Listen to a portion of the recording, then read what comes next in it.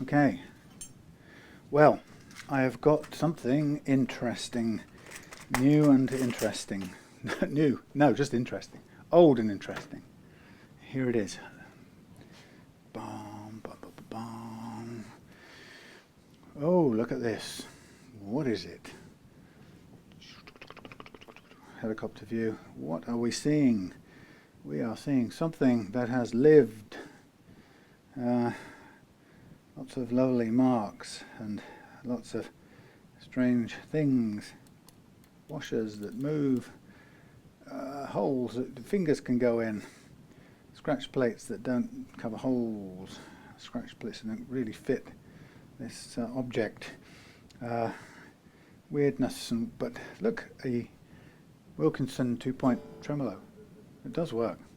A couple of humbuckers, nice rosewood, two-tone neck, very, very worn frets. Come up this end, and what is it? It's a Fender made in Japan Telecaster. And some of you may be shocked. Who might have done this terrible crime to this guitar? Who might have done this abuse, these things? Well, all I know is that it's a chap called Stu, and it's a friend of Andy Partridge, whose guitars I've been doing alongside Andy's in the last couple of months. And this thing is just got so much character. It's obviously comes from 1985, and it's lived. As you can see, it's just quirky. It's had so many things. Wait till you get round the back. Hey, look, there's some of those neck pocket cracks that people say are only in the finish. Well, I'm not going to take it apart to find out, but let's reveal the wonder that is the back of this guitar. Well, of course it's got a tremolo, hasn't it? So we're expecting to see something tremolo coverish. Oh my lordy, what's this? It's unusual, to say the least. Yes, yes, yes. This thing had all manner of goodness inside it. It had, at one point, it had, I believe, the innards of a Variax going on in here. It also had, what has, piezo saddles in here, which is probably what fired the Variax stuff off. Also, on the back here, it had what Stu describes as a sort of MIDI first generation chaos pad. It obviously wasn't called a chaos pad, it was a MIDI triggering device because it was pre-chaos pads, but it was some kind of physical device that he used to fire off MIDI signals to some outboard controller of sorts. So this thing has just done loads of stuff, and as you can see, it's taken a good old battering. And really, there's nothing too much about it that Stu wants changing. So I'm not going to refret it. I'm not going to tidy anything up particularly. I think what I'm going to do is, right now, it isn't playing at all, so it doesn't do anything, and that's a shame to have a guitar that's not doing anything. And it's got a nice lived-in kind of worn, well-worn feel, but it's got a great tremolo. The feeling of this is amazing.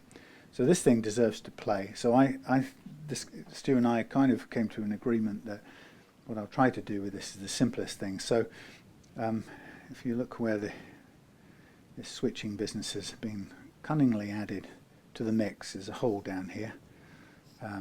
So obviously the cutaway here doesn't get covered, and also the strat plate has been customized in a couple of places, like there and like up here. It doesn't quite fit. So I thought, well, to make this a little bit easier to operate, why don't I make a custom scratch plate for it, which just tidies up the shape here a little bit and just kind of custom expands around here and get rid of the piece of paper stuck to it. Why don't we just get the electrical signal part of things working, so get the pickups working and playing, and why don't I at the same time get the piezo signal and put the output out to another jack on the side here, and perhaps remove this worn out plastic unit here and replace it with a brass piece or copper piece or something like that. Probably brass is just as easy, and then we'll make just a custom double jack for the piezo and for the magnetic pickup outputs, and then obviously that stays the same. So yeah, what a great old thing. So part of the fun of this is going to be taking it apart, and I guess, you know, first thing will be to just see what we've got on the inside. Good old plug-in Wilkinson thingy. So we've got various different things in here, so I suppose we better, let's go and have a look while we're at it. I won't go too far in this game right now, but we've got different screws of different types going on in here. Some of them don't seem to be doing anything. Some of them are. So, you know, I'll once we've had a look through the insides and so on, then we'll be able to kind of decide what to do. Wow, look at that. How cool is that?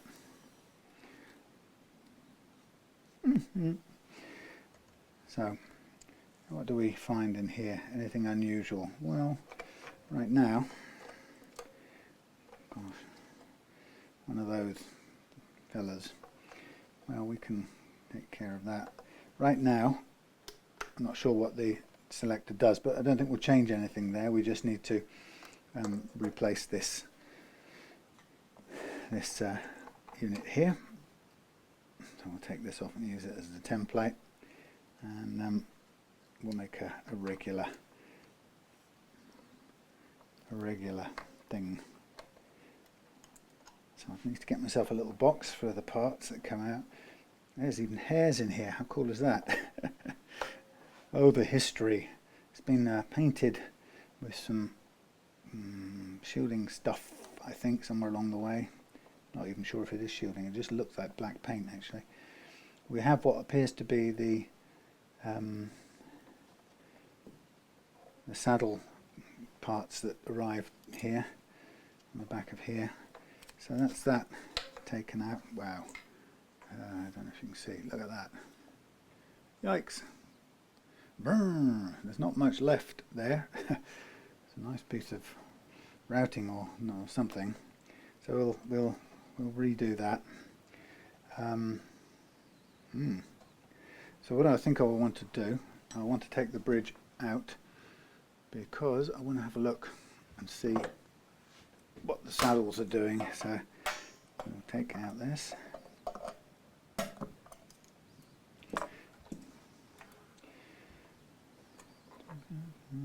Right. I think what we'll also do while I'm at it, let's just very quickly take off the strings. They're going to be replaced. I think the nut is already tusk, actually, so that might even be a problem not needing solving. I think we could get some tusk strings trees going on in here. So that's going to be good. And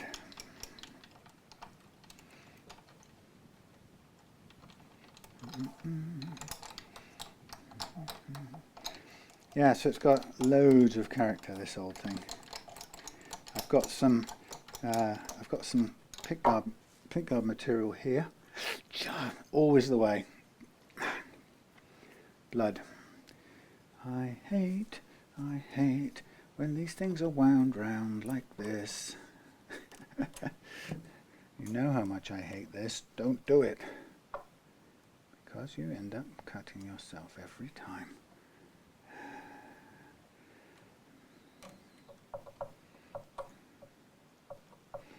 So in a minute I'm going to go home and do me a what am I going to do? I'm going to go home and pack me 2 guitars.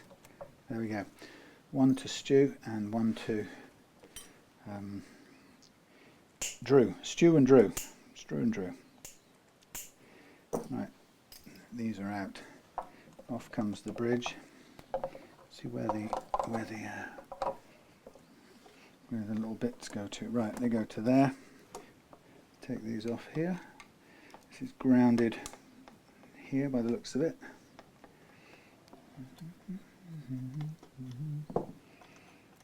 Grounded. Very nice. There's me, what's it? Alright, God blimey, that's filthy. Sort of taped on, sort of. We'll have to have a very careful examination of those and try and clean them up as best we can. Make sure that everything's working at some point. But let's get rid of these strings. So there we have it. The first steps taken. I suppose we might as well strip it right down, since that's what we're going to need to do. Let's try and get these strings out of the way. Actually, I might just leave this where it is. I can't get these strings to stay tied up. Bonk. Right. So yeah, okay. That's an interesting arrangement. Okay, well, I think let's hold fire with that for a minute. I'll get these parts all into a safe box. So that will be it for now. Just wanted to introduce you to this. I'll do some cleaning of these bits off to one side. Yuck, sticky. Make sure all of the outputs work. I'm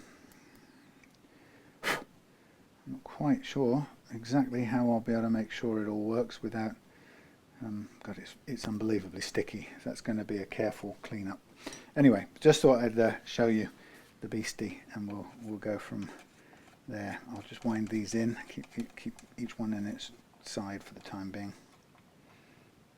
And that one doesn't go any further down. That's interesting.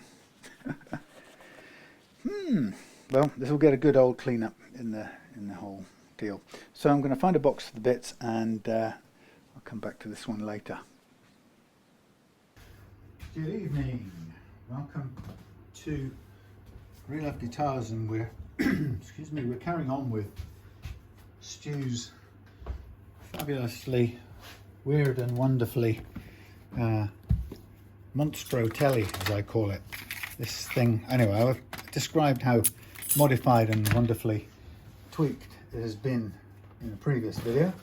So at the moment we're going to carry on and delve a bit further into it, but with the view of basically seeing what's what. And today I want to make a replacement scratch plate to fit this guitar and see what we've got. So everything's going to need to come apart, because we're basically going to end up with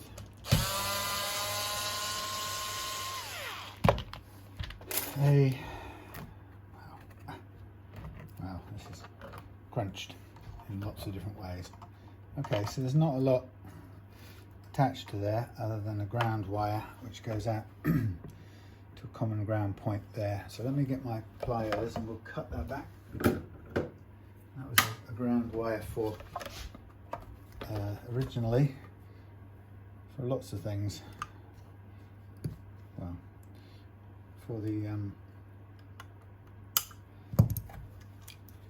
grounding for the pickups and for the, what do you call it? You know, those things. Whatever else was going on, actually, it was a sort of common ground. So let's have a look what we got here. Painted innards. Who knows what that was painted with. So, okay. I think realistically, we probably need to remove everything for the time being. We've got Tone Rider pickups there in the guitar. If we take these out for the time being and just store them, we can work with the pickguard. But in a sense, what do we need to do? Well, the pickguard, we might as well start with this one because it needs modification. We've got an overhang here. This is broken here. Maybe we should take the neck off as well. See what other things we might discover. Fingers crossed.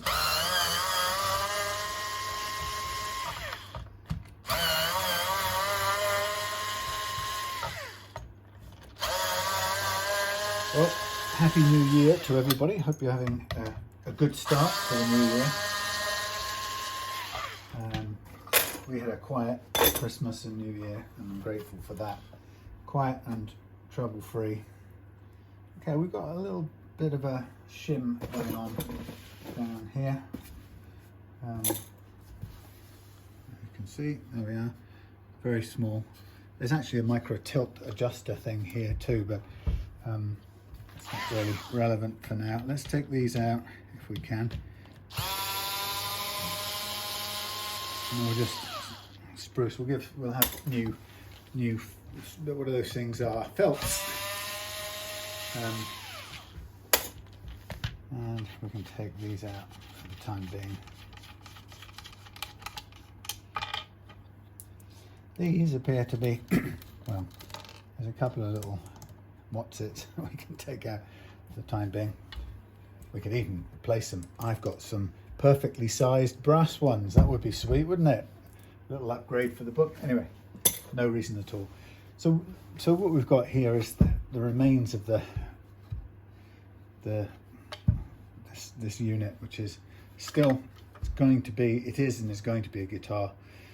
We've got that nice custom shaped cover at the back, see-through cover. This has been set up for many different things, as you know, and I think we'll just clean up this and we'll concentrate on making a scratch plate that fits. But I think with that in mind, I think what I'll do is I'll just take this apart as well. Let's make sure these are pull screws. So we've got that's a, oops, it's down there, it's not very well attached. We've got a, blimey, we've got a few little odds and bods going on in here. I think we've got a simultaneous coil split on both of these, and we've got some little resistors and stuff lined up. So if we take these out, which we're going to need to do, we can take out the switches all connected up as they are. Okay.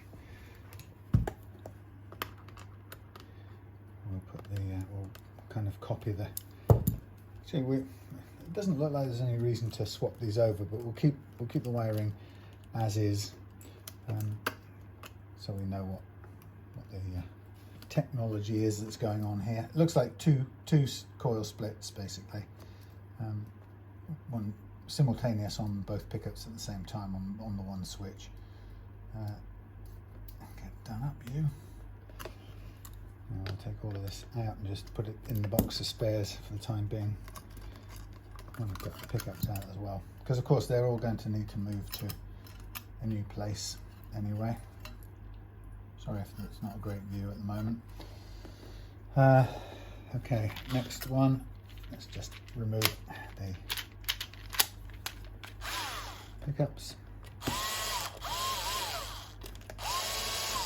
Other way.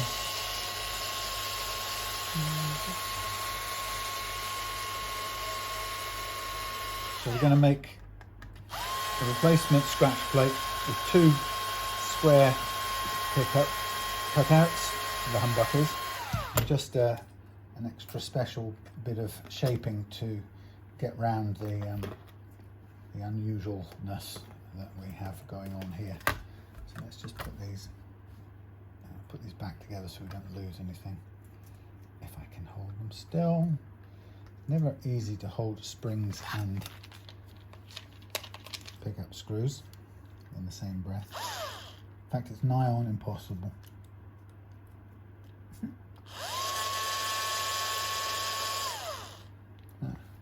Well, that's clever. Doesn't really hold it in place at all, but maybe. Anyway, so yeah, 2022, here we are. Happy to say that I was going through my notes and bits and pieces yesterday, and to discover or to see what work I've got on and make sure I don't forget anything. And yeah, it's a really interesting bag of different things at the moment, so I'm very pleased with that. Pleased about that. It's plenty to keep me going for at least a couple of weeks, if not longer. I've got 3 custom builds and a series of guitars coming in for setup, which are all different and interesting. And I've also got a couple of headless ones here for Daniel that need stripping back, some carving doing, and some refinishing and interesting things too. And they're quite nice, sought after guitars. So yeah, it's yet again another one of those things that are going to make the purists sort of gasp for breath. I was talking to the ordered a bare knuckle pickups single coil today for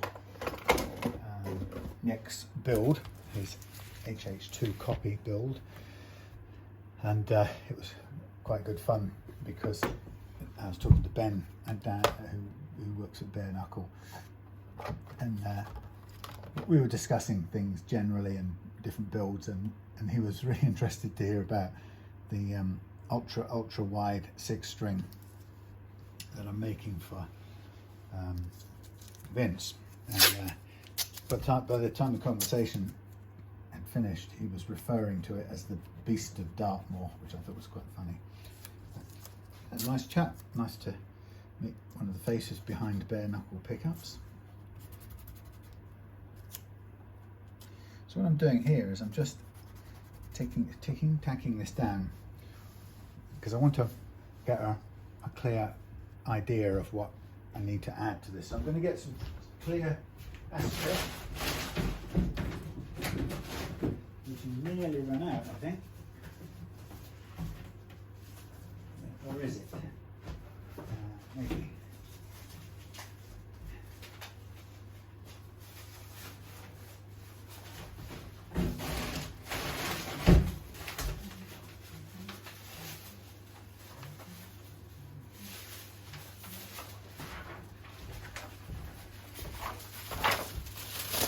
It's been invaluable, this acetate stuff.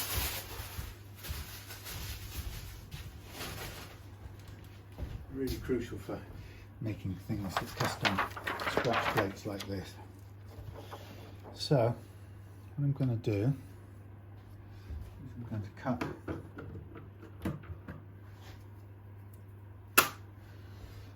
along here.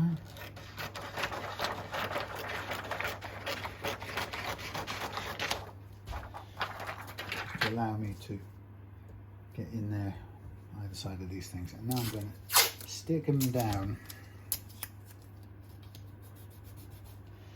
Yes, so yeah, looking forward to lots of interesting projects, and it's, you know, I've got quite a bit to keep me occupied and interested already straight away, so very pleased about that and grateful for it too.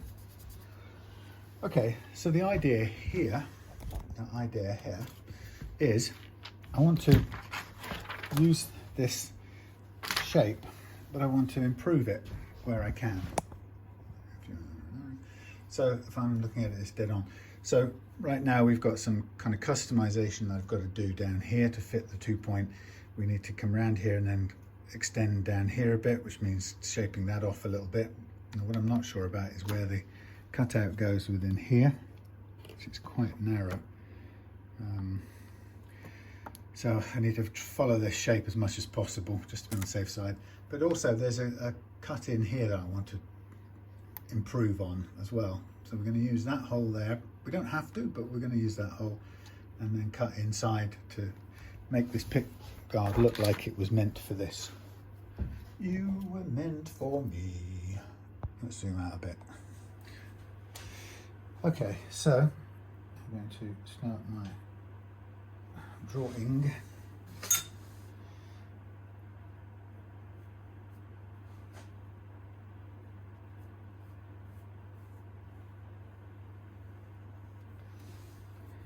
not perfect. I mean, you know, it's a trace after all.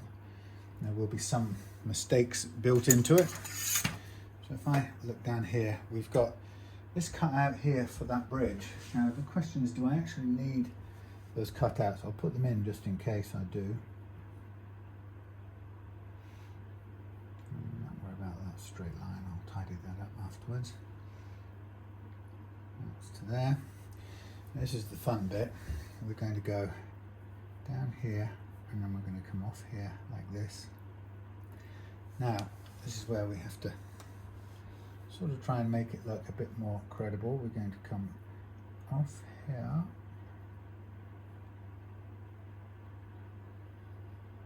something like that. And hopefully I haven't run into any danger with the too near the edge. And then I'm going to come back up here following the normal line of the Strat style scratch plate, although we know this is a tele shape. And then I'm going to come up here and I'm going to deliberately cut in here quite a bit quickly and then come back out. That gives us a pointier horn, pointier horn, but it gives us a bit more visible space there. Okay, so what I'll do while I'm at it, I don't think I've got any better pen at the moment, unfortunately. I'm going to draw a line down here representing the edge of my pickups. I could do that, or I could just place the things on top once I've cut it out, but let's do that. Give us at least a sort of good approximation of it. Sort of half and half on the line there. I don't know where this ends, somewhere like that. That's miles off. God, come along.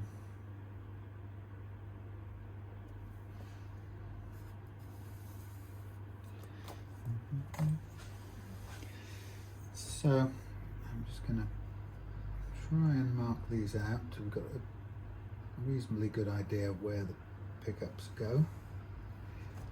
Now, this isn't going to be perfect and they may seem to be a little bit wonky when we get round to it, but it's not too bad.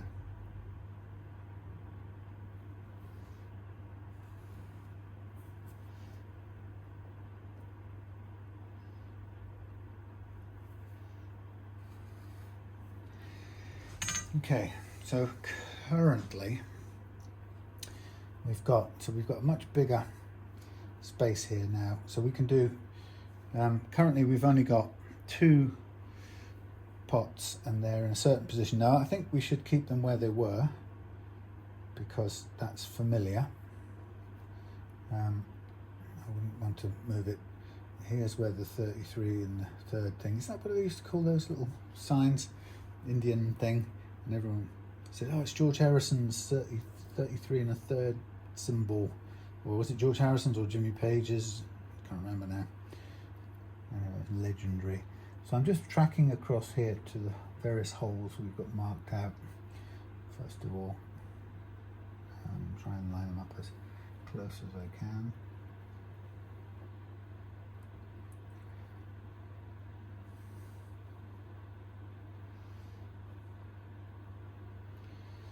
Okay, now we've got the edge here.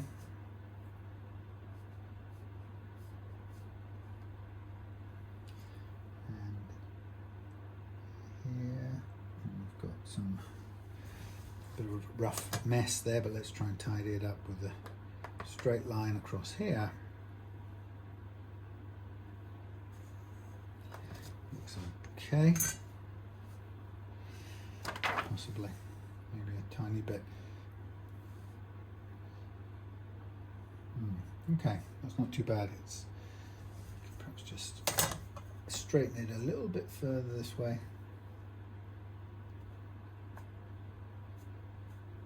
Difficult to get it to draw a straight line. Right, so there I have my target shape.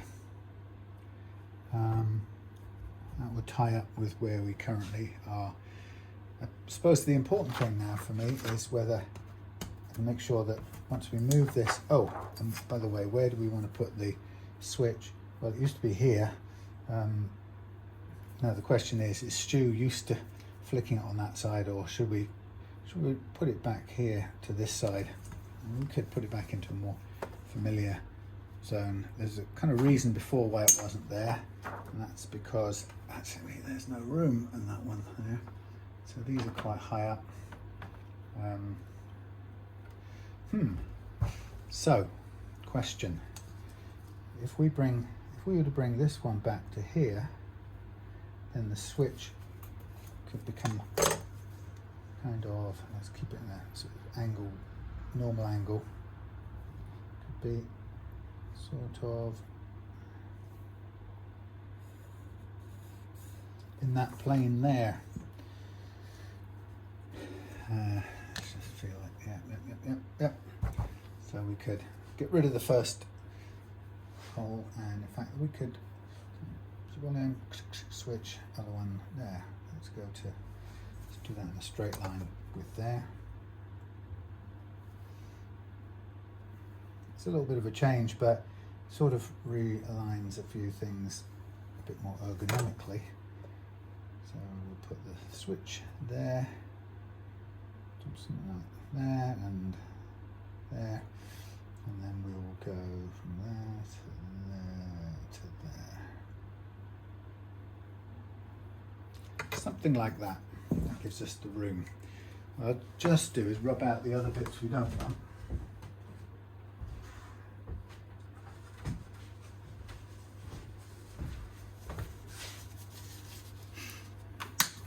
Use a bit of the magic dissolving powder. So we'll get rid of that bit there, and a bit of that there.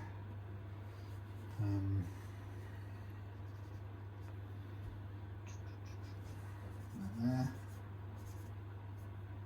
there.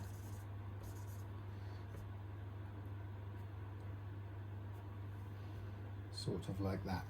Right. So if I were to remove the tape from this one, and I can place that down on there and just be sure that our thing does everything we need it to do. So you can see how close to the edge that gets there. So we might want to just rework that slightly to there. Something like that. That keeps us well away from the edge of the pit. And it's a little bit less gloopy shaped, but it will do. Okay, so there's our new look, proposed shape, and that will keep everything hidden and tidy underneath there. Yay! So we now hoik this up. We'll transfer it in a minute onto the stuff. This stuff, the scratch plate stuff. But before that, I will dust it off and we'll put some tape on it that we can use. a bit of an expensive way to do it. We've got cheaper masking tape. Let's use that. So again, a bit on that sort of time-consuming, but it's a good way to get room or ability to draw directly onto the plate without losing the shiny top cellophane-y stuff. And it's very important to be able to draw your shape onto here.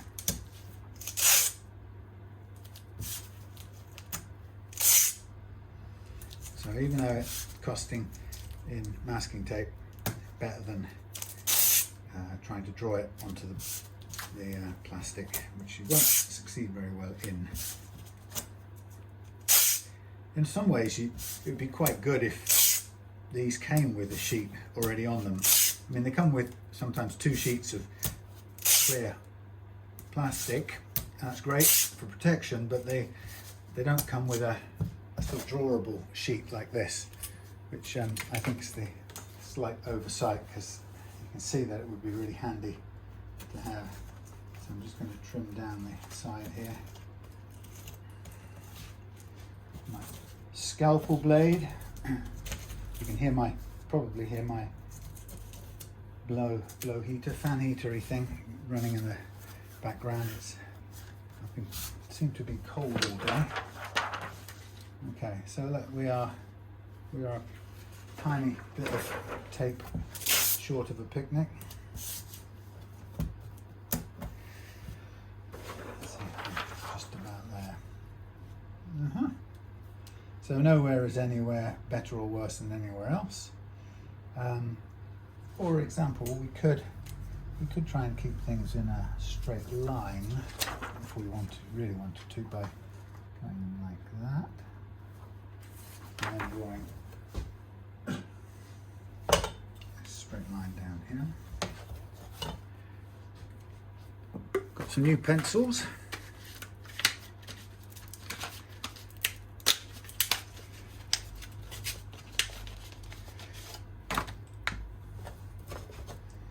Draw a center line down here. Extend it.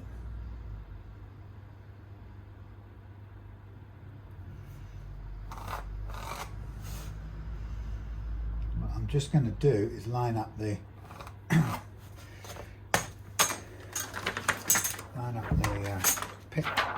what's these things?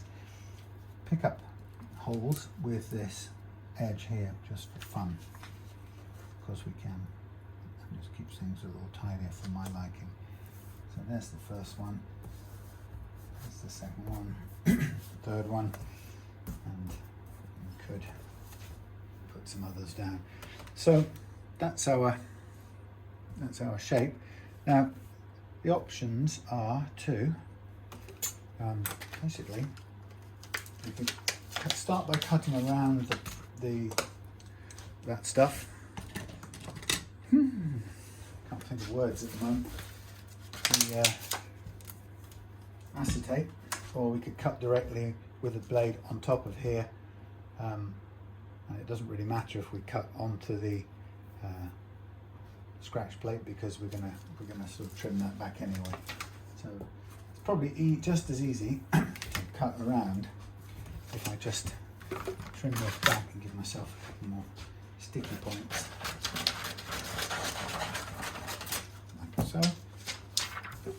More green tape, and I'm going to put a sharpened blade into the scalpel, so I can keep this line nice and crisp.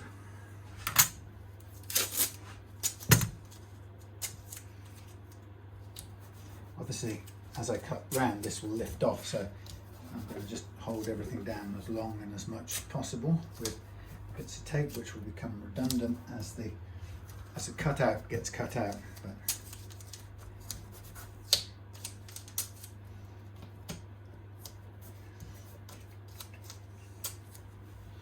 so there's a big kind of gap over there, really. But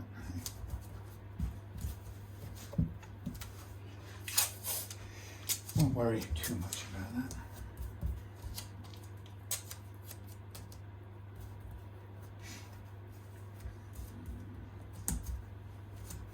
Right, get rid of those, and that.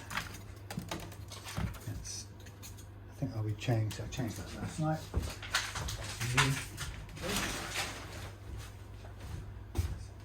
Turn the heater off for a minute. Right. I don't know how much you can see. I'm quite a way away over there, but bring themselves back a bit. Right, I'm going to cut some things out. So I think the first thing I'm going to do is, now let me just think. This is a scratch plate, so we aren't going to be able to get a perfect square out of this. Well, we could do, but it's slightly rounded on the original. So the question is, if we cut it out as a shape here, in a way we'd probably be better off with a rounded corner on each, but I don't think I have a pen good enough to do it. I could try.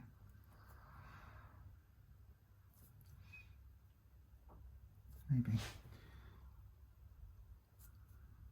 Now, if I don't like the corners on this, I can always square them up and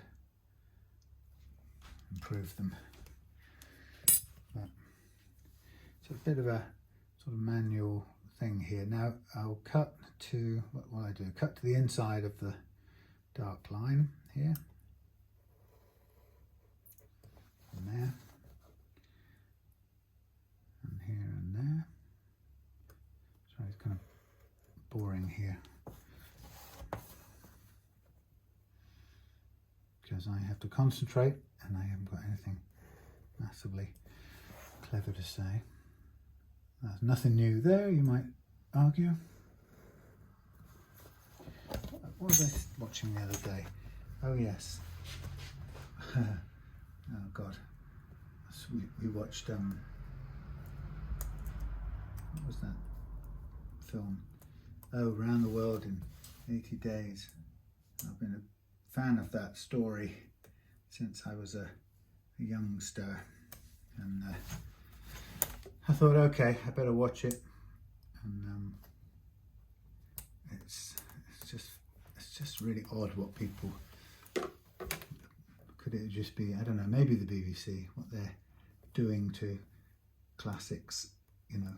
And I totally get, you know, there's been a serious historic bias in European, you know, English, white English or white European actors having a sort of, I don't know what the word is, you know, hegemony, the academics would say, in the arts and so on. So it's absolutely right that other ethnicities get a look in, and that the playing field is made fair for them to compete in. But I think I kind of, when you do it through the means of the story, you change the story to make that, to redress that balance. It seems to me to ruin the story. And it, you know, if the truth is that the story is so intrinsically bound up with, you know, someone like Phileas Fogg, I can't remember, Phileas Fogg, you know, if he is absolutely a figure of the wealthy white British upper class or something, you know, and if the whole story is inseparable from his white privilege as a, you know, a landowner or a, you know, dealer in, you know, exploiter of cultures or whatever, if that's the truth about his character, then we should perhaps, you know, leave the original story kind of in the mist of time and not return to it.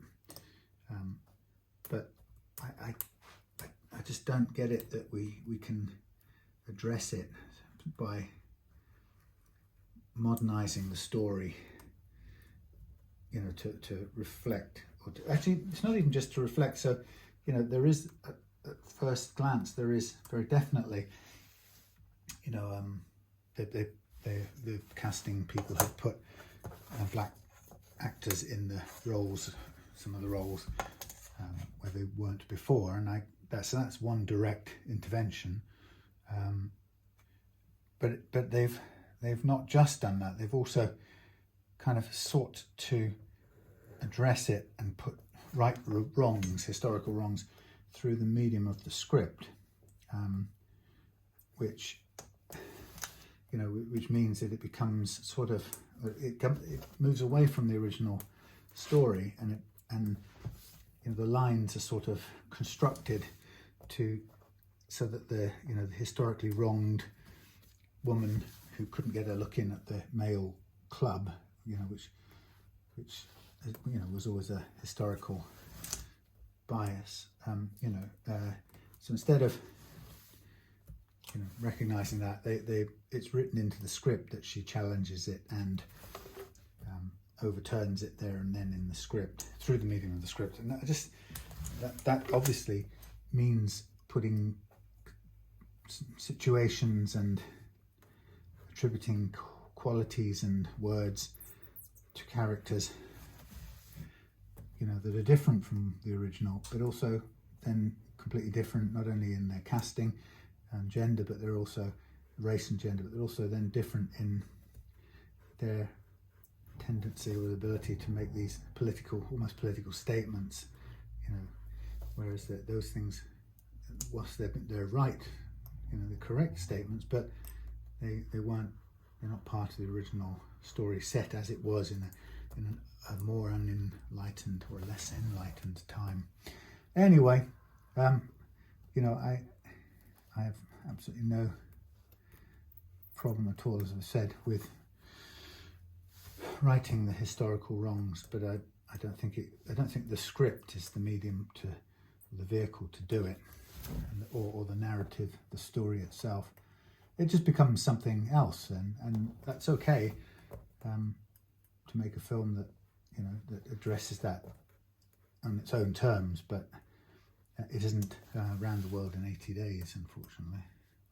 Still, I suppose that probably only bears any relevance to somebody who knows the original and liked the original, and has the original to compare against the new one with. So, and that obviously cuts down the number of people who will be in that position is smaller and smaller all the time. So being bothered by it becomes a bit of a niche pastime.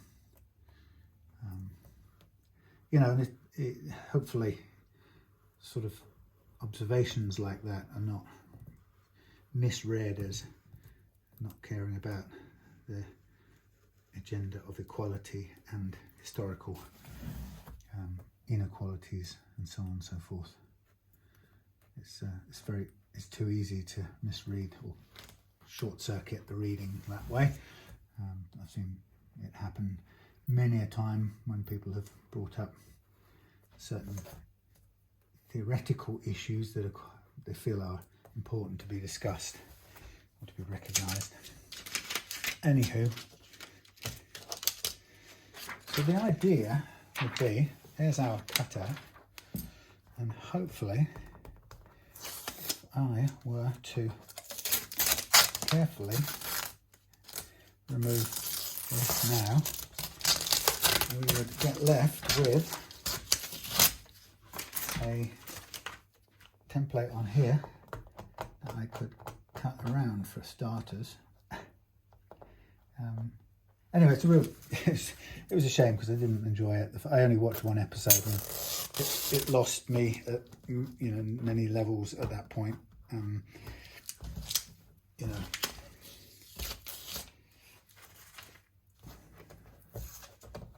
Because it's not the story I remember.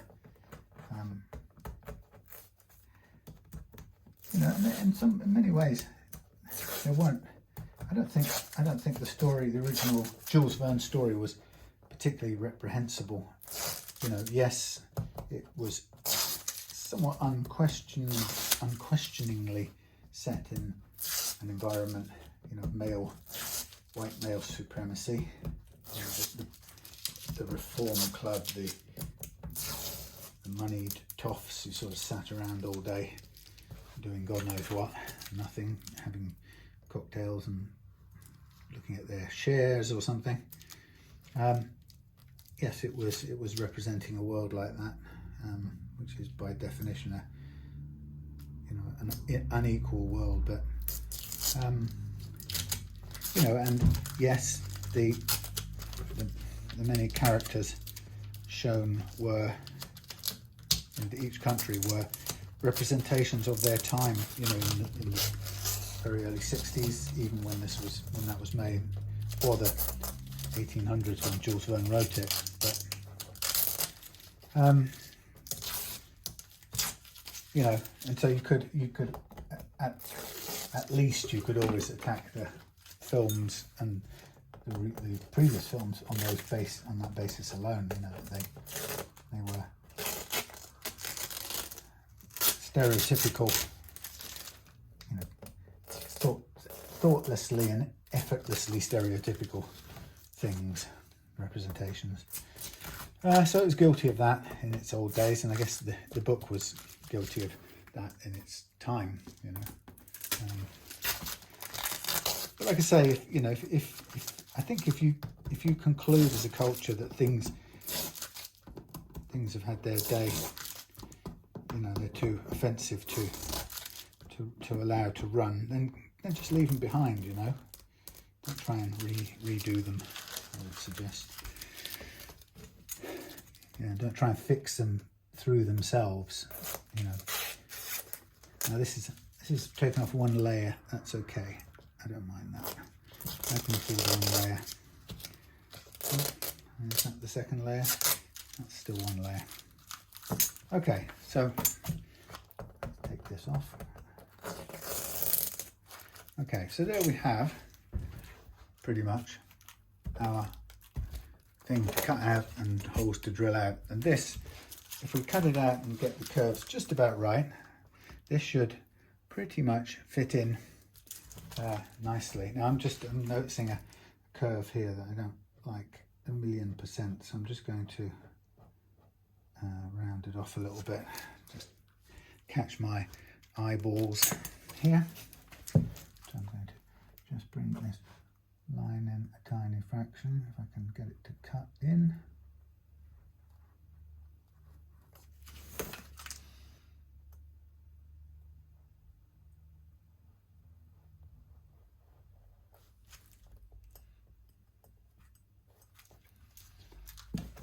Yeah. Okay, so now what I should do, and I can't really take you with me on this, but I will now go and cut this on the bandsaw and give you a fun long shot of me doing it over there somewhere. And then I'll probably try and tidy up the curves on the spinny thing. Stand up.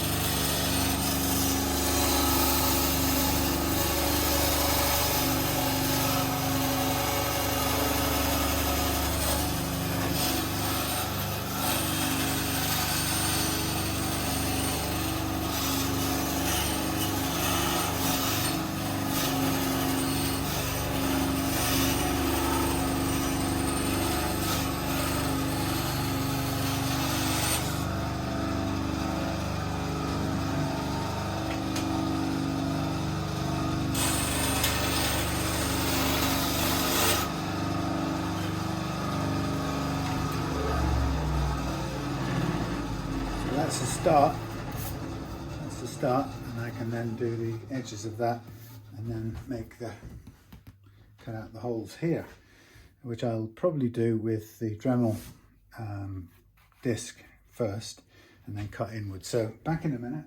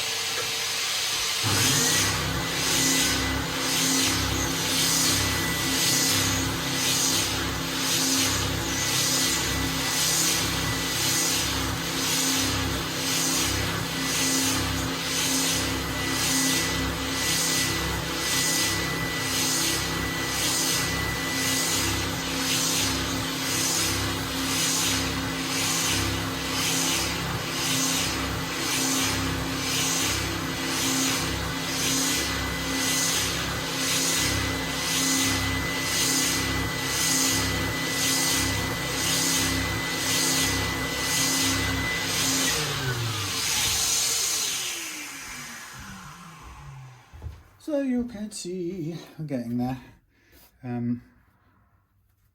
close, and a bit of hand working, or actually not hand work, a bit of the old Dremel thingy down these cornery bits. In fact, I can get them right here into these cutouts quite nicely.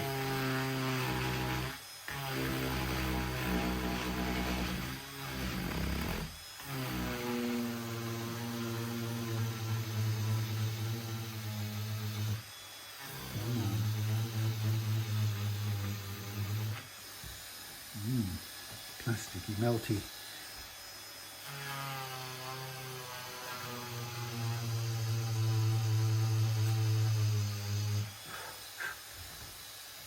Sticky plastic.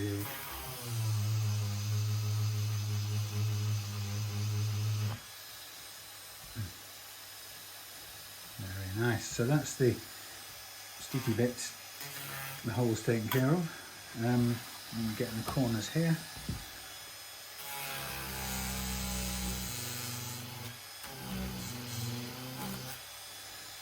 And straighten that along here.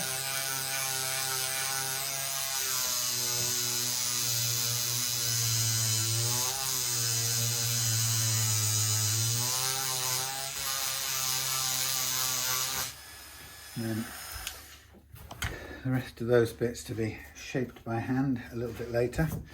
So next thing, we'll cut out the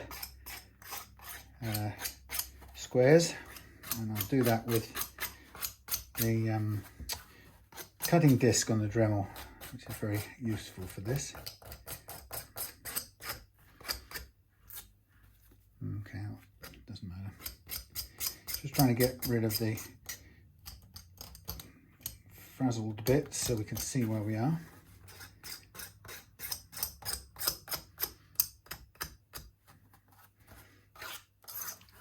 So there's a fair bit of tidying up to do shape-wise, but the bulk of it's there.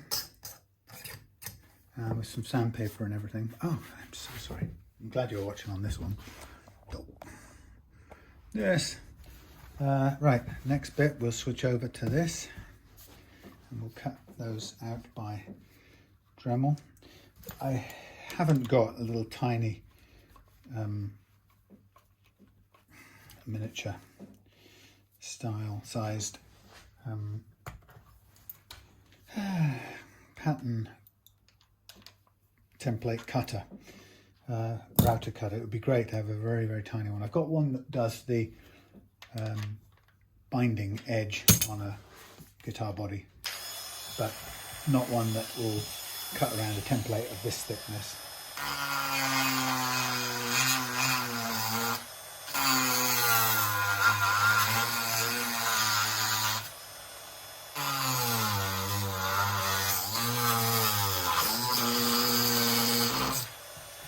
So, just cutting our way through it. I find this is the easier way of all to do it. As long as you're careful.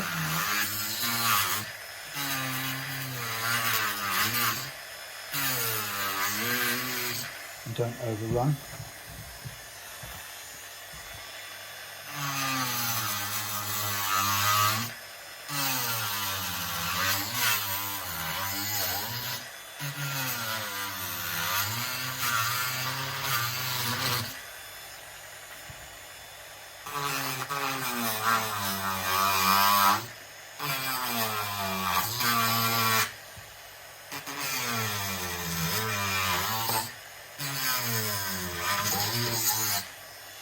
And then join them up.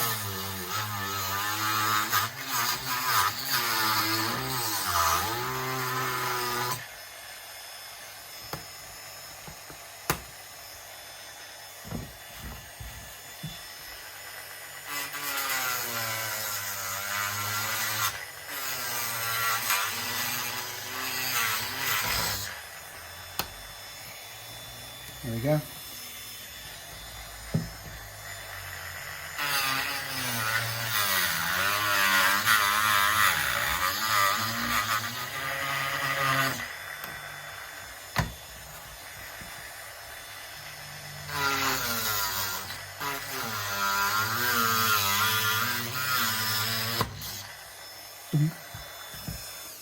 So you can see a messy business, but now we have our thing cut out. And all we have to really do is now do some tidying and some cutting in there. So I find that to reduce the bulk of the material, again going back to the Dremel sanding drum is a good idea at this point. This will help us just wear down the sides, and then we can address them with a sanding block or file. So into here, just aiming now to bring this in to the edge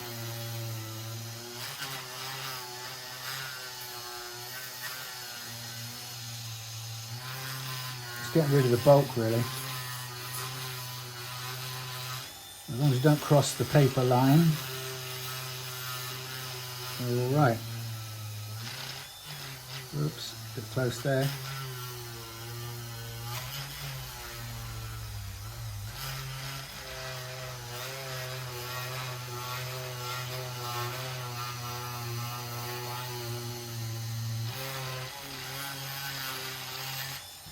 Again, messy, but effective.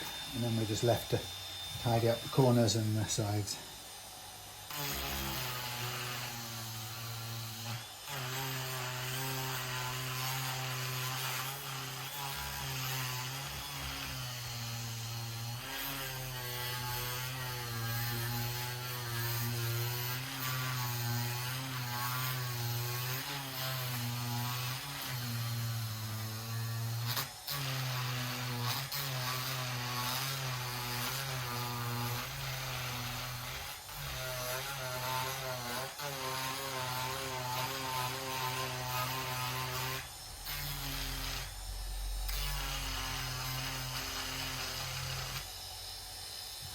Right, that's the majority of it done.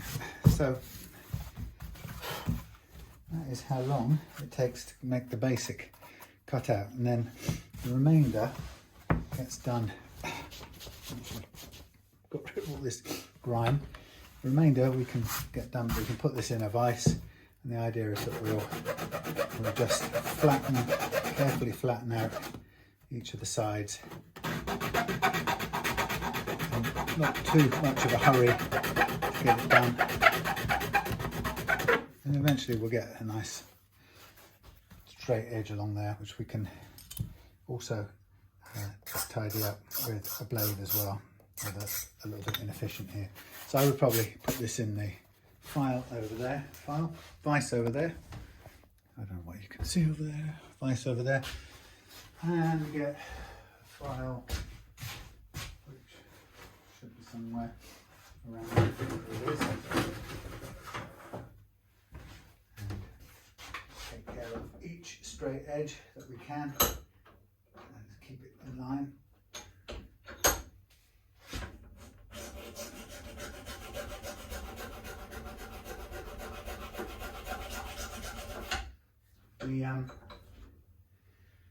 The rasp is good for this too. Although we can't reach, we can't hold the thing very steady.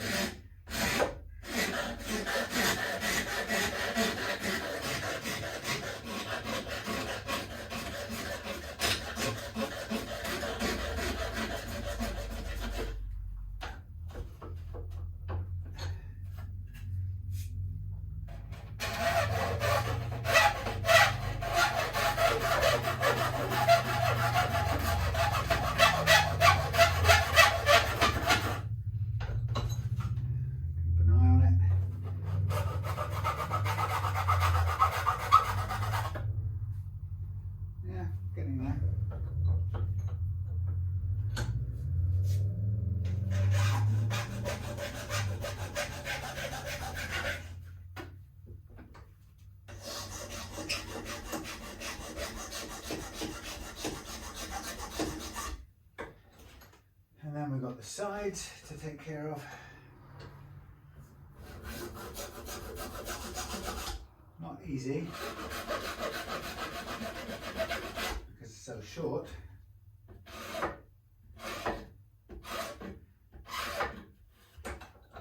And it's easy to overcut them.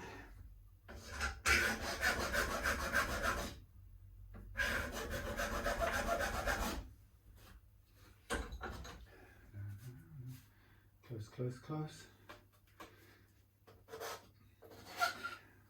Close, close, close.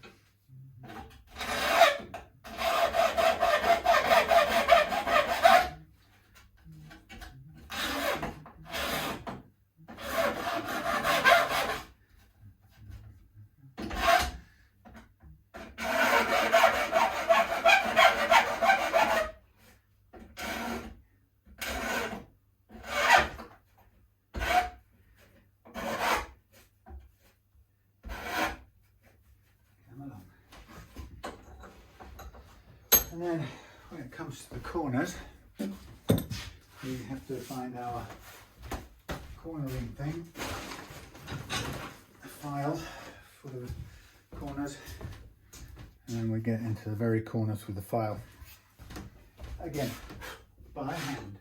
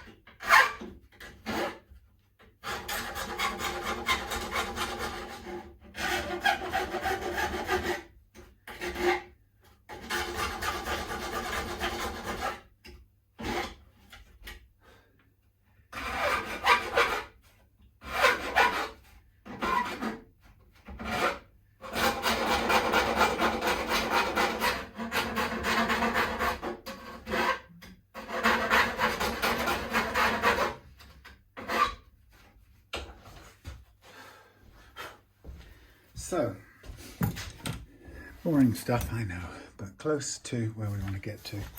And so the remainder for me is there's a little bit more balancing up to do here.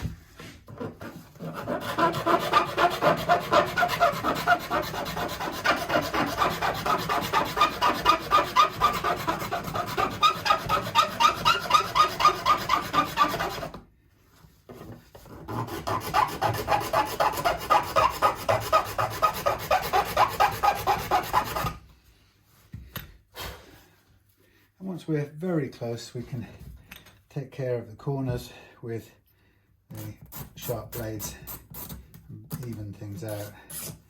Sometimes we overcut with the rounded corner bit and that sort of digs a bit too far in, and we have to try and sort of take that back out a little bit. Like this one here isn't so good, but apart from that, put this on here for a minute and try and square it off. That's the downside of doing it by hand.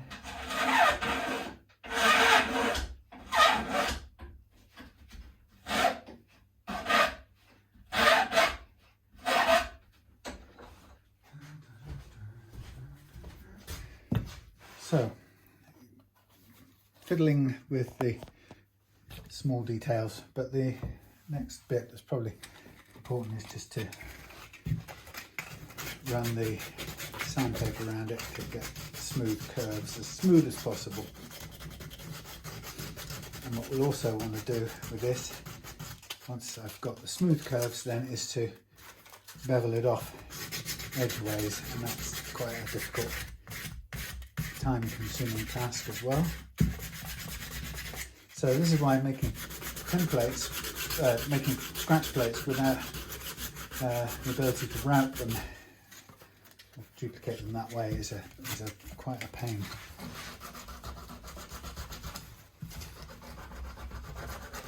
I did buy a, what was that thing called? The Dremel fret saw, coping saw, scroll saw, that's the one. I bought the scroll saw, the Dremel scroll saw. To be honest, I've never really got to grips with it. It's hasn't seemed to done what I want it to do. Yeah. I don't know why. It's noisy. It sort of tears at the material, it seems to me anyway. I can't seem to control it finally enough to do what I need to do. So eventually we'll get all of our surfaces smooth as possible, all our corners rounded off, little bit more to do here. And here.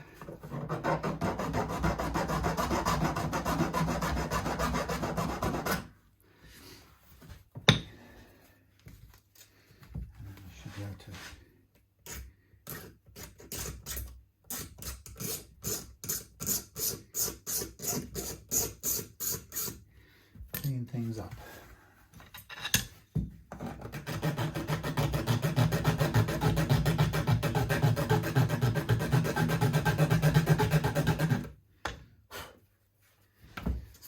we are. So I'll probably go off camera and just continue to fiddle with this and kind of finesse the corners and probably get stuck into the beveling part of it as well. That one is not perfect, it's a little bit too, it's gone too far, too deep at the corners for my liking, but I'll try and just balance it out as much as possible so it looks okay.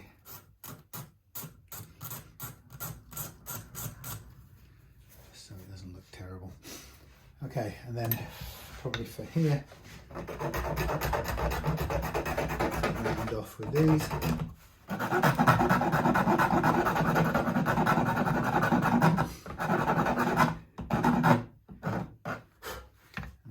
Squaring off to do in the corners here, which is a little bit difficult, but if we're careful we can probably do it with a blade like this. Bring it in and cut it off. Either this kind of blade or the snap off type.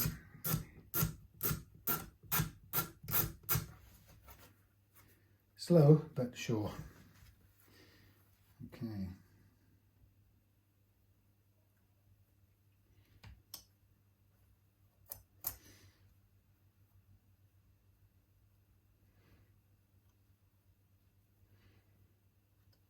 This is a slightly delicate blade.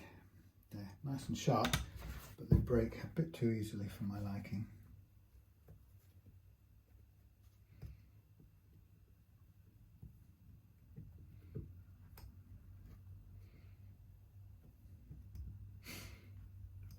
Darn you.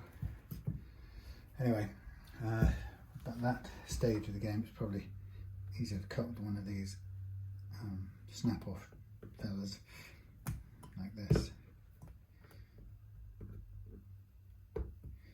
like so. Yes, easier. Right. Anyway, I'll tidy up and then I'll get on to the beveling part of it offline. It's all nice and smooth before I go, and then a bit of a vacuum job. So with Stu's Monstro, and I mean that in the nicest possible way, his Monstro Tele, the bottom line is it's going to be a fairly simple configuration. I'm going to go back in as two humbuckers with a coil split operating on both simultaneously, and then we'll, this is a bit uneven here, coil split on both, and then we'll check and make sure that the piezo system works, and then we'll get a piezo signal out from the bridge to a jack socket that can be used. Go to an amp, a preamp hopefully, ideally.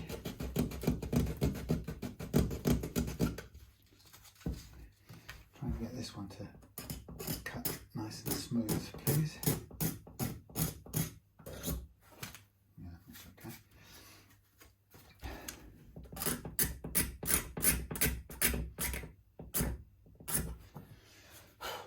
Right, carry on fiddling. See you in a bit. Well, here we are in fretting territory. So we're back onto Stu's Tele, and we've agreed on we're going to refret. So it's a very old fretboard,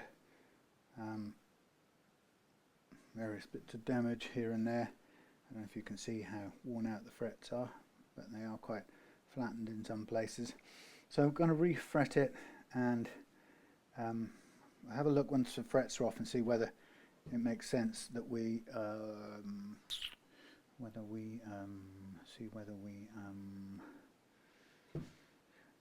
re-radius the board to clean it up.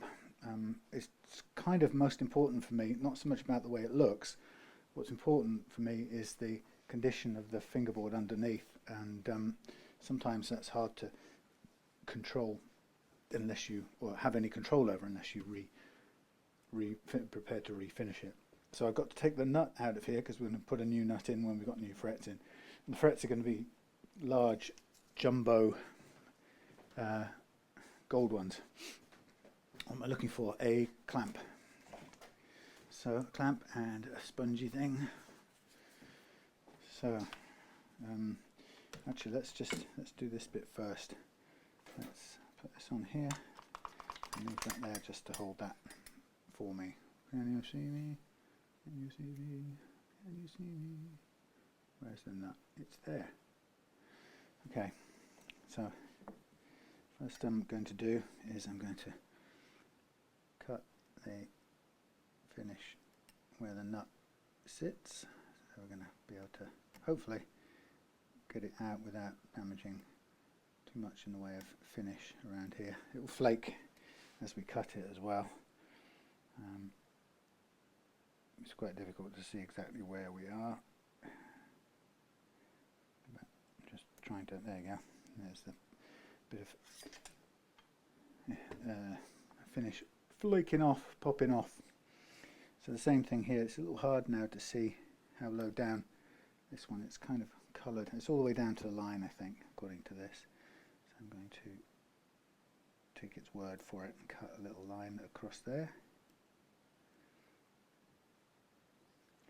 And then, sorry if this gets in the way, I'm now going to push a line away towards the nut.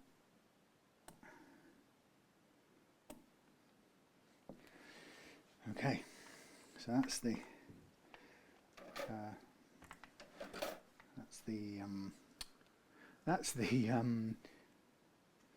finish moved.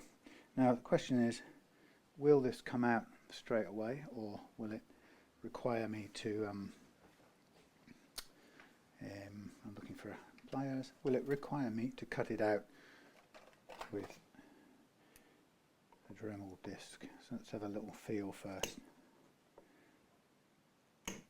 Yeah, I bet it would come out, but I'm not going to risk it.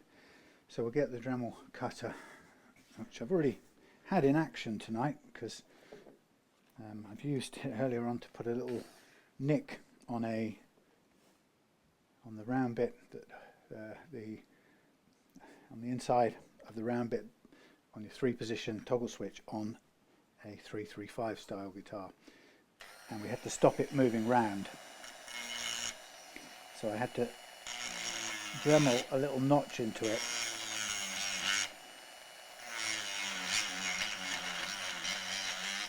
Otherwise, we couldn't have done it up again.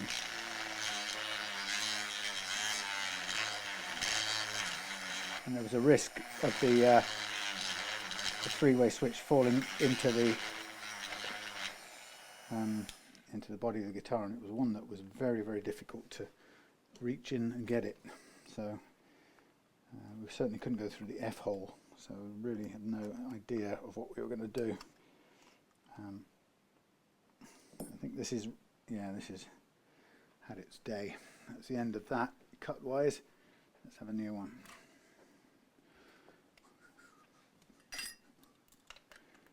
I didn't actually quite know that these things did run out eventually, but they must do at some point, because this is that point.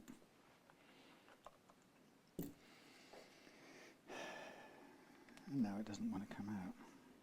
Thank you. Now it does. Put the new one in.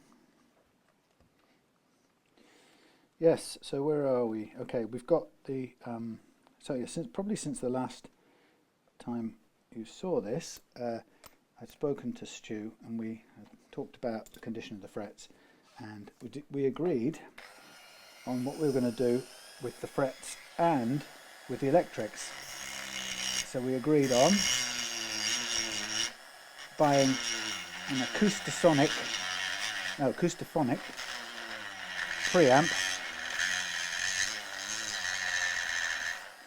and using it to pick up and boost the come out there to boost the signals from the piezo saddles. So that's going to be some interesting functionality. This really doesn't look like it wants to cut this material, so I might have to revert to using the saw for this.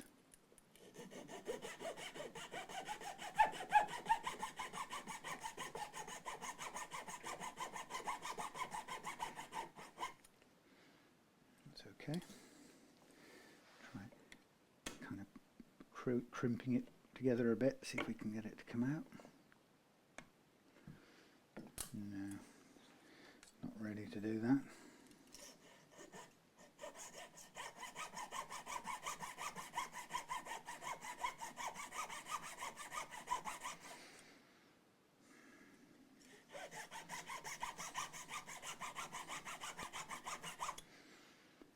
Right.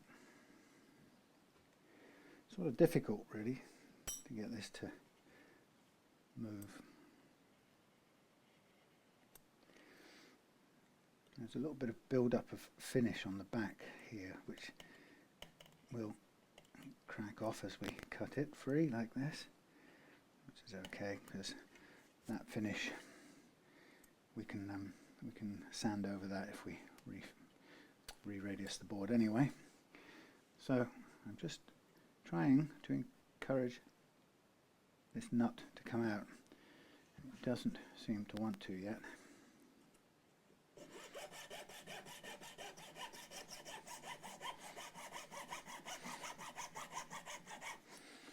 I'm just basically trying to cut my way down to the bottom part of the nut.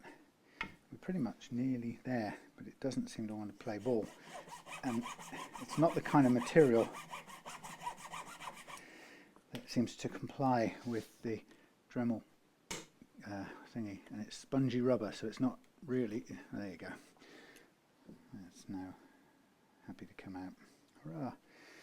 Okay, I'll put that off to one side.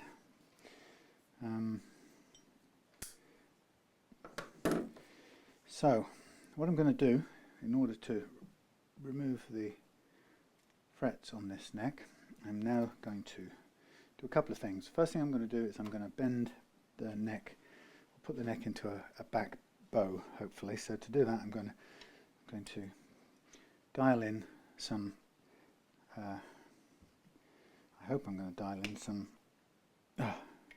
truss rod curvature. Okay, so that's as much as I want to do, and that's curved it.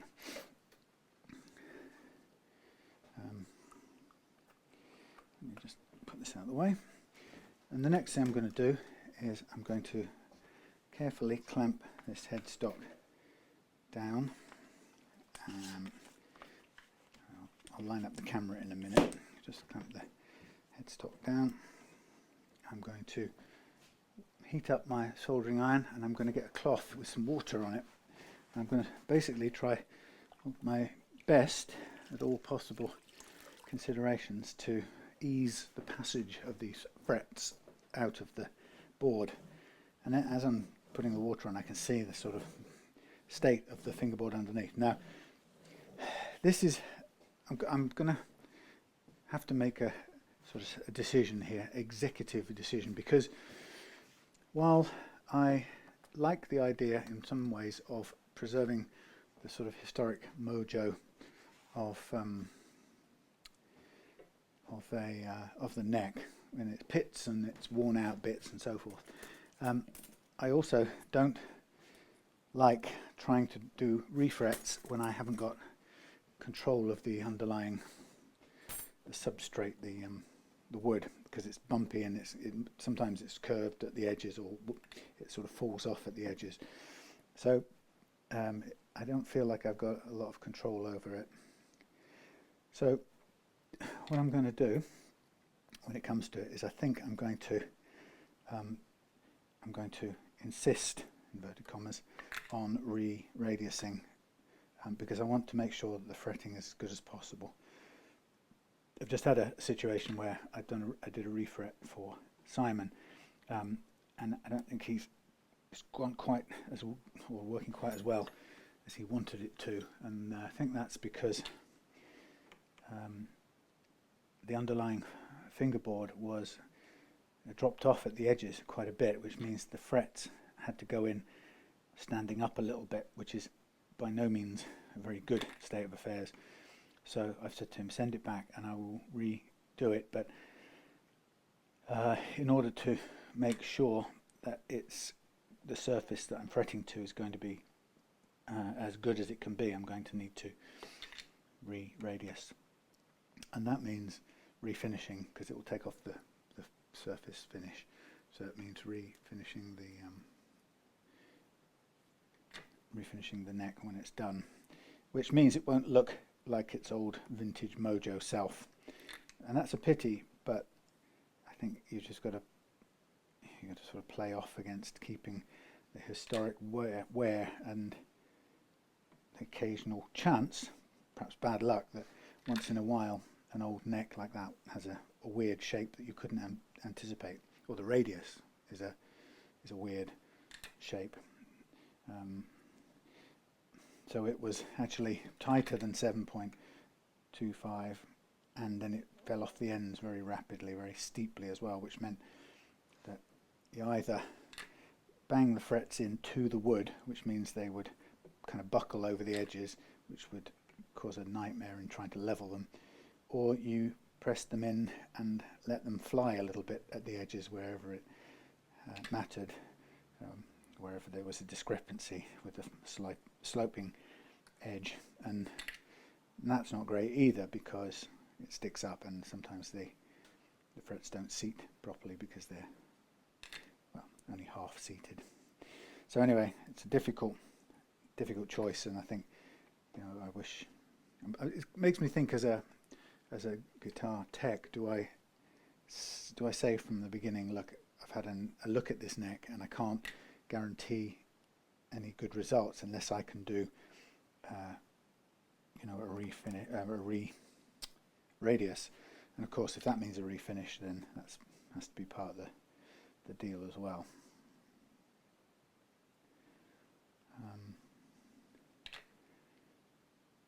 I mean, the other part of it I was thinking about that I could probably make life a bit easier for myself and the customer is if I build a certain jig I was thinking of building to put, when somebody sends me a neck, which isn't very often, but Simon had sent me a neck on its own, and I wasn't able to put it back on the guitar and test it,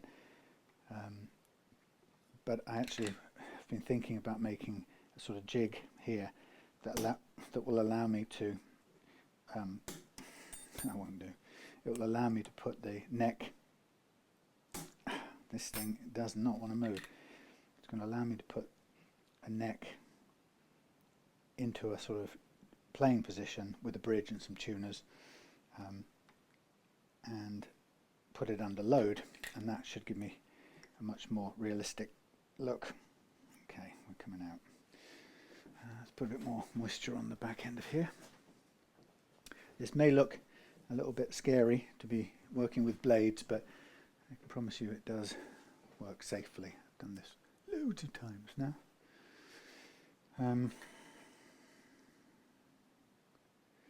Oops, have I done that one? No, I don't think I have.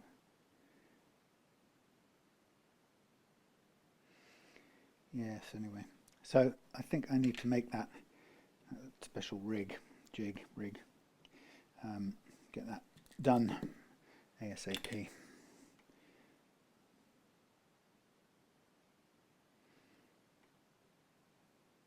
Why is this not heating up?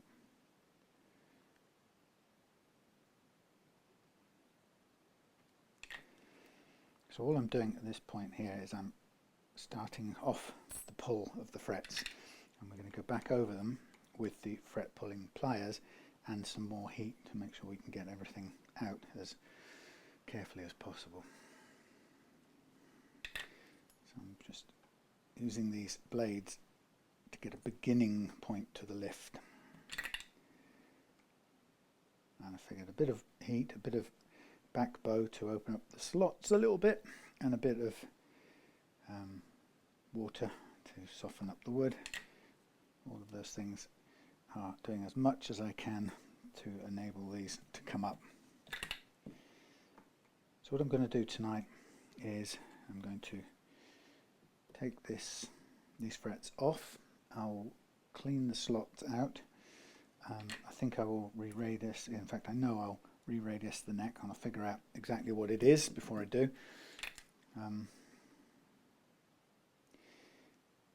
And then we'll be ready to re-fret. So I won't fret tonight, but what I'll do is I'll cut the frets tonight. So we'll get the Evo Gold Gorgeousness frets out.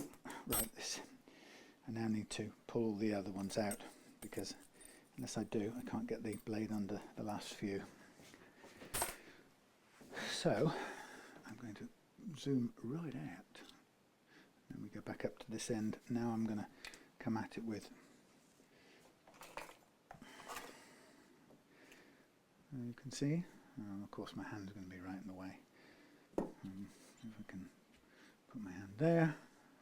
Now I can't see what you're seeing. Oh, well, that's probably okay. So I'm going to, now I've made a start with the pull up, so I can get the pliers now quite comfortably under the end of the fret, and with an extra bit of heat and gentle persuasion, the frets come out. But it's that first bite that I've always found very difficult with any kind of fret puller pliers. Quite often I found that you end up damaging the fretboard because you have to press down so hard to get the end of your fret puller pliers under the end of the fret that you can sort of compress the wood too much. So this way seems to be using the blade to begin the lift. I can do the whole thing with the blade, and that's how I show how to do it in my second ebook, in which I show how to refret a guitar using only a snap-off blade or two, and a small hammer and some wooden oak blocks to tap the frets in.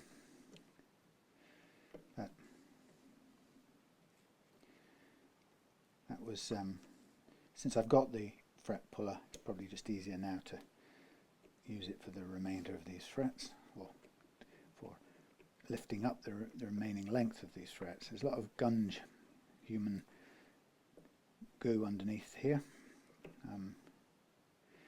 Yeah, so like I say, if I don't clean this up and refresh this, then what we won't have is, we can't be sure of an even playing field or an even surface. So that's the only reason, not because I just want it to look new.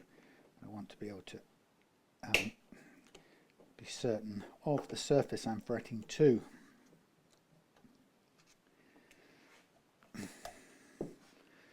So coming down to the 12th now. Here we go, here we go. So what I'll do is I will take all these out. There's a few little chip outs, historic ones, but there's nothing we can do about that. But I will sand radius down the face, and that will remove a lot of the chip out marks, if there are any little ones.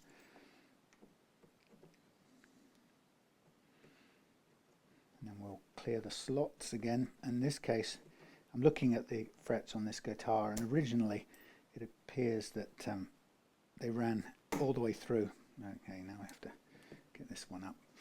They ran all the way through, and were end beveled when they got to the other side. So that's what I'll be doing in this refret. Alright, a lift on that one.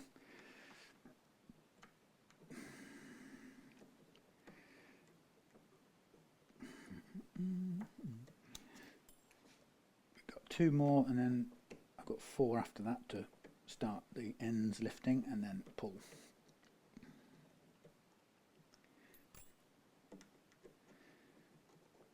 Now I know that something is lost in losing all the all the historic mojo. I get it, but it's just a matter of what the priority is here. If we're refretting, we want the frets to take, and we want them to make a good playable guitar. We don't want to compromise that playability for an aesthetic, and I've been caught out that way before, and I sort of regretted it each time. Maybe it's because a part of me thinks I should be able to, just work around the historic damage, and maybe you can, but I think what it means, like for example, I could do it, but with Simon's guitar I would need the body, and I'd need to then put the neck on, and I would then need to fret level it to completion. And that we didn't do it that way, so that's not possible. Now before I do any re-radiusing, you can see how tired and mucky the board looks, so it will benefit from a re-radius. It will look incredibly fresh and new, and I know that's a little bit different from how it actually is, but I'm not going to get too upset about that. We'll end up with a playable neck, that's the idea, but I will put it flat before I do any re-radiusing, because you have to keep in mind that it's currently backbowed, and if we took a radius block to it now, we'd end up with taking more out of the middle than the other end. Okay, so there's all our frets removed, and I'll turn our soldering iron off. Okay, so I'll give you a quick close-up-ish look. And you can see it's pretty grimy, and it feels rough as anything. So I'm going to re-radius to make this a tidy new neck, because we're putting wonderful new frets on, and all of these flaky bits will tidy up.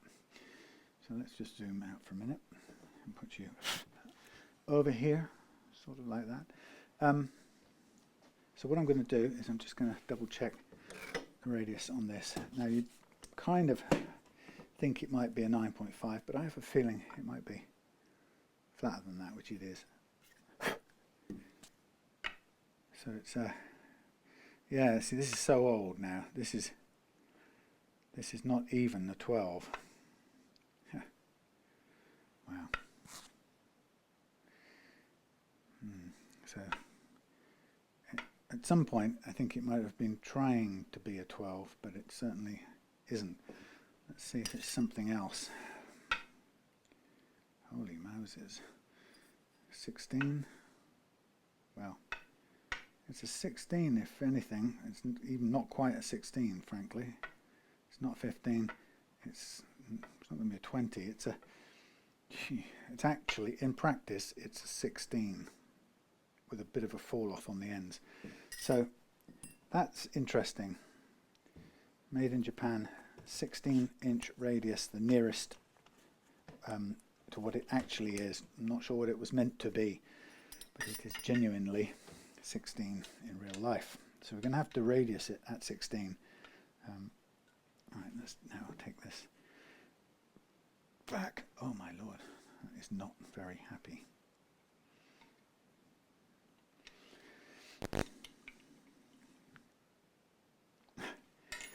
This thing did up pretty well a minute ago, so why it's protesting right now, I don't know. Where is the right angled hex key?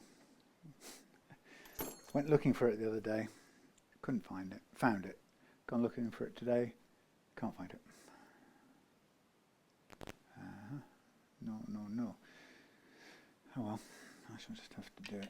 So we're trying to turn this back. I think I might need to hold this headstock down. I'm going to turn this back. There we go. To flatten the neck back out.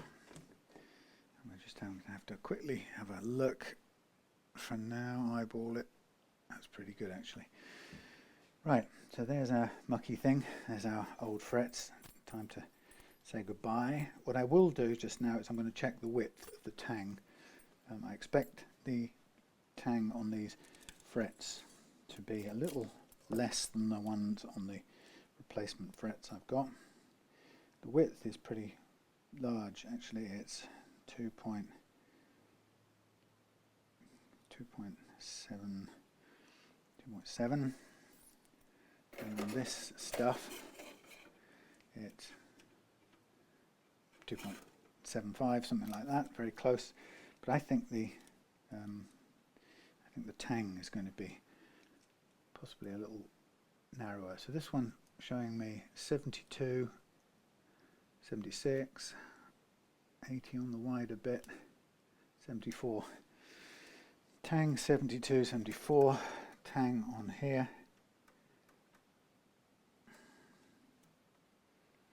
80 it looks like. So we're going to need to widen the slots a little bit. That's a good heads up warning. So I'm going to get rid of the old wire. Ta-ta. Thank you for your service. We're working at 16. What we could do is get this out of the way. Let's cut the frets and get those sort of ready out of the way, but we'll need to get the radiusing ready too. So we need 16-inch radius curve. Let's just hold this up lightly. So that's a bit over. So what I'm going to do is I'm going to cut this piece in two so it's workable, handleable, and I'm going to flatten out each piece to a much flatter. Doesn't have to be perfect, just much flatter than we started with. And I'm going to need to carefully go over to my fret bender device and by trial and error adjust it down to give me slightly tighter than 16-inch bend. So let me point you over where the bending thing lives, over there. So I need my radius guide. It's one of those situations where whether it was actually began life as a 16-inch radius or not, we have to work with it because that's what it is in real life. So I'm now going to adjust this and bring the adjuster back and start from there.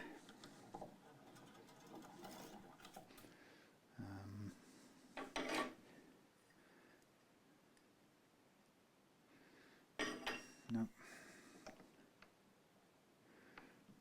Turning towards me to narrow it down or tighten it up.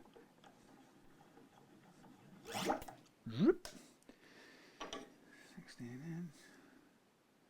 Ooh, I think we're right on the mark straight away. There's a bit of luck. So I'll do the same with the other one. Flatten it out, hardest to do at the end, and then we'll bend it roughly into shape. So I'm just taking it out past the radius I'm aiming for, so it's wider, flatter than the radius I'm looking for, and then we'll tighten it in because the bender puts a curve on it. So I'll take the 16 thing back, run it through here.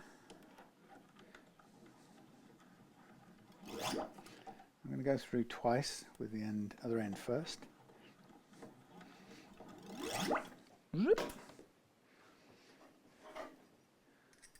Now it's got a bit of gravity pulling the ends down, but that's fine.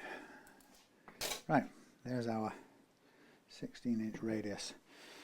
What I'm going to do now is put that here, zoom in a bit, and I'm going to get to cutting the pieces. Now, there's something I should have done right at the beginning, and it's this. There's always a dead bit, flat bit of wire at the ends of these things. For some reason, where they start off on the machine, it makes a bit go flat. I tell which it is. Dang it. But what I do know is the flat bit doesn't work very well. So we're best off losing it from the beginning. So with the fretting, I start off by cutting the pieces over the size I want, and I'm trying to cut them so I avoid making a certain kind of crimp. There's a scar I can often put on these frets, so I'm not careful. So I'm going to try and make sure nothing touches nothing creates a mark. Sometimes the fret catches on the inside of one of these jaws as you're cutting it, and it puts a little nick on the fret, which is really annoying since you've got lovely new frets and you don't want to mess them up. So I'm cutting over length here, and I'll obviously trim those back in to size as we go through. I've just done cut a set of stainless steel frets for Nick's HH2 headless copy, and that's much harder to cut. I had to use two hands most of the time on these cutters, and I was half expecting them to break because stainless steel sometimes will cause these type of chrome vanadium things to shear, basically. They seem to last for a while, and then they perhaps develop a stress fracture at some point along the way, and then when they had enough, they just let go and shear off, and you're facing getting another one like that. So but these are doing the Evo Gold okay, because it's softer than stainless, but it's harder than regular copper nickel fret wire. So it looks like we've used nearly a whole one side of our coil up just doing this lot, but don't forget all of these are cluttered together down the far end of the fretboard, so it's always going to look like disproportionate, like we're running out too soon. But we will use some of the second coil up, and then there'll be a sort of spare bit left over, which I put in my collection of offcuts for another day. So with these frets, I'm going to do something which I think I'll do if I redo Simon's size Tokai. I think what I'll do is I'll go all the way through and not do the overhanging bit. It's not actually that. It's neither necessary or particularly common to have an overhang on a neck like this, a strap type neck. And one of the things that can get you into problems with this fretting lark is when you're cutting overhangs, and sometimes if the overhang part sort of just bends up a little bit when you don't really want it to. If that happens, then you've got a annoying problem. So it's probably better to use the fret saw to clean the slots all the way through, and then when it comes to refretting, let the fret go all the way through and let the metal stop right flush with the wood. Now the downside of that, and where an overhang or a binding can be good, is if you have any tiny amount of shrinkage in the neck or the fingerboard wood. If your frets go all the way to the end of the wood and they're perfectly flush to begin with, and then the wood shrinks very slightly in some unseasonably warm weather, you may find that the sticking out micrometer, thousandth of a millimeter of metal sticking out can suddenly feel very sharp to the fingers. And if you've got an undercut, you've got a bit more leeway. That doesn't happen, even if the wood shrinks a little bit. But it gives you the challenge of the flying ends that sometimes don't sit down right. Okay, so there's my set of frets all cut, and doesn't that look handsome? Always does. Now I'm going to put another label back on here, and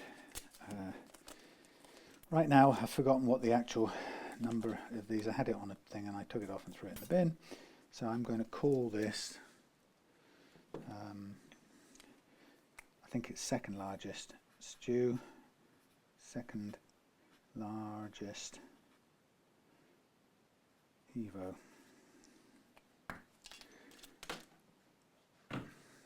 Which I can match up with some spare up, but I can also go back to that if I mess up any of these and have to pull them. Then I've got a set, or I've got some spare material, fret material that I can just pull one out, throw it away, and come back with some new ones. I've got quite a leeway, quite a lot of room for error. Right, so here is the set of frets, beautifully pulled off, and I'm going to stick them along with the stainless steel frets I made earlier on the wall. Good way of keeping them out of trouble. So now we've got to look at the condition of this fingerboard, and I'm going to get the 16-inch block, and I think it's time now to make this work. I'm going to have to strip the existing sandpaper off here, and it's got a load of sticky stuff that's holding it on. Oh, what did I stick it on with? It seems it's almost as if it was, my goodness, not the usual double-sided sticky tape, so some other material that I've used, some other, it almost feels like spray mount, but it couldn't be, so it must have been a very thin double-sided sticky tape, which I'm going to have to struggle a bit to get off. What I'm going to do is double-sided tape and put some fresh sandpaper on for doing this re-radiusing, which will take me a little while. I'll probably get some naphtha solvent on it, which would help it along, but let's see if I can get the bulk of the trace of paper off first before I get down to pulling the glue residue off. Actually, cellulose thinners will take that off much better, but I'm trying to get the bulky paper bits off first. That's really sticky.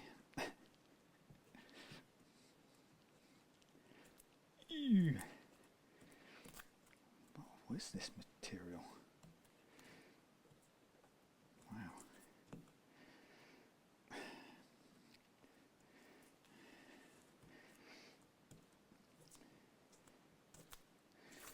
Blimey. So I happened to, I don't know why, but I happened to come across some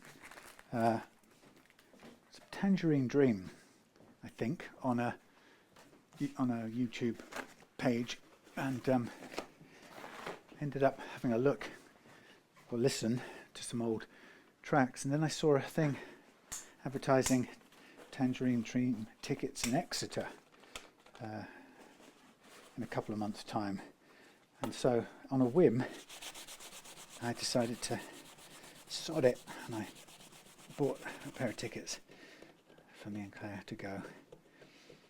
And what I like about Tangerine Dream is I don't know much about the last few years, but I know as much as that I think 2 out of 3 of the original members died over time because they've been around forever, and I think there's maybe one left alive, but he's no longer in Tangerine Dream.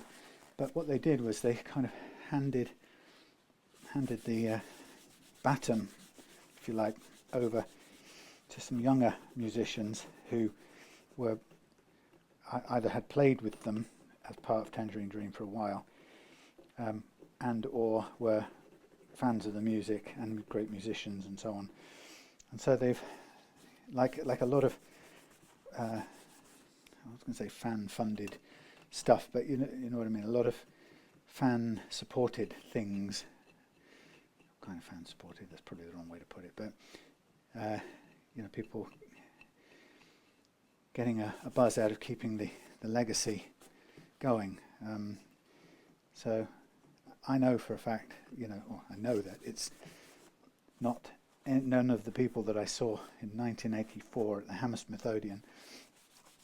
But we were talking about it today, and I was saying to Claire that I don't care about that. It's not the people I went to see even then. You know, as you probably imagine, Tangerine Dream weren't exactly rock star band. You know, you wouldn't have noticed them if you'd bumped into them walking down the street outside the Hammersmith Odeon. So it was never about the characters, it was about the music, and it's great that that's still going forward with some custodians, you could say, and I really like that aspect of it. So I'm expecting to hear some familiar old Tangerine Dream tunes, which I think will be you know, quite moving, you know, to hear those things from a long time ago that I used to love to listen to. And I think it will be great to hear some new things brought into it by the new people. And I think that they said something like nowadays they finish their set with I think a 30-40 minute improvisation, which sounds great. So there'll be new stuff happening. So kind of, I didn't even plan it really, and it was just one of those things I saw and thought, why don't we? They're probably the best types of things to do. We don't think about it too much and over plan it. Right, so I think we're going to need some fairly hefty, inverted commas, earth moving sandpaper. Oh god, if I can get the sticky stuff off my hands. I'll be back in a second. God, it won't let me. Help! I've got to change this bandsaw as well because I completely blunted it earlier on trying to cut through a... What was I trying to cut through? I was trying to cut through an old neck with a truss rod in it, which was a bit of a silly thing to do. I'm going to use 120 grit here. I've got 80 as well, but I think 120 will be strong enough for this, and then we'll put a 240 on afterwards just to tidy it up or to smooth it out. So this is always a tricky bit because I'm using a radius block that is listed as 16-inch radius, and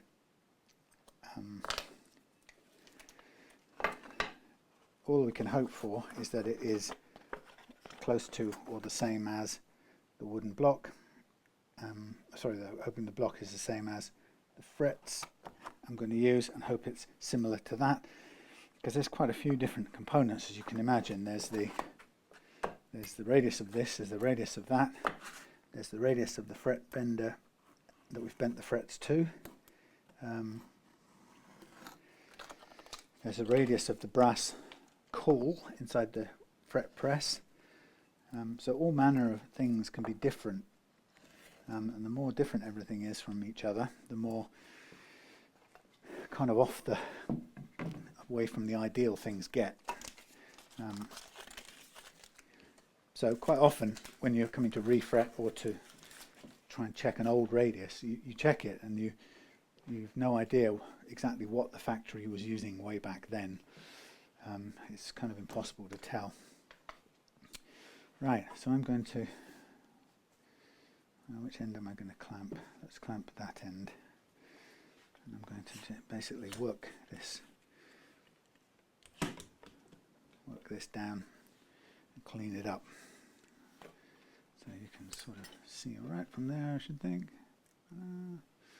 Nice, lovely rosewood. So let's double check. 16-inch, we've measured it at 16-inch, just a little bit off, but as close as we can get. And now I'm going to run over here and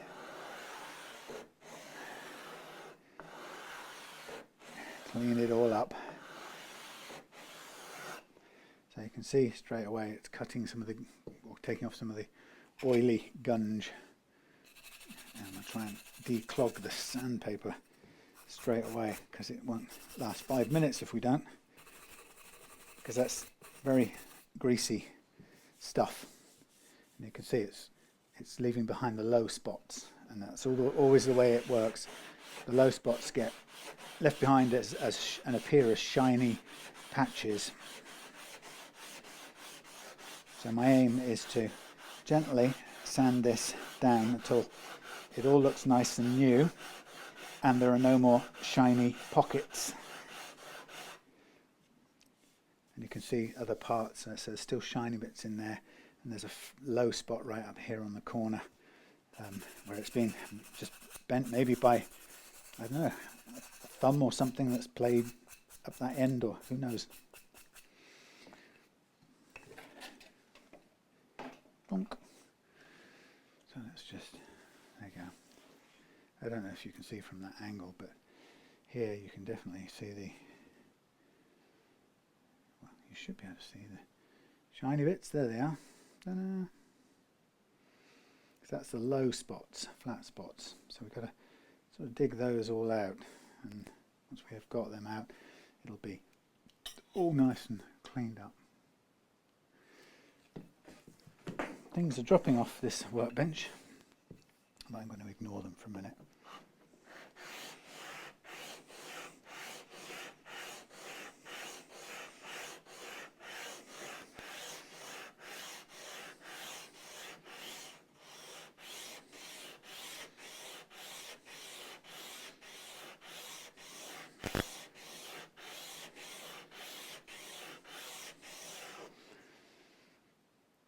This will be lovely and fresh and new when we finish this part. It won't be like its old self, but it will be a new lease of life. You know, and that's, I guess, you can't have the old thing and it be new at the same time, if you see what I'm getting at.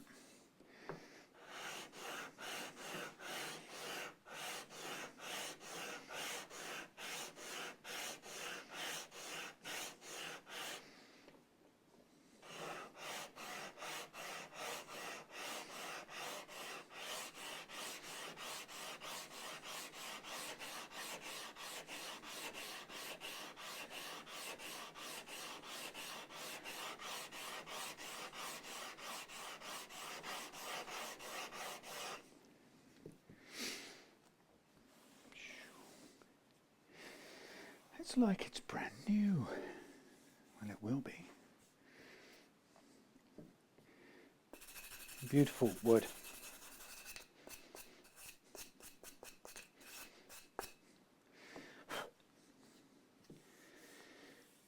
Nearly there, I think. And then we'll probably put on some 220.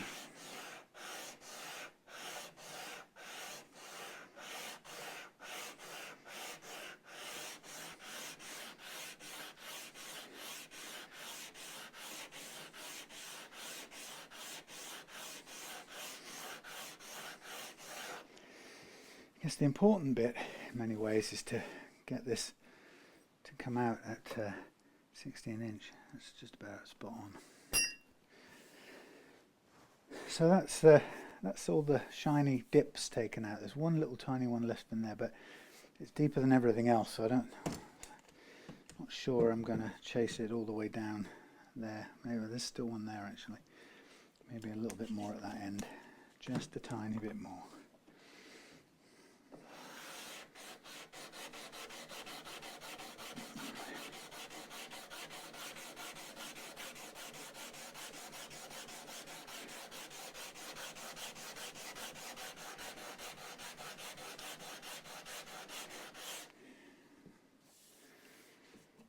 Isn't rosewood gorgeous? Dust. There we are. Well, I think there's a little tiny groove, but I don't think I'll take any more. I'll stop there. So that's our board freshened up. Now, the next thing I'm going to do is get two saws. I'm going to get the fret slot, the slot fret saw. But if you remember, we're looking at I've got the coping saw out because coping saw, yeah, because we're looking for a saw with a diameter width of 0.8, and it might be that this is closer to the width than this one, which is quite small, by 50. So I think we're going to need to increase the gap, which is okay. I'll do it with both of these saws. In fact, what I have found in the past is that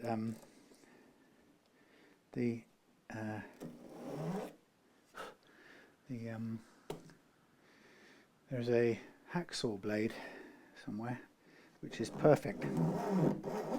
Now these fret slots are not very deep currently, so I'm going to adjust this to make sure that what we set it to has enough room for this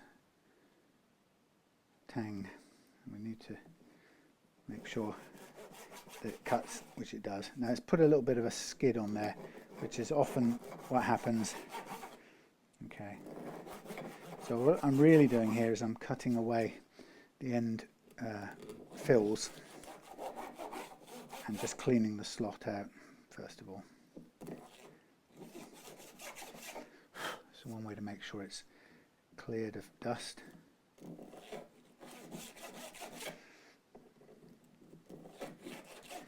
And like I say, the next bit will be widening. Now for this skiddy marks, the what's it called? Clear stuff, perspex, a bit of perspex on here. That sort of skids over the wood and makes a kind of skiddy mark. So we have to go over it and sand over it again one more time, and then sort of end up cleaning the slots out by hand with a blade tip. But this is the sort of making sure everything's cut and cleared through one time to begin with. The other thing I'll probably want to do as well is when you re-radius a board, you get you develop a sharp edge along here, so we need to make sure that we take that down as well. I'm just in here because I need some WD-40. I've got to take that home, and that's here. Puts it over by here. I saw the message on the back of my hand and thought I'd better go and get that sorted out. So the aim of the fretting is to be able to get the frets to go in with a little bit of a squeeze, but not much, and it's really quite difficult to know exactly what that is and what it isn't. So let's have a look. That's possibly a good size. Let me see how this feels when we go into the slot. It feels pretty much the same actually, but it's a little bit wider. So it's one step wider, and it's just a matter of helping to open out the slot a little bit more. There's a little chip of finish on the edges came out there. So this is just a step towards widening it. And then it's always good to have a test fret of the right gauge that you can drop in and see how it fits. This neck might also need some, it was great, might also need some poly down the edge when all's said and done. Right, where did I put me blades? Put them somewhere. Are they in there? No, those are hacksaw blades. Somewhere I cleverly put my coping saw blades. Well,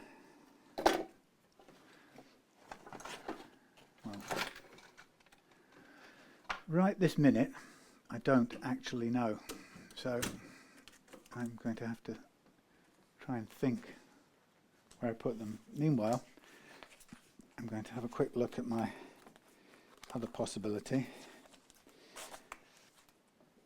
which is this hacksaw blade, which runs at, it might be too wide. Yeah, I got to think that's, well, it could be just about right. Where do we go down to? Lost track.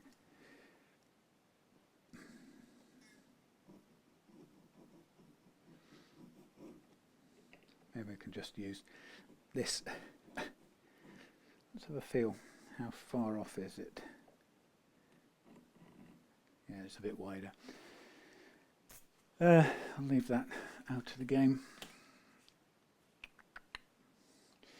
I've got another tool I'll use in a minute, but let's just get this, run this through here first.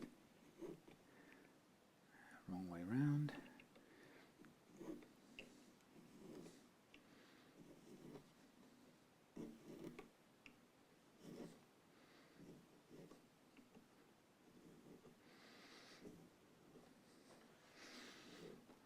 Can never remember where I put things like coping saw blades, important little things. I think they'd be hanging up somewhere with a magnet attached to them, wouldn't you? Yes, you would. Okay, so let's have a quick look. We will get a piece of this jumbo fret wire. It's only a small piece. I will cut the curled up bits of tang off from underneath. So we just have a piece of fairly clean fret tang sticking there. And that looks and feels quite good, although it's sitting up. So let's have a tap and see how much it takes to sit down. What you don't want to do is you don't want to end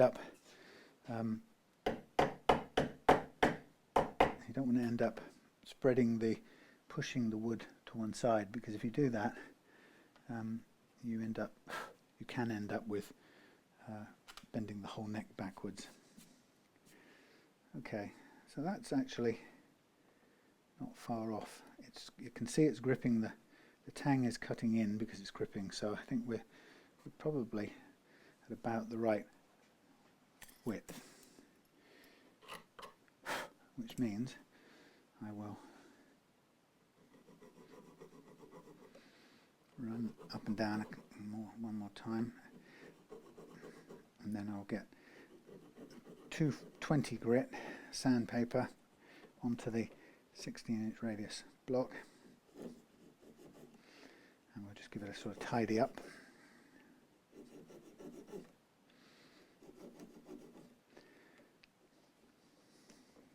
This thing is moving when I don't want it to.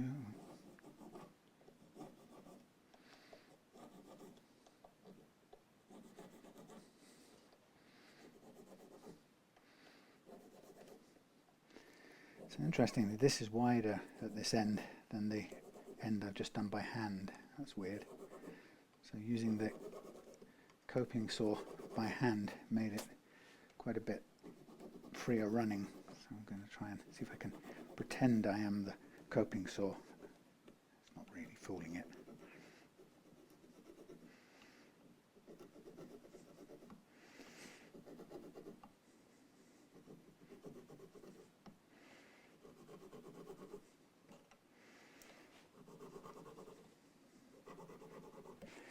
Now, another way that I have helped to kind of widen it in the past is to use a sort of special homemade tool like this, which tends to help me open up the slot a little bit. And I can just have a feel. It's pretty close, actually. Just a little bit of a tap down to get those burrs, the little diamonds, to bite in. So I just run through everything here.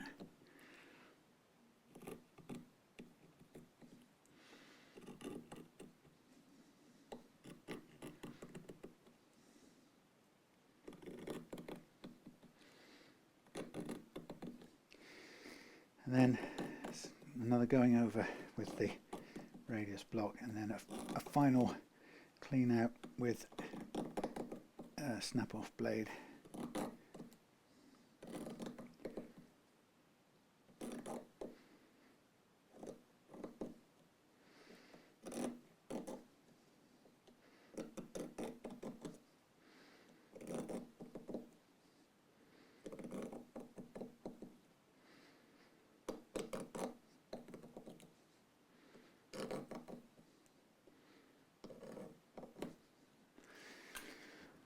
Right, 16-inch block, 240 grit.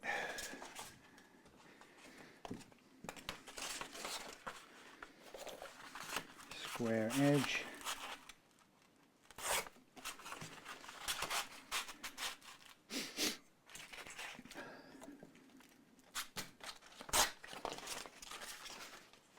Okay, so a bit more sanding, 16-inch radius, 16-inch radius.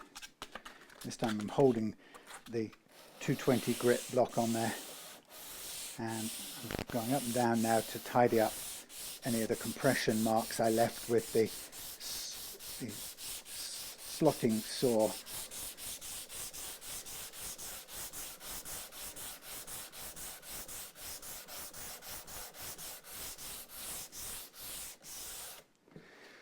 Nice. Okay, that's got a nice feel to it.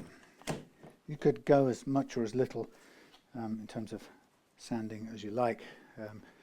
You might go to a handheld 400 grit, smooth everything out by hand.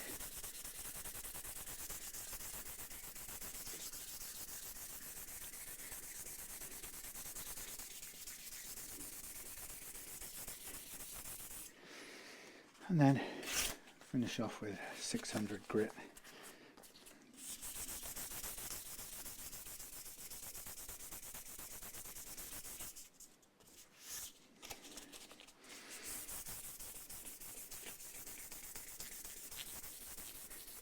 Lovely. There you are.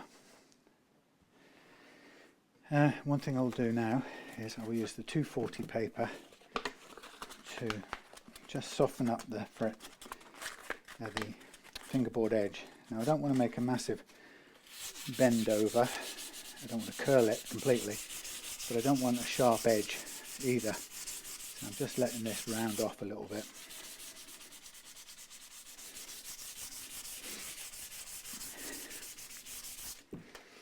So it's really a matter of feel.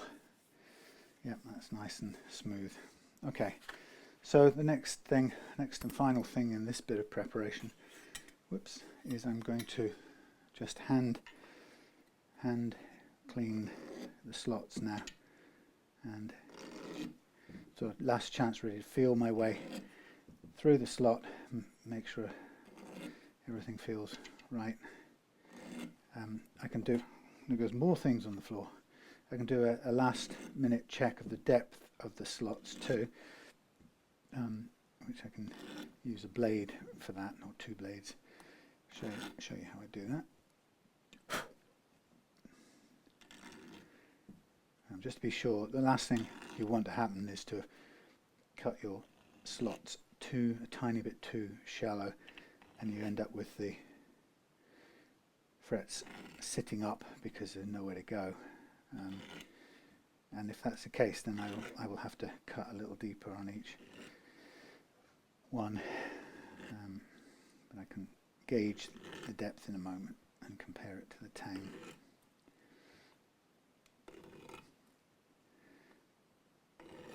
So there's a nice cleaned empty slots, a little bit of lift up of a flake of stuff there, but most of the crown of the fret will cover it. Okay, what was I talking about? I was talking about fret depth.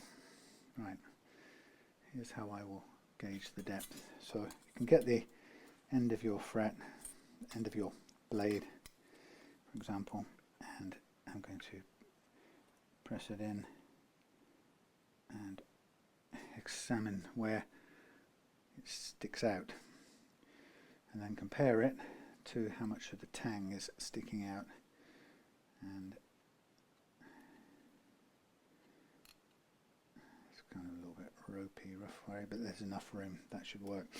There shouldn't be. There's no reason I can see that we would have any problem. Okay, so I'm sort of ready with the neck. I've got my rack of frets up on the wall waiting, and I think I'm going to stop here now. We'll come back tomorrow and we'll press these in, and I think I'm going to use a little bit of wood glue to press them in, and then that will be that. And then we'll look at the edges. Once they're set overnight, we'll come back and we'll end bevel and make sure everything's good. There's Nick's headless one. What time is it now? 7:30. That's about enough for today. I've been up here in the afternoon, so I'm going to head off shortly. Right, I will see you and you tomorrow. Well, I shall welcome you to the world of for fretting, and here we have Stu's Fender, Japanese-made, made in Japan Fender, and it's a peculiar thing because it was running around at 16-inch radius, and I did a quick bit of research, and not a lot of people seem to recognize that sort of radius on a neck like this or on a guitar of this vintage, but the nearest radius it physically had was 16-inch, and hence I've cut the frets a tiny bit tighter than 16 inches. So what I'm going to do now is I'm going to press them in using my press thing, and I might be able to see what I'm doing here. You might be able to see what I'm doing. There's the press. Okay, look, there's the press. I'll get a small hammer and a small block just to get started. So when I fret, kind of how I do it often depends on the type of neck, what the radius is like, what the condition of the fret slots are, and so on. So for example here, I will just tap in this this fret, and then I don't know what you can see, I'm just hoping you can see something. So I've got a 16-inch radius call, the brass bit. Oops, missed the fret altogether. And I shall just press that down. Now, and then I use, for my own peace of mind, I use a bungee rubber to hold it in place. And now what I'll do with one of a million bits of tissue paper, I will get a small screwdriver like this, and I will clean the excess glue off the back, off either side, both sides, either side, every side. Now what I'll get the sense of with this is how snug these frets now are, and that would indicate whether I need to perhaps, did this work this way? It did, didn't it? Is it going to fling itself down? It might do. Not a good idea. Hook that to there. Okay, so then I have a cloth up here where I can clean off the excess glue, and that sits there, and then I can wipe all of the surrounding area and thumbnail or fingernail in the edge and keep that clean, and then go underneath. So the first thing I want to do is just take a look at how this sits, and it's pretty good. There's a very tiny bit of, a microscopic gap right at the very edge, which tells me this guitar, like many, has an incredibly slight rolling, and I don't mean the rolling that I just did, which was not really rolling, it was just sanding off the sharp edge after re-radiusing. But that to me looks pretty good. Keeps glue on the brass cool now, so it's going to squirt a bit on the fret. So just wipe it off like that. Okay, so the game now is to do another one. So point you at it, try and give you a goodish viewish. It's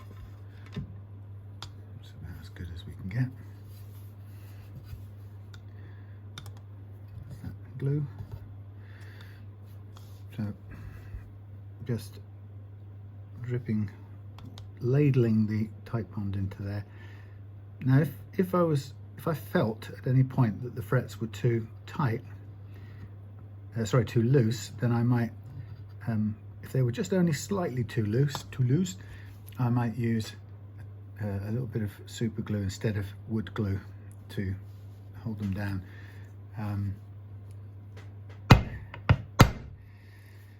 If they were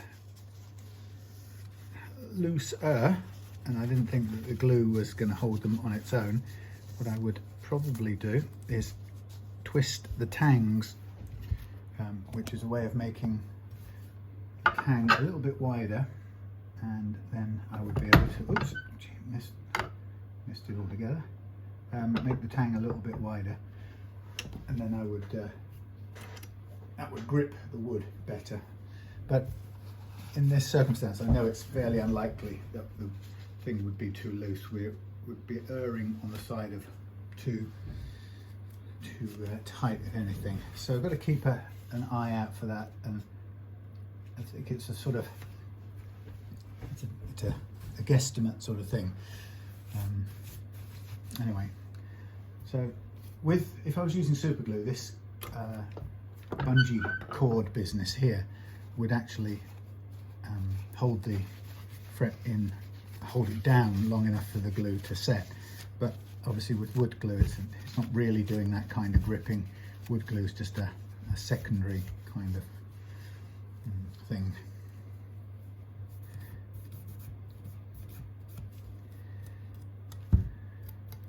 Okay.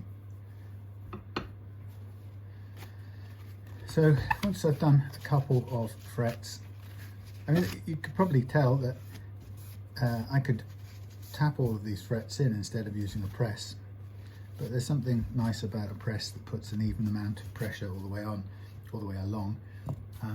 But sorry, we're looking at all the wrong things there. That's looking good to me. Just look down at it there.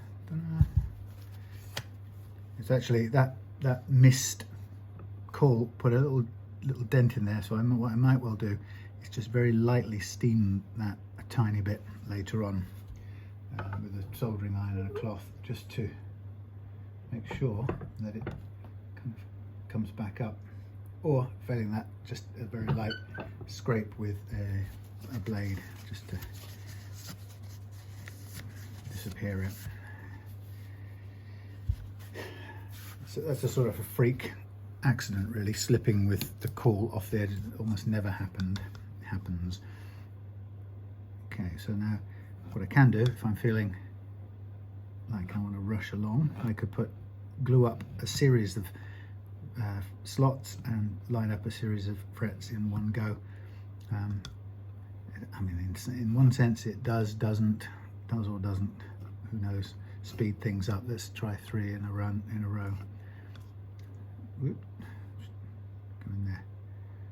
So we can always remove the excess glue, so it's not a problem. And of course, glue is cheap. Wood glue is relatively cheap, so we can afford to ladle it on, make sure it's all the way in there. And so I'll get the next 3. So if you don't have a block of wood, you can use your fretting hammer just to tap it in. Obviously, if you do it like that, you'll get glue from the other fret. But if you have got a block, it doesn't even really need to be radiused. In this case, it just makes it a little bit easier. That it is. This is actually a 20-inch radius,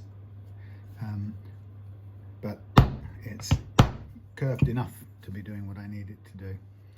So you can see straight away I can tap in 3 at a time, and then that allows me to clear up a fair bit of the excess to begin with, just to get going.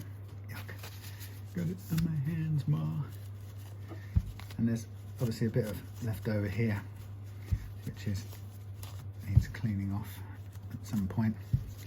So now I want to squeeze all of these down. Sorry, you're not looking at it, my mistake.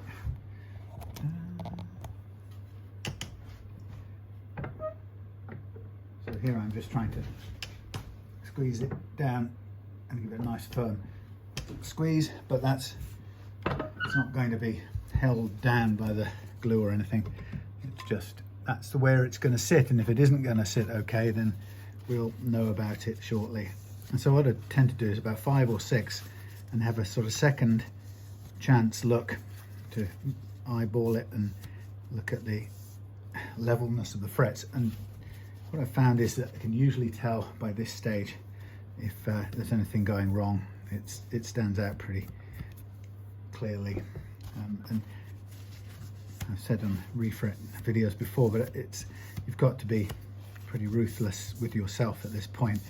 You know, if this thing is not sitting where it needs to be, you can't hope. There's absolutely no point in going forward in the hope that it's going to work out okay, because it almost certainly won't. So I'm going to just quickly eyeball it down here against a bright surface. And it's actually quite difficult to see.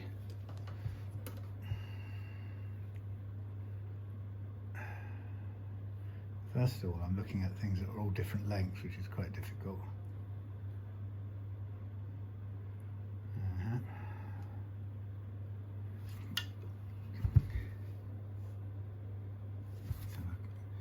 Squeeze. So, like I say, if it's not working, it's not sitting to the right place, then we need to reconsider, and we probably need to reconsider a super glue touch. But I'm not really seeing an awful lot of kind of squeeze out when it sits a tiny bit further down, so I have the feeling it's pretty good.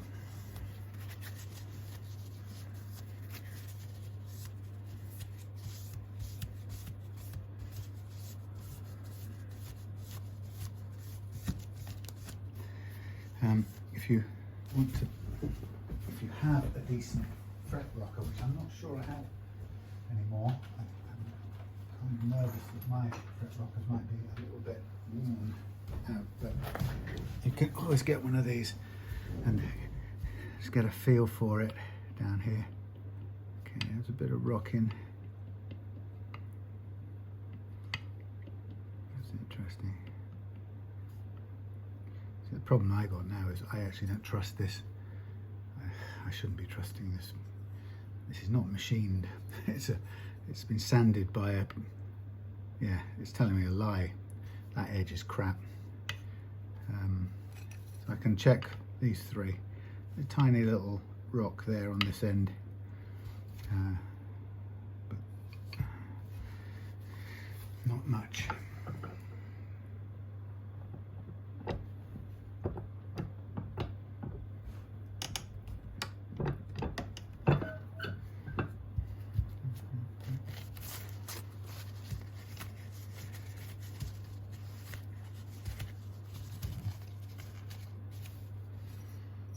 So advice is don't start measuring frets unless you're absolutely convinced your rocker is in good condition, because I'm not convinced about this. Okay, so so I'm just thinking, this is, I'm going to try something else. I'm going to turn this round and I'm going to come at this the other way. So if you're in a situation where you're not sure if it's going the way you want, and if there's any hint at all that it's uneven, I'm going to change technique in mid go here, and I'm going to, this time I'm going to switch over to a very small amount of super glue. And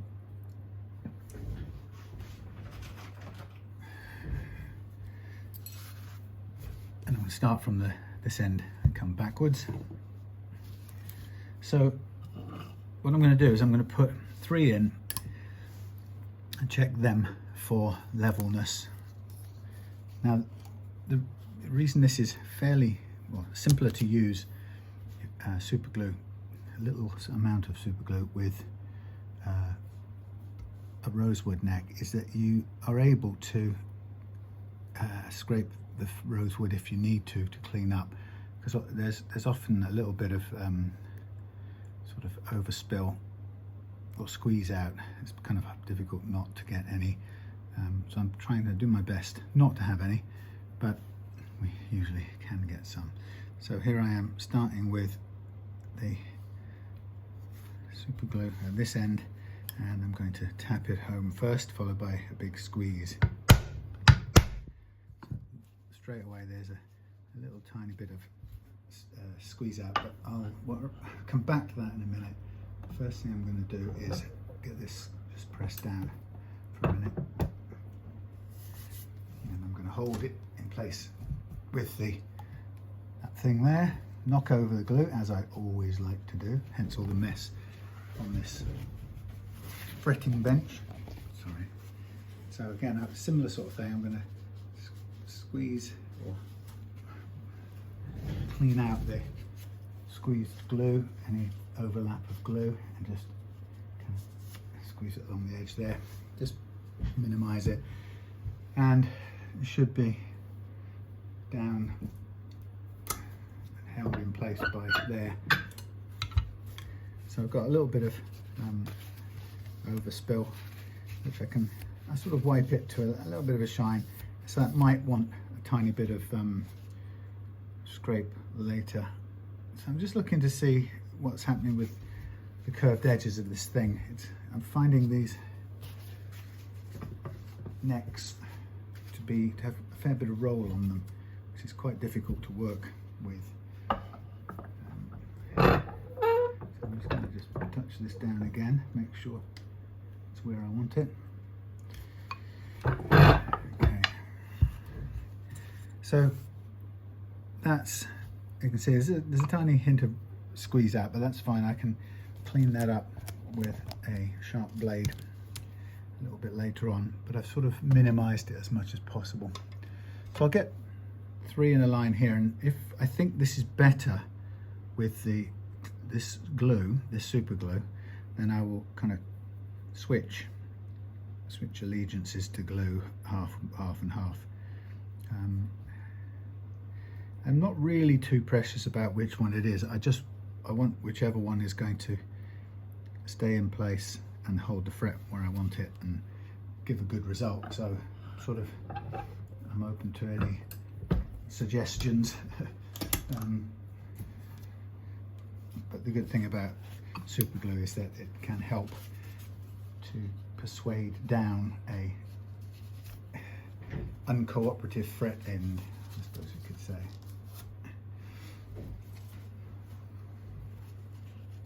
Sorry, you can't see anything right now.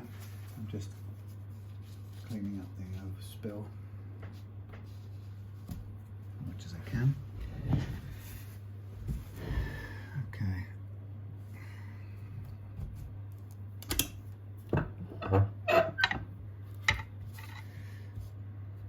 Just a quick visual look.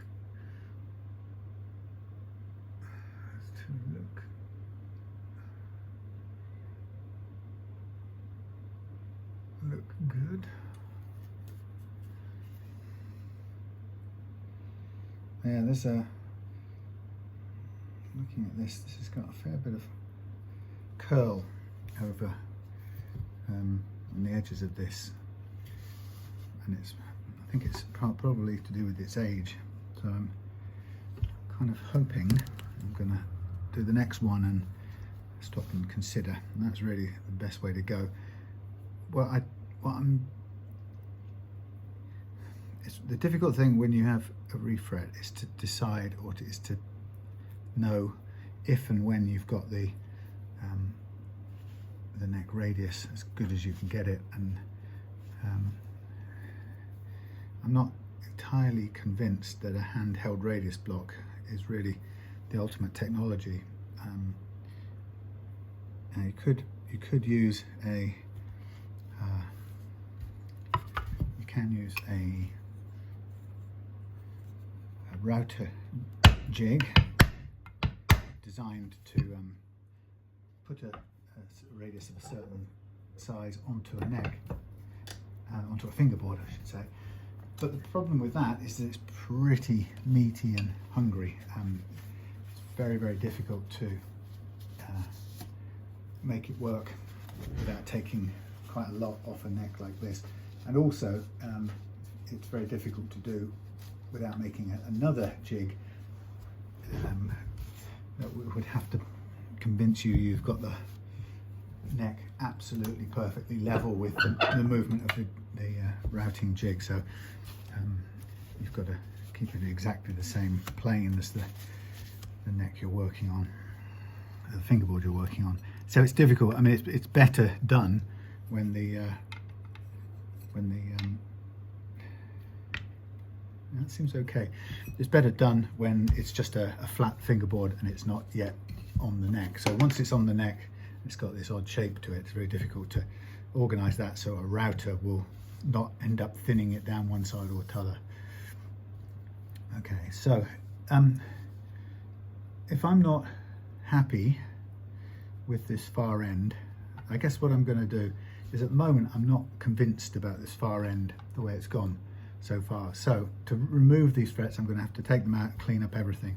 So I'm going to keep moving along from this end and build up my confidence if possible, and get to a point where I'm either convinced or not that it's fretting okay from this end in. And if it is, then I will sacrifice the frets at the other end. I've got plenty of spare wire, which is always a good reason why to buy. You can only buy the wire in multiples of 1 meter, and it takes just over one meter coil to do a neck conveniently. But I don't have a problem with that because it gives me room for mistakes, which is great. Including like, for example, a situation where Simon's sending back a neck that I refretted that I'm going to redo, and I've got enough of the wire from the previous couple of frettings. I've got enough of the wire of the same gauge to redo it. That one was because of a difficulty with the radius of the neck.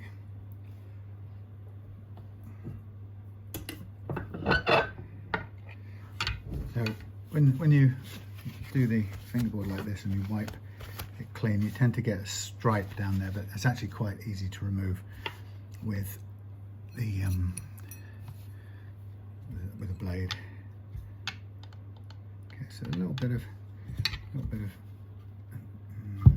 difference between that one and that one. So I'll look.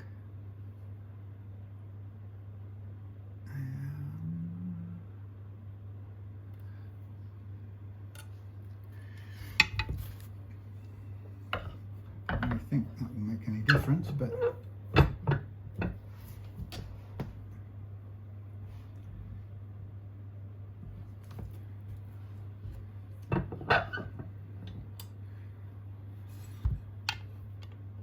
very small.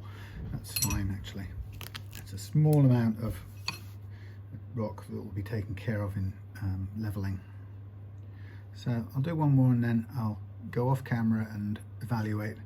And what I'll do, if I'm happy with the super glue end of things, then I will go through a process of removing the other ones, cleaning up the slots, and basically what I did before, and then come back and continue on with the glue, super glue.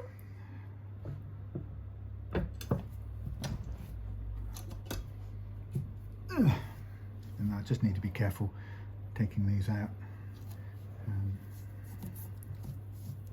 So I'll just load a bit of water on there for a minute, help the process if I'm going to remove them, which I have a feeling I will. I feel it's going to be a bit better than the other end.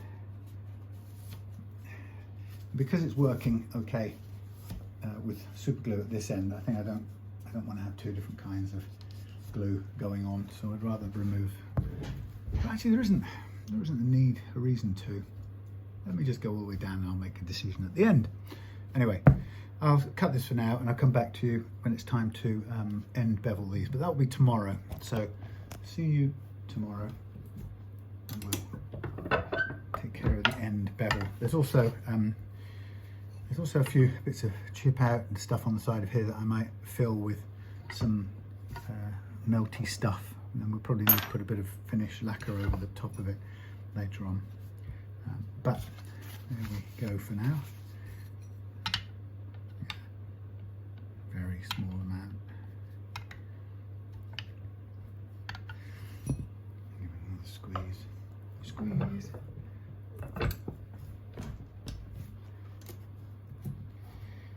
Yes, I would love some sort of like more than anything, I'd like a planing device, a curved plane that would do a radius down here. That would be my ideal outcome to get this exactly right, because right now, if we look at the 16, it's almost 16, but it rolls off a little bit at the edge, and I'm not quite that confident about how far down I'd have to go to eke that out. Anyway, all right, see you later on. Okay, got a video vlog, travel vlog on in the background, so don't worry about me. I'll just show you what I'm doing right now. I've just end beveled. Let me just turn this down so you don't have to get distracted. Edge beveled. This is the headless one for Nick's custom build. So I've end beveled the frets, and now I filled the little end gaps with this sort of meltable stick of, I forgot what it's called now, enamel, no, not enamel, epoxy sort of stuff. Anyway, it's a heat stick. So this took quite a long time because the stainless steel is really, really slow to file down. But having done that, I'm now in a luxury position of being able to do this to the Stew's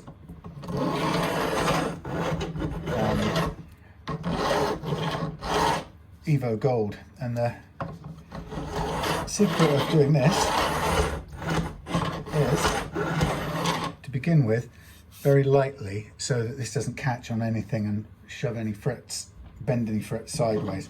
So I start at a bit of an angle with the file, and all the way through this I press down on this to make sure it doesn't skip over the top, which is the worst thing you can do.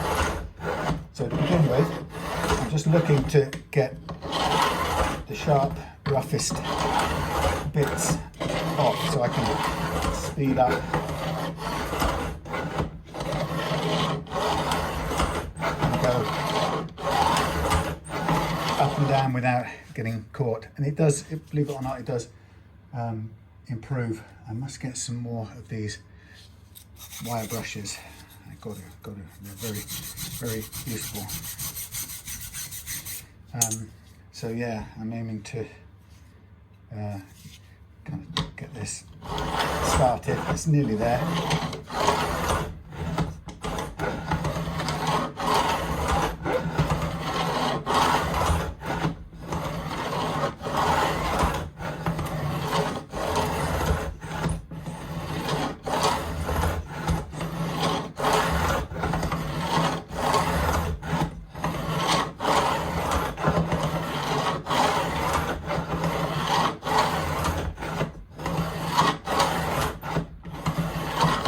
It's catching, I just hold back a little bit and lighten my grip, but you can see that's the principle. So we'll work our way through that. I'll fill the end bits as well, which will then sand back flush, and then we'll consider whether we need to do any finishing repairs.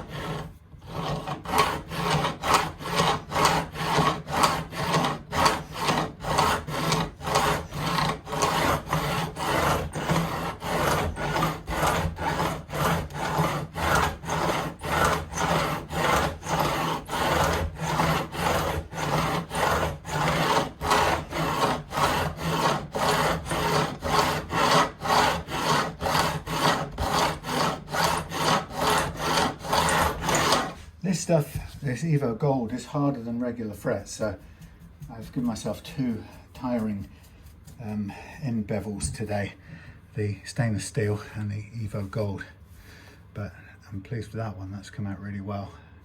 So from here on it's just a case of fine-tuning it with end files and sanding and so forth.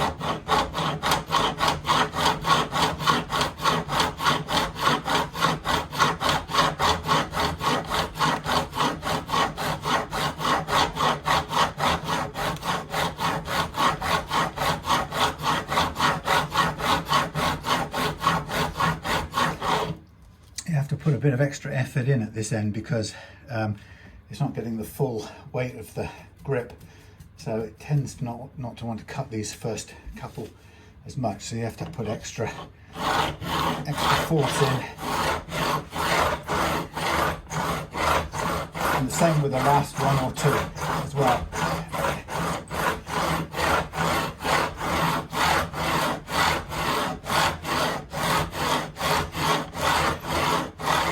So I'm filing vertically at the moment now, and it's still obviously too long. And what if it's struggling to cut all of these now vertically because there's just a lot of resistance from a load of different frets, I then tend to make it a little easier by tipping the block and thinning down by putting an initial bevel on the frets, and sort of thins them down a bit and helps you get them in flush quicker.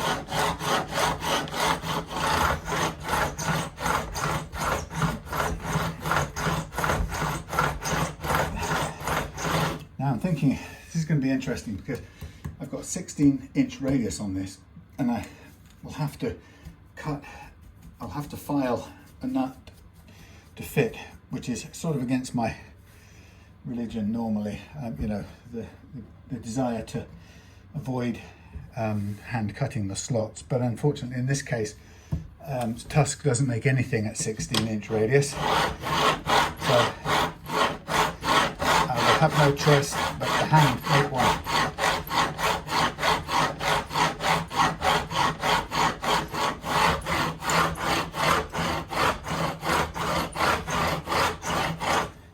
Okay, right, scuffing up the finish on the edge. That means I'm dead flush, which is good.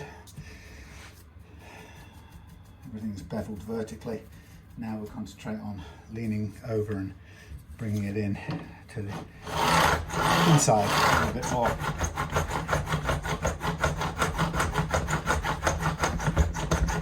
It's difficult to get the same force on the ones at this end, so kind of pay them some extra attention. And same here.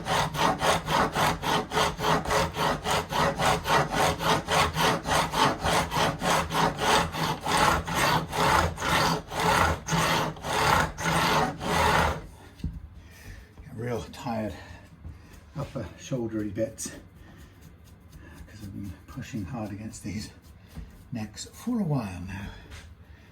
Okay, so we're now getting close to flush all round. Typically when you think you've got there's a little bit more to do. Although it's tempting to sort of give up on it.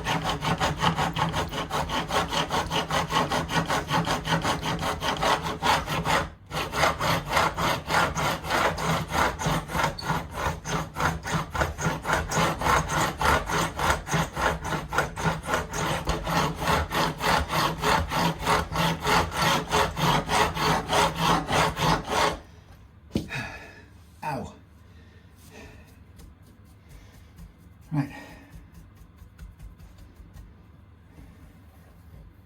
Let's have a quick look at what we've got. Bit of a scrappy evening here, this being a Friday evening. There's a little bit of chips out, old ancient chips out that probably won't really fill, but we might be able to add some if we put any new finish on there. I'm not sure I want to. You know, it's a big deal to add on extra finish. As long as I can get it smooth and sort of polished out, it doesn't necessarily need extra material. So if I'm kind of happy I've got this where I want it. I can now turn it round, and I'll put the clamp down on this end. Something like this, with a rubber or a foam rest on it to make sure it stays there, and then a stopper to make sure it doesn't push its way off, and I lean against it this way because that's where a fair bit of pressure goes down. So back to do the same thing now, to just begin by taking the sharpest bits off here.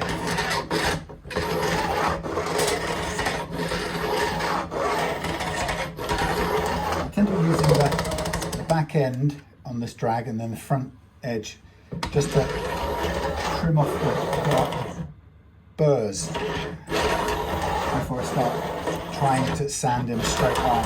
No, file, that's the word I'm looking for.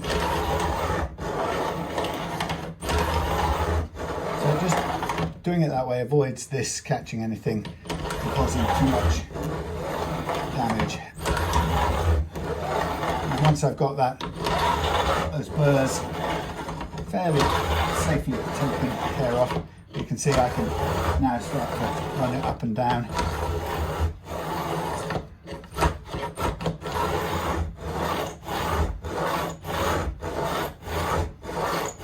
Again, concentrating on vertical first.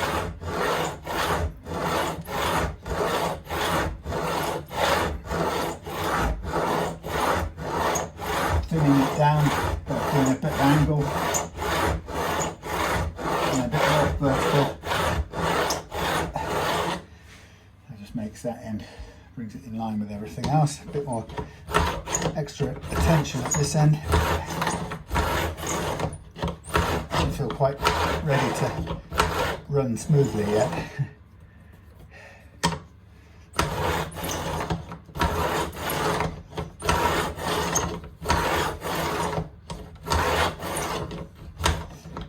This one is, these two are catching, so I just have to pay them a bit of extra attention.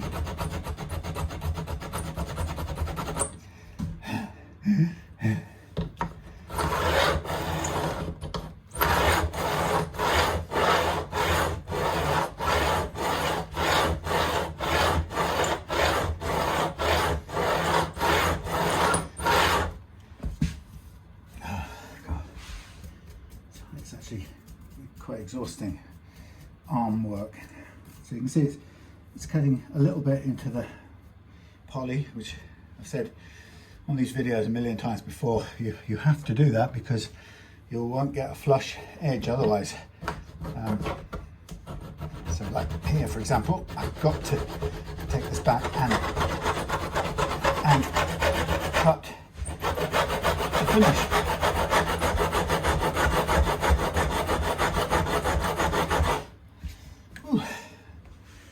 Otherwise we will have sticking out burrs. There's a couple still there, so we're good at this end, as you can see, because it's the poly catching there, but until we kick up the poly down here we're not quite done.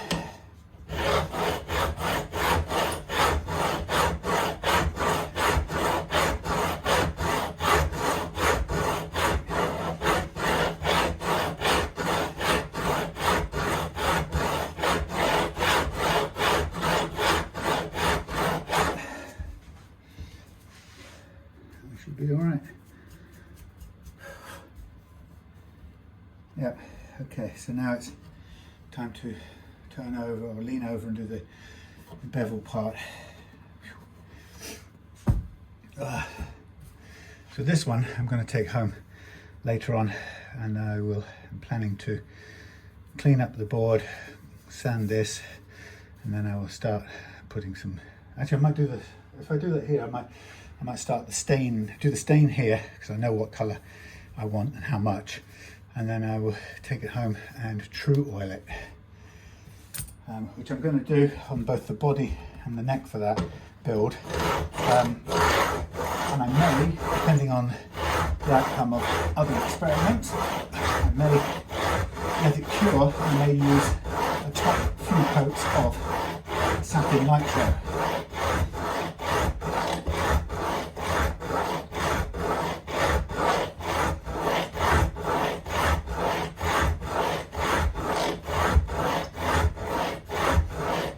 Which will be a slight first, but I'm keen to see.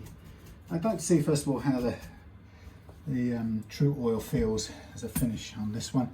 It's nice on the body. I like it when it's wire wool. It gives it a sort of a satiny finish. But I also like satin nitro as well for a finish. So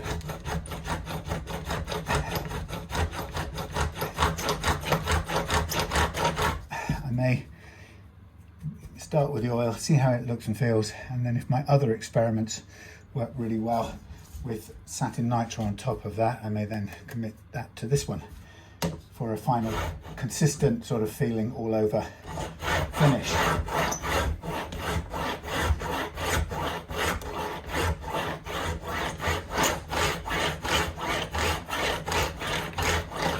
Hey, don't want to catch. So I think we are nearly there. Just have a feel all the way down. Yep. I don't want anything sticking out the edges. Good. I want the angle to be about the same all the way, which it looks to be. Good. So that's that bit. Now, what I'm going to do here is I'm now going to, do we need to fill any holes? It's sort of difficult to say. Let's get a little bit of water, slightly wet cloth. Let's try something. I'll just get rid of the dust from the fingerboard edge. Let's see what we've got. Yeah, there's a couple of little breakaway bits. They probably would be better off with a little touch up of poly rather than any of this filler stuff that I've got that I used on the other one. That's for filling the gaps. So I think this will improve with a little bit of touch up of poly on the edge. What I'll do now while I'm here is I will, I don't know how well you can see, but I will go down now and round off each of these frets. These are nice big chunky things. So this just takes the sharp face, or the intersection between the flat face and the rounded shape of the fret, if you get what I mean. It's quite a nifty little file. So it's the sort of beginning of the rounding off process, so we don't get sharp feeling under the fingertips or the ends of the fingers. Oops.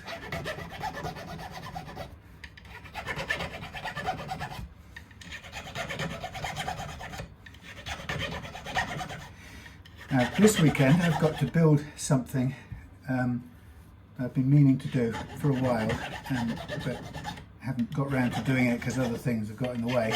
And that is, for a while now, I've been thinking about the occasion where somebody sends me just a neck for a refret without the body, and I find that a little disconcerting because I don't have the body there to put it all together and set it up, and then be able to fret level until I know it plays. So I just did one recently where I fret leveled with a radius block, and I did it until I thought it would work, and actually it's not quite as good.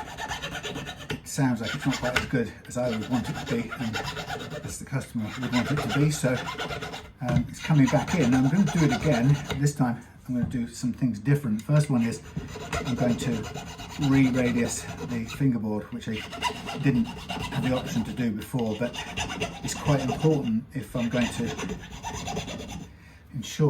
have control over whether the frets sit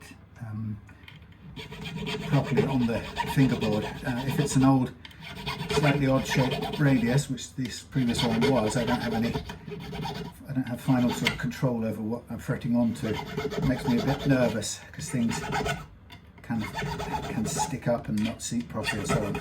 Anyway, so this time I'm going to re-radius the board and refinish it with a much lighter finish for the customer. I think he'd like that anyway, but it allows me to rework the board to my satisfaction, and then I will be able to fret nice and flat. And after that, I want to do a fret leveling, and I'll really want to be able to do it with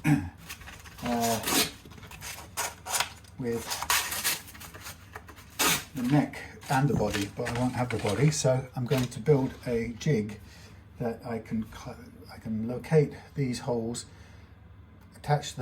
make holes in a special insert, put the insert in the thing. The insert will be throwaway, it will be one per guitar if you like, and then I'll be able to get the neck put into on a plate which fits into a jig, which then goes, and there's a bridge mounted, and I'll put on tuners for the purpose. And what I want to be able to do is to be able to put the guitar under tension and do it that way, and fret level it with the banana method. So I'm looking forward to doing that. So what I'm going to do now is I'm just going to go down the edge here carefully, and I'm going to try and sand down the edge front faces of these frets. Now I will catch the edge of the fingerboard again at this point in time, but I'm going to touch that with clear finish anyway. So what I'm now going to do is, once I've got the edges done, I'm going to just allow it to lean in and sand a bit over this edge here. So I'm just trying to feel what we've got. On these, what you often find is that no matter how you try, these little tiny edges down in here are still sharp. So before we do this, I probably want to just take those little burrs off in each corner.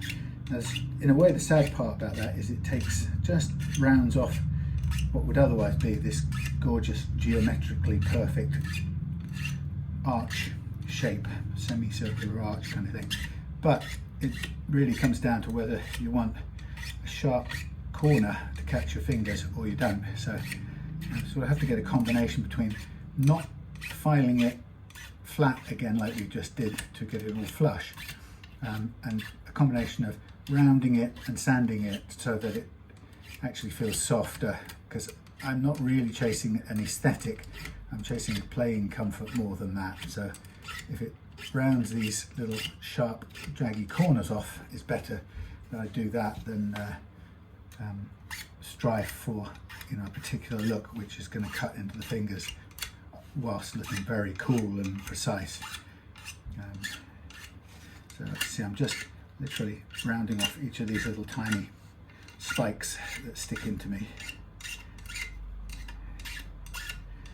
So when it comes to, I get it to a certain level here, and then I will paint some finish over the very edge of here and blend that into the existing, and probably buff it out at some point. We may not even have to do that, may just be able to do it with micro mesh. Okay, wow, big frets, man. So I'm just going to go back over this now.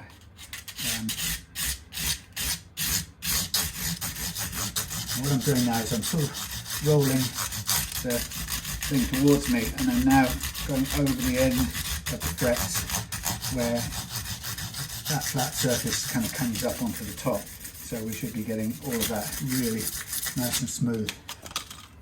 so there shouldn't be any major sharp bits, and there aren't. We can then also just tidy it up, soften it a little bit more as we come to the polishing these out after we've done the fret leveling. But this is a good start for them. So we'll come down this side and do the same.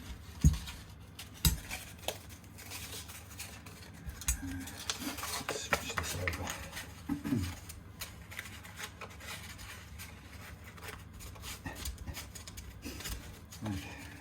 So, once we've done this, I think, where will we be? We will be heading towards, sometime tomorrow or the day after, I want to reassemble the guitar and reattach the neck, and then we'll get ready for what I call the geometric setup, which is where I get the guitar bridge on, the strings on, and we get to make sure everything meets the bridge at the right height and make any adjustments if it doesn't, and then also to get to the precision fret leveling at that point to make sure frets are level in the strung up playing configuration. And then we're on to the next bit, which is focusing on the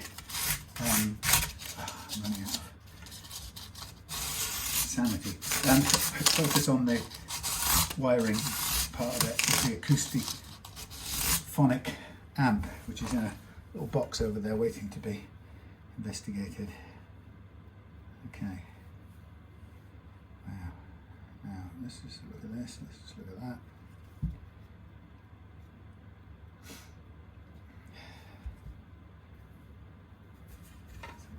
Here.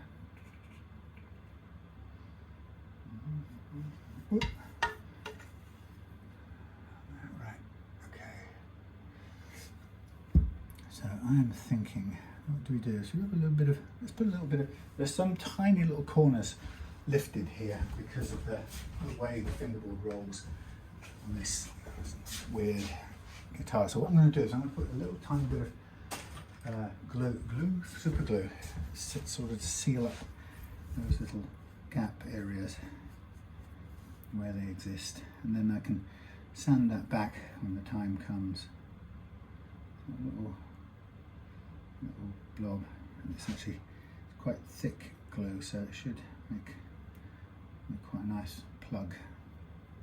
That's the idea.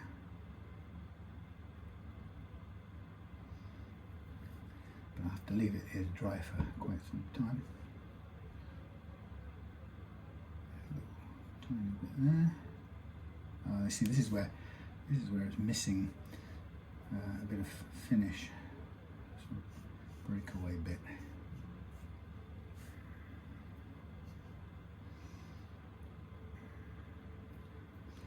Sometimes it's hard to know when you're using any kind of super glue whether you've got to use a very thick version or a thin version.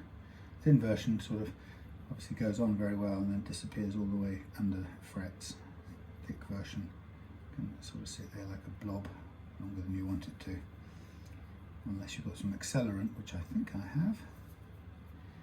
I'm just being sure as I can be by getting all these little tiny lifted bits taken care of, just in case.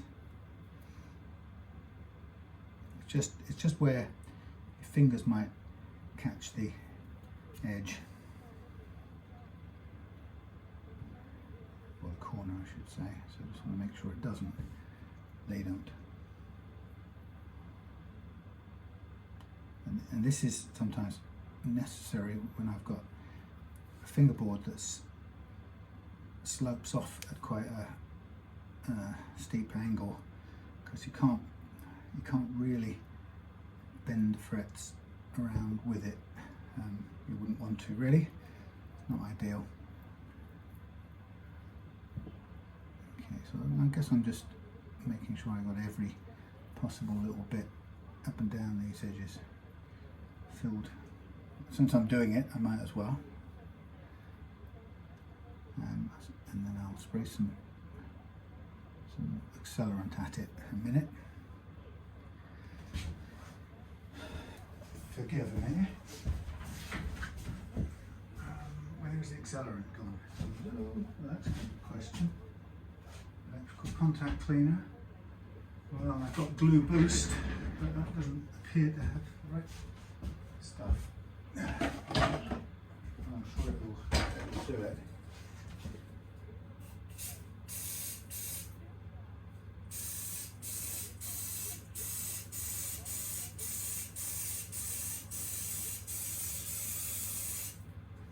Yeah, well, it's a different kettle of materials, but I'm sure that it will do.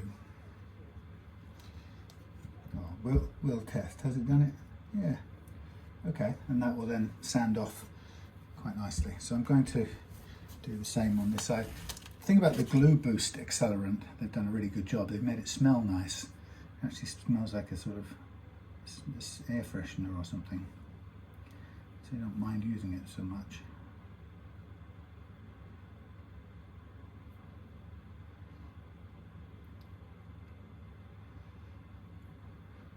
So I was watching a channel called Itchy Boots, and it's about a woman called Noralie, and she's a Dutch woman who's basically riding around the world on a couple of different bikes.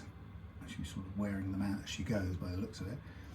But she's currently in South America. Ecuador, I think, was the last place I saw her. No, Colombia. So it's one of those fantastic YouTube type travelogue things where you really get some amazing 4K photography. Drones, everybody who does these travelogues now has a drone that's got a follow mode, so they can ride off through the beautiful mountains and press a button and the drone somehow knows how to follow them, which I just think is quite incredible.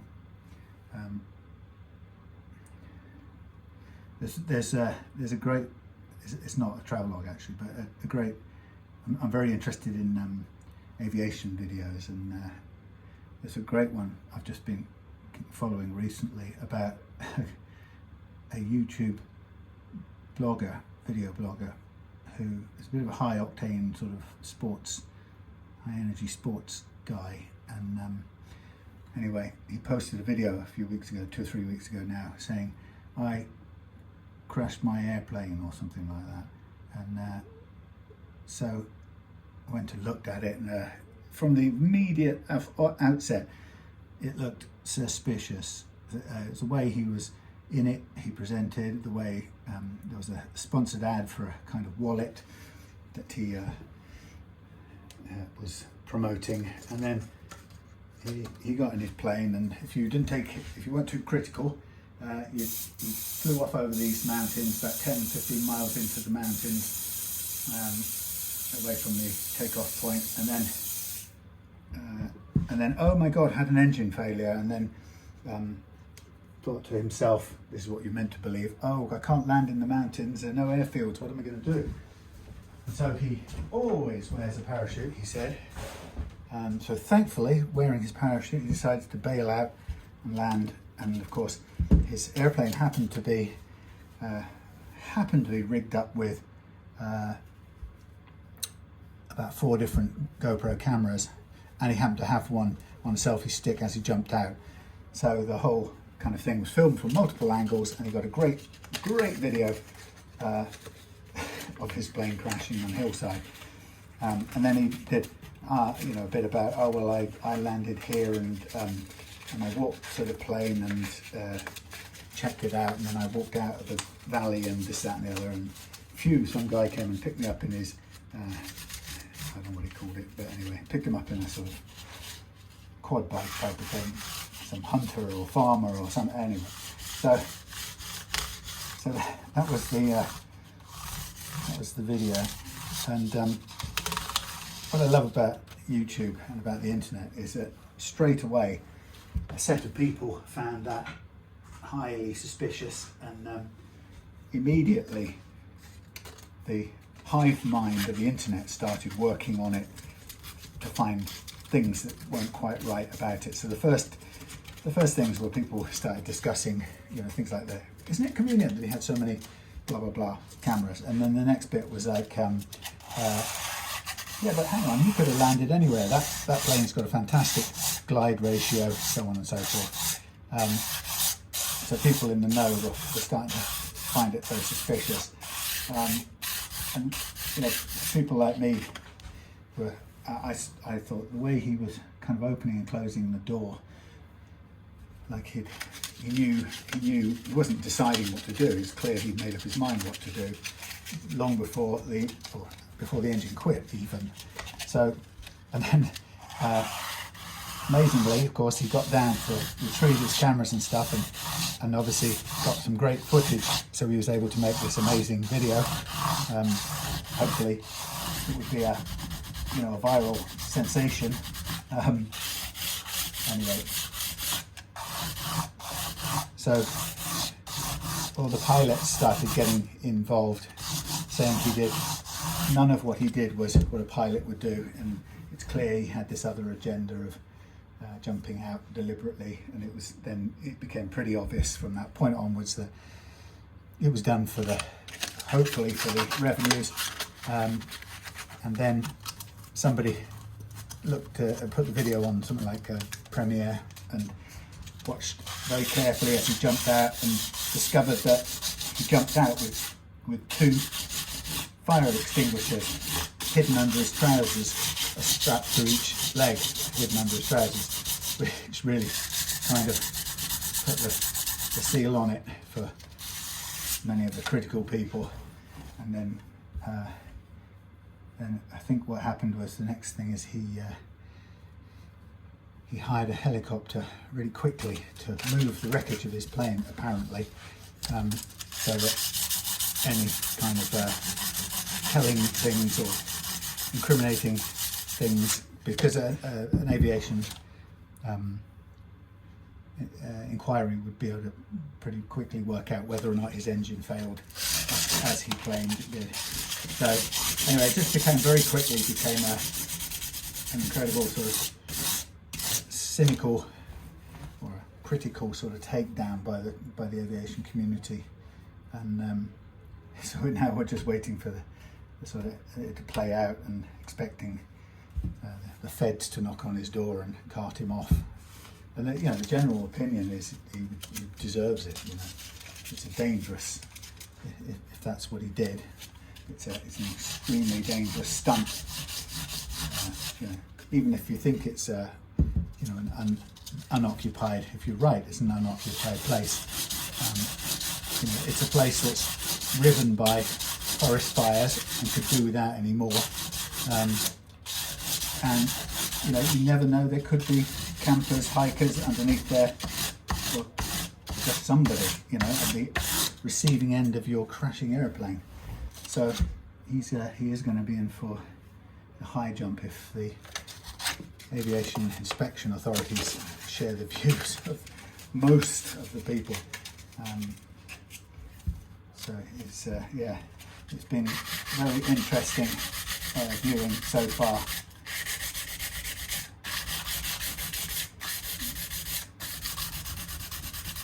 You can find it very easily. The guy's first name is Trevor, so if you go searching for Trevor, I crashed my plane, you'll see that he's not only, you find videos discussing it, but you'll also find some first class memeing sort of going on of people making, what do they call it, shit posting. That's what the youngsters call it, I believe. Just taking the mickey out of this chap for doing such a thing. Anyway, it's a very interesting little scenario. But if you go and watch it, you'll find absolutely tons of reasons that will strike you as to why it's not credible. So I'm just noticing, so having done this and worked to take away the little fill blobs with some sandpaper, in effect what I've done is I put a slightly sharp edge back on these, so I will whiz over all of these once again with the rounding file, but I'm cool with that the way it is. Oh, there's a couple of tiny little bits to take down. Let me just get rid of them. Yeah. Okay. So I can probably work with micro mesh just to smooth this right out flush. In fact, micro mesh would be great because it would smooth this. I've been looking at this neck, and the fingerboard is incredibly thin at the moment, and I'm not sure that this hasn't been refretted. And the reason why I'm saying that is because I can't quite believe this was actually a 16-inch radius to begin with. Now, I could be wrong in that. There's every chance I could be wrong, but 16 inches for a 1986 Fender, whether a Japanese or not, seems like an odd radius for a Telecaster. But like I say, I don't know them that well, so I could be completely wrong. And if you have an idea about that, please put me right. But the thinness of the fingerboard, before I did any radiusing, I have to add, the thinness of the fingerboard all over seems unusual. And then add that to the flatness of it. It makes me think that somewhere in those 30 plus years it may have been re-radiused. Now, I haven't asked Stu, and I'm sure he would be able to put me straight right away. Actually, it's nearly ready, that. I think I could just now work with the sandpapers and we'd be good to go. Yeah, I could ask Stu and he would sure tell me if it has or hasn't been. But I wonder if it's for some reason being re-radiused to a flatter profile. But the point is, that's where it is now. It's 16 inches, and of course it wouldn't be worth re-radiusing it even if these things had begun life as a 9.5 or something similar, because the point is, with its flattened frets, it would still have become familiar, or it will be familiar to Stu, as a 16-inch radius, however it got like that. So to re-radius it down to a tighter vintage radius would be a bit of an odd thing to do.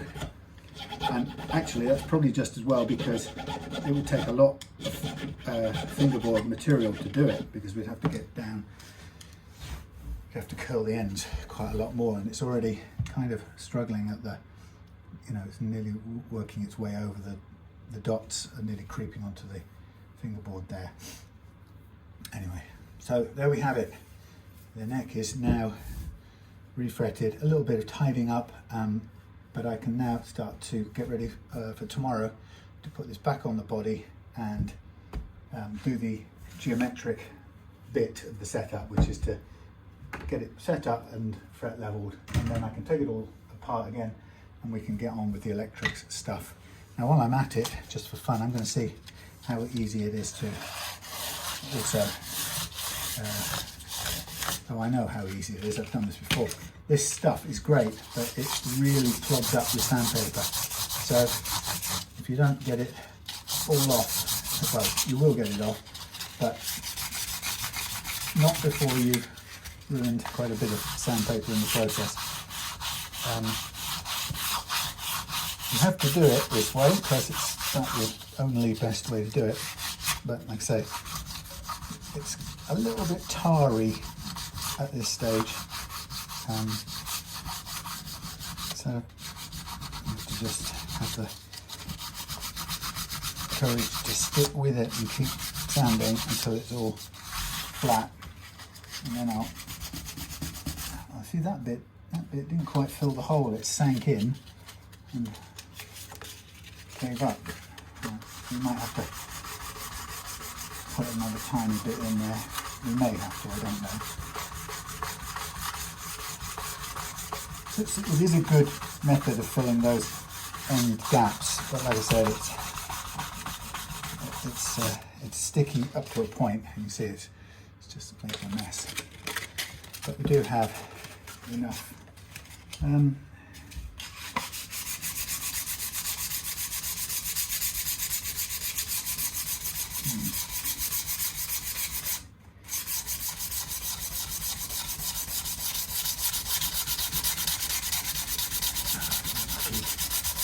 It's knacky. You do get there, like I say. It's sticky goo. Right, most of the end fills are good. There's one down there that's a tiny bit, but I'm not going to worry too much about that. And then I'm going to do something similar down here, but I think I'll go a little bit heavier and waste a piece of 80 grit that's ready to be binned anyway.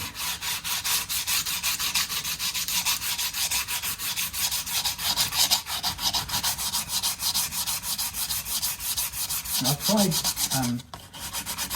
cutting and scraping this stuff once you got it to this stage, and it doesn't really seem to work for me, because when you scrape it, I found that it tends to pull little bits of it out and you lose the plug that you really wanted in the very end gap, which is not much use. So I'm just going to do this side as well, just to clear up the glue.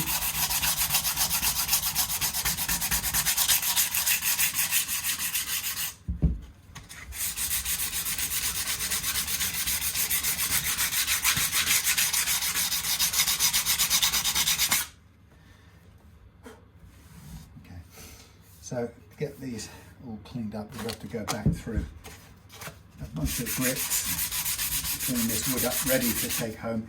I've got some sandpaper at home, but, oh no, actually I'm not going to sand it at home, I want to do it here.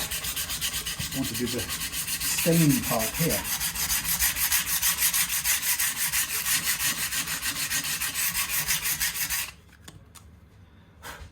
So I have to do the clean up here. Now let's get a bit more clean sandpaper. Anyway, you're not interested in this. This is someone else's guitar, not Stu's. So, thanks for watching. See you in a bit. Okay, what you can see here is Stu's Telecaster, bridge on, tuners back on, mostly finished frets back on, but I've got marker pen over them, because what I'm going to do now is I'm going to look at the leveling of them, doing the sort of mechanical, what I call the geometric setup part, to make sure that the basics of all of this is right. So I'm just going to have a quick look at the relief. Wow, there's a lot of relief on there. What shape is this thing? Because this is a little bit on the weird side. Flat on that side. Oh yeah, that's right. It was a bit weird. Let us take a little bit, straighten a little bit of this out first, and then we'll go from there if we can. I seem to recall it being quite stiff. Oh yeah.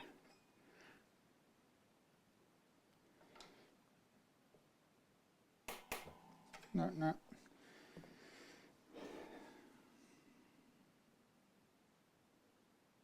I'll work from that and see how we go.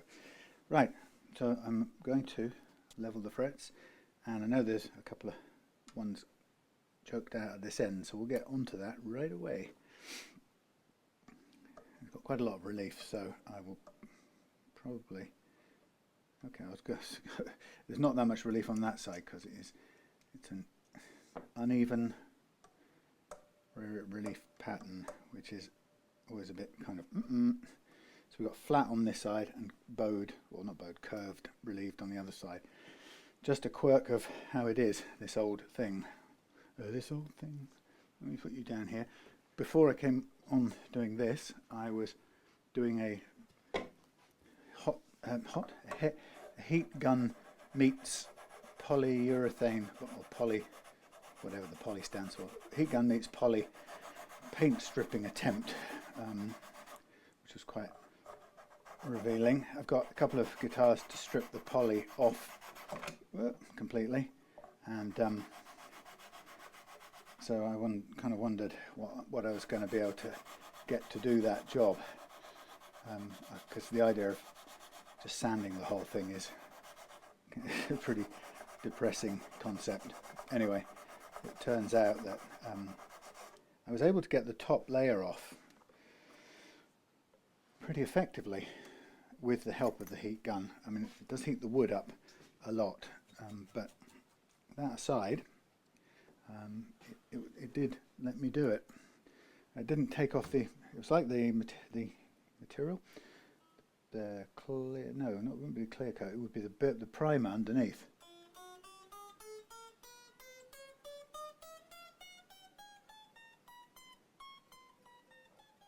Good, that's cleared that one up. It's a little high spot there.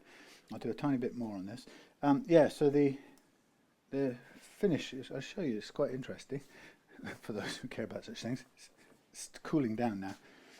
So we had a bit where I heated and chiseled down into the primer stuff, which is like it looks like it's a clear material actually, clear primer. So I chiseled down into it, or scraped down into it, and it cut into the wood, so it's quite uneven there. Then here I just used the back of the chisel just to take off the black paint layer, which it did very effectively. So I'm going to aim to do that. So stop before I go into this pretty hard filler, isn't it? You know what I mean? It is a filler. It's a builder primer, and that's going to be difficult because if you don't get that off, you don't get to stain. Well, no, not exactly stain, but the wood underneath. It may look nice, but it won't take oil and it won't take any stain or anything like that. So you'll be sort of stuck with whatever you put on it will bounce off that hard primer. So we've got to get all of that off, and of course because it's clear, it makes it a little bit harder because you won't be able to see it very well. So it's like, for example, when you buy a kit, or if you buy a kit from Toman, something like that, their kits come with a sanding sealer. It's not as thick as what I've just shown you on those ones, but the sanding sealer again is invisible and doesn't allow you to stain on it. And of course you think you sand it forever and you think you've got everything off, particularly when you come to you think you've done it on the flat surfaces because you can get the machine on them, and then it comes to trying to put dye on it or stain on it, and you can see these white patches where it hasn't taken because you've still got sanding sealer on there that you couldn't see with your naked eye. Annoying.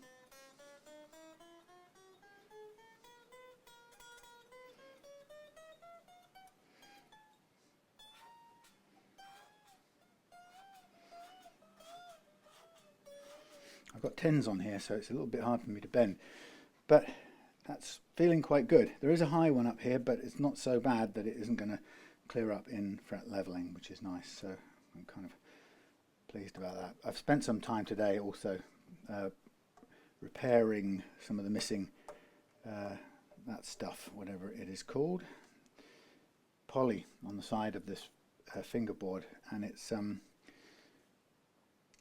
just sort of putting a little bit back in really, and it's just painted on, so it's quite a nice process. I can sort of do it at the dining room table slowly, in between watching something on the box or some other thing. And so what I'll do is, once I've got this mechanical setup part done, the geometric setup as I call it, what I'll do is I'll take this neck home and I'll continue touching up the sides here, so that when I bring it back I can what can I do? I can sand it all out in one go, including the edges of the fingerboard, so and the fret ends, so I sort of incorporate everything in the same sanding polishing job. But having said that, it may be that I've got enough on there already. I think maybe taking it back home another time, maybe I just slowing down the process for no good reason.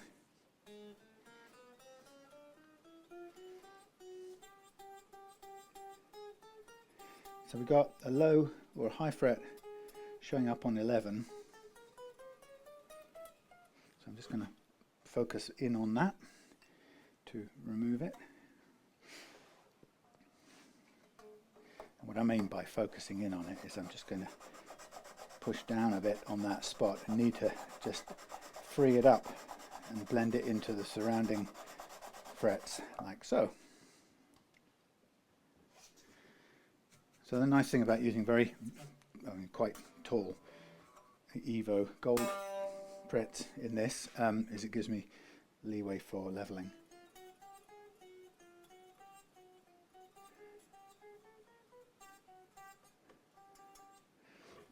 here.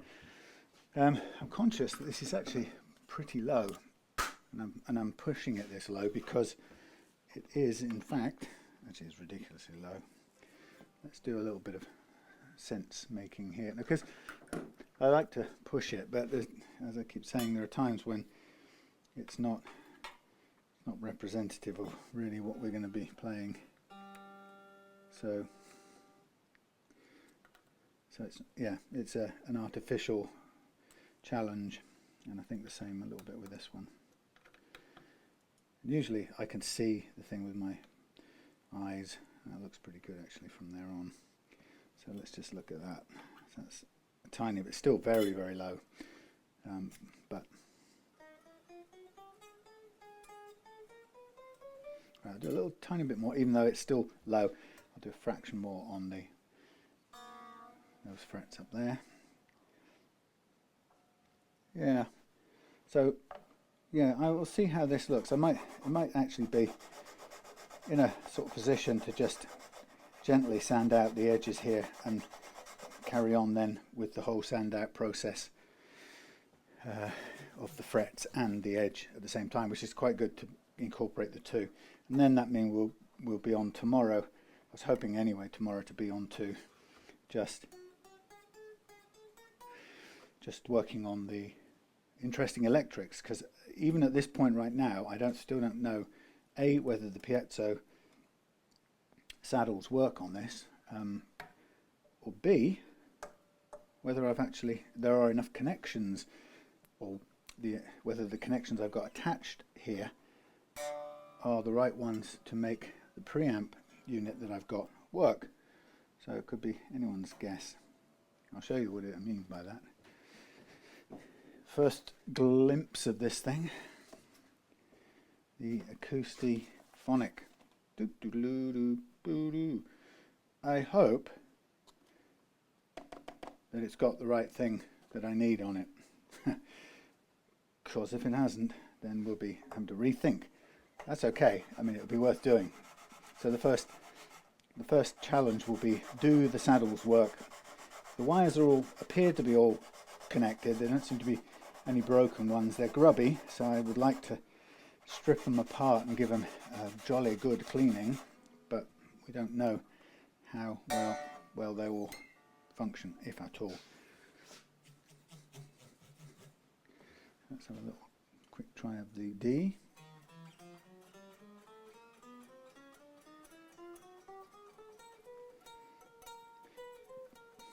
Tiny bit right in the end, which is pretty good. So I'll just lean on this end a bit.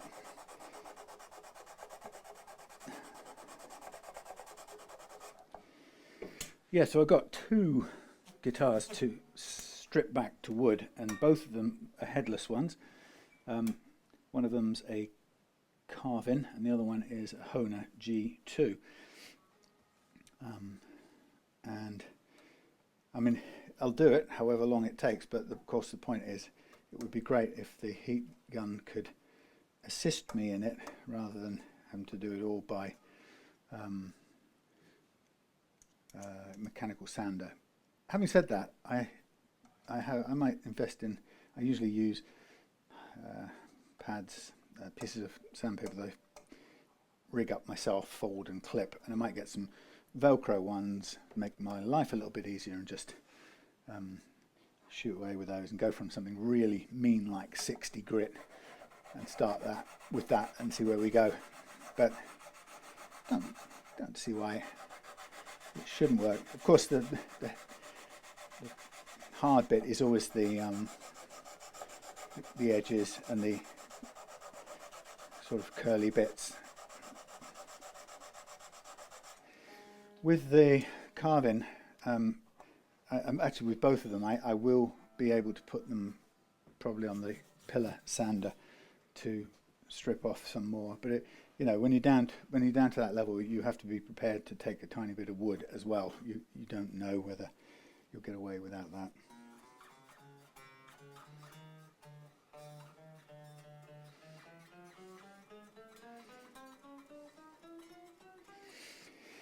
Right, a tiny bit more. I'm going to recalibrate for the A, because the A is showing what I call, oh, no, start by recalibrating.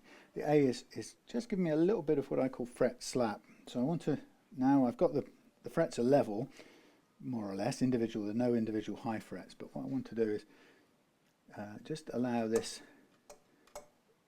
banana to gently try and even out the hills and valleys that we've got in here a little bit. So that's what it seems to do pretty well. So I'm going to start here, and I'm going to this time try and avoid any major downward pressure, and I'm just going to go side to side and let the curve of the banana truss rod, whatever you like to call it, even things out a little bit.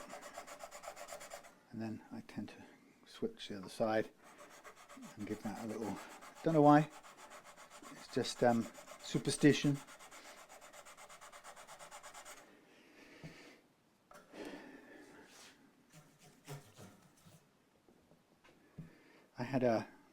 I'll say it because I'm sure he won't be watching, but I had a fantastic email the other night from a certain Mr. Partridge of XTC, I've done four of his guitars now set up, and he'd been away or doing stuff over Christmas, so had done some just before Christmas, and he hadn't heard back from him because he hadn't played them or got hold of them yet, but he went up to his base in Swindon the other day and got hold of one of the two, which was the Ozark acoustic, and he wrote me a absolutely lovely email the day before yesterday saying how much he loved what I'd done to it. It was better than new. And he then also said, you know, you've unlocked the keys to the rest of my collection, basically, which I think was just a lovely, for me, you know, I needed to hear that.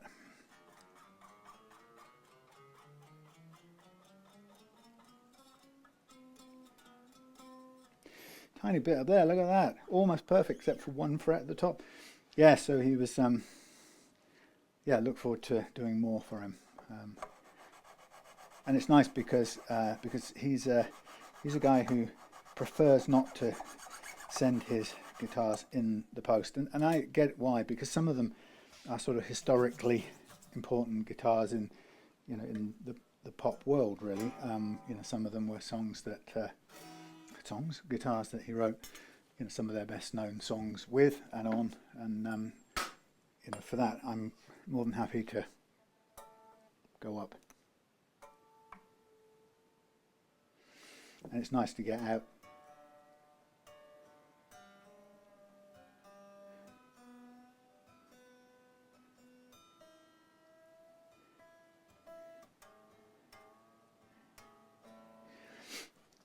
So I get to spend a bit of time chatting to him.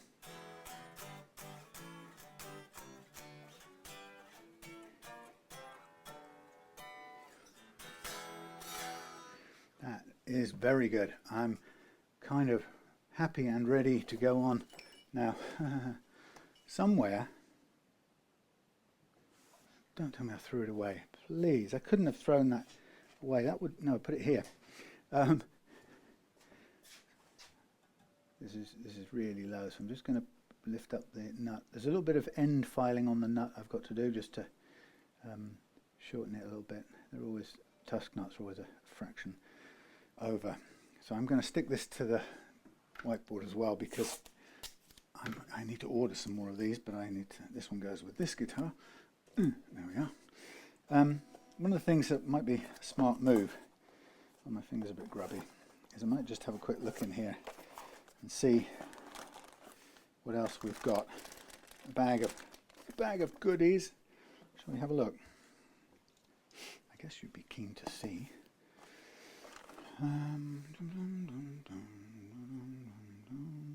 Right, I'll try and keep it, no, I guess I'll look down on it as if it was me looking through my phone.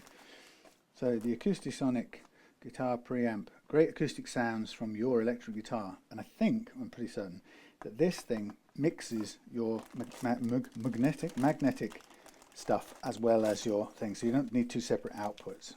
So in there, looking like it's radioactive, is your what's it? Your board, and it's got a bar along there for all its ins and outs and bits and pieces. Now, the thing I noticed straight away, we have something here that looks promising. We've got that, which may relate to the little unit I've got floating around in the back of here, and that's the hard bit to know. Oh well, look, I'm not going to be able to figure this out until I get this guitar apart again. It might tell me in here. Oh, hex bander. No, we've not got a hex bander, that's a different unit. Huh? Curving the jack plate. What? Required tools. Oh my god, there's lots of instructions. I guess the bit that I've got to get my head round is where do the ghosty bits go in into this whole thing. Well, there's little blocks of things here. I guess it comes down to, there's the battery clip. Battery clip 9-volt bit, that goes, okay, so all of these pairs of things here go into the board, and there's little strips along the way. And that means that all of the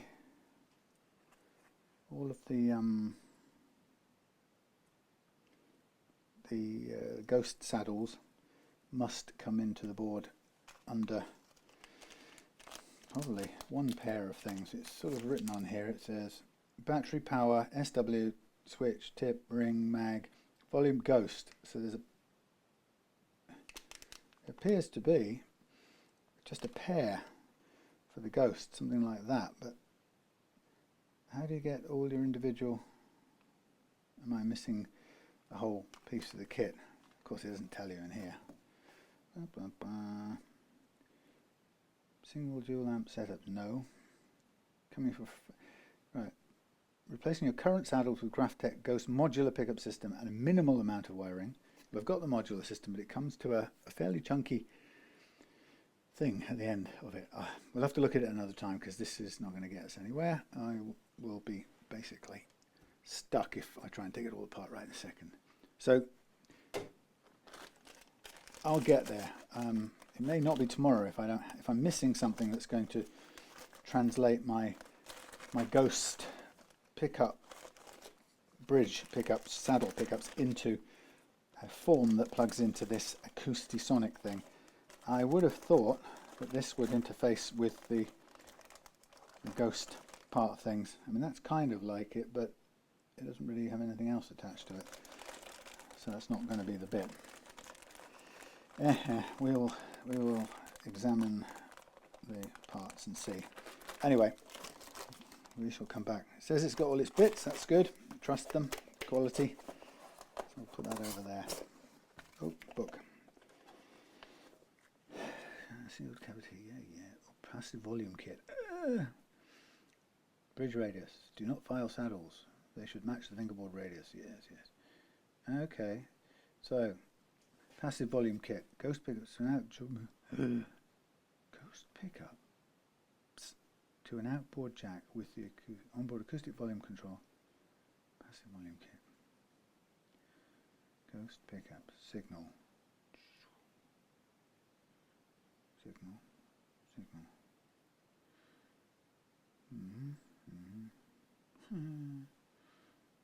In is that volume?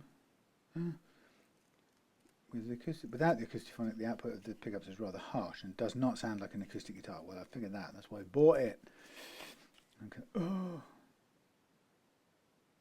Summing board. That's what I'm nervous about. Where's our summing board? Well, it looks like the little thing we got in there, but it does definitely come out to two things. Right, don't worry. I think we've got it. I should probably take this home and read it. Anyway, so the good news is, ladies and gentlemen, we have the mechanical bit done. So what I'm going to do right now is, while I can, I'm going to remove the outer strings first. The reason why is we've got a loose nut here, so when you've got a loose nut, an adjustable tusk nut of this kind, then it makes sense to slack off the outer 4, 2 on each side first, and then the middle 2, and then you can remove the, in this case it won't because I think it's a very snug fit, but you could then remove the nut without it sort of springing off somewhere, which it will do if you unwind from one side, because it will, the last string on will try and catapult it somewhere else. So what you see at the moment is that this looks, it's a pretty dry looking fretboard, and it's quite red compared to the dark, oily, vintage look it had before. And as we know, that's something we can't avoid, having done the business of radiusing it. Now I'm just going to tighten up one of these tuners, which has become loose over the years. See if we can. That's it. A little bit better. That's good. Yeah. So once I've got everything in hand, I will start oiling this, and we want to give it lots of sessions of oil so that it picks up a nice. There's my little thing now. That's this collector board, but it doesn't go into anything. I think, well, maybe I need it on film, so hold on here. Let's see what we've got. So you can see down in here, this is the summation of my all my saddle bits, right? They all come to that, which is, as you can tell, it's 6 individual, it's 8 pegs. Why there are 8 pegs on that? But that's where these individual saddles go to. But I think what I can do is take this apart in a minute, and we can have a better look, so then I can take it home and perhaps study it with the Acousti-Phonic kit. So let me just cut off these Harley Benton 10s that I used for this part of the setup. So it seems funny doing setup work now when it's in such a basic condition, so much still to go. But the benefit of doing setup work now is psychological as much as lots of other things. So I know right now that this will play well. I don't have to worry about reaching the very end and then discovering it's a lousy refret or something, there's a problem and it's not going to play.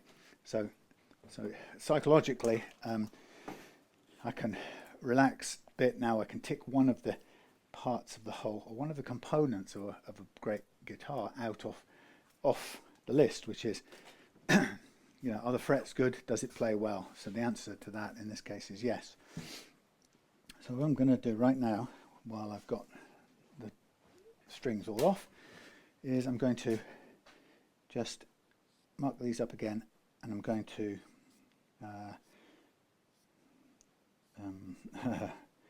recrown the frets that I have worked, where the frets that have been levelled, and some have been levelled at different points along their length, because maybe one end's sitting up slightly higher.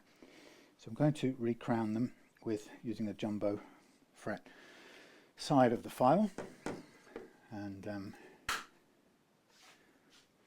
I'm going to keep it clean using this thing. So here I go. This is, actually this can come out as well because it's not, doesn't need to be on there. We might just lose it. Got new tusk string trees on there. So here's, as I'm doing this now, I'm making sure that I reshape the fret where I've leveled it, and some you'll see hardly any reshaping needed, some quite a bit more, like this one. It's got is a little bit higher at this end, so it's taken a bit more leveling to tame it at this end, and as a result it takes a little more recrowning to reshape it at that end as well.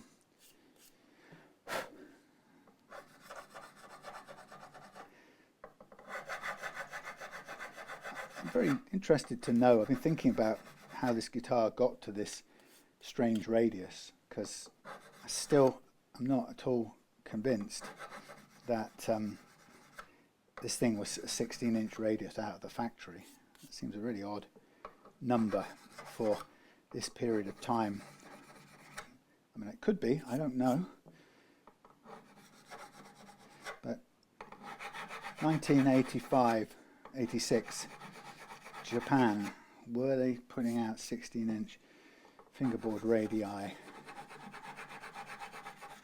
wouldn't have thought so, but there's always a chance of learning something new.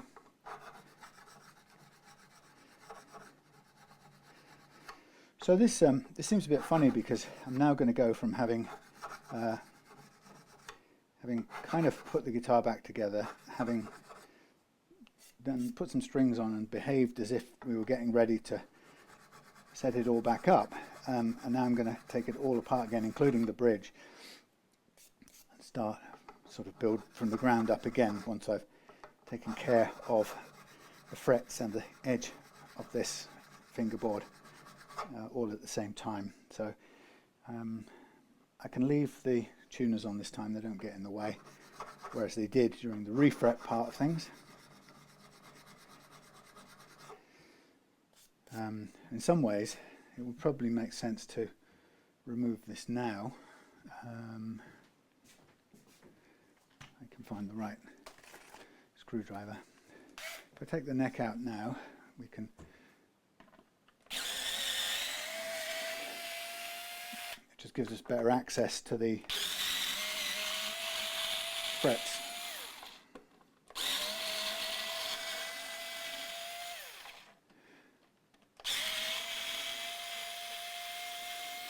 There's a fair bit of cracking around this body, including out of the nut, out of the screw hole here.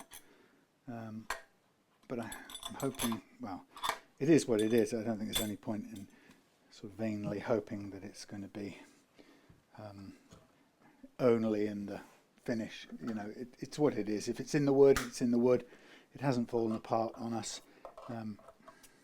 So we shall see what becomes of it. So I'm just taking the bridge off here. I'm going to leave the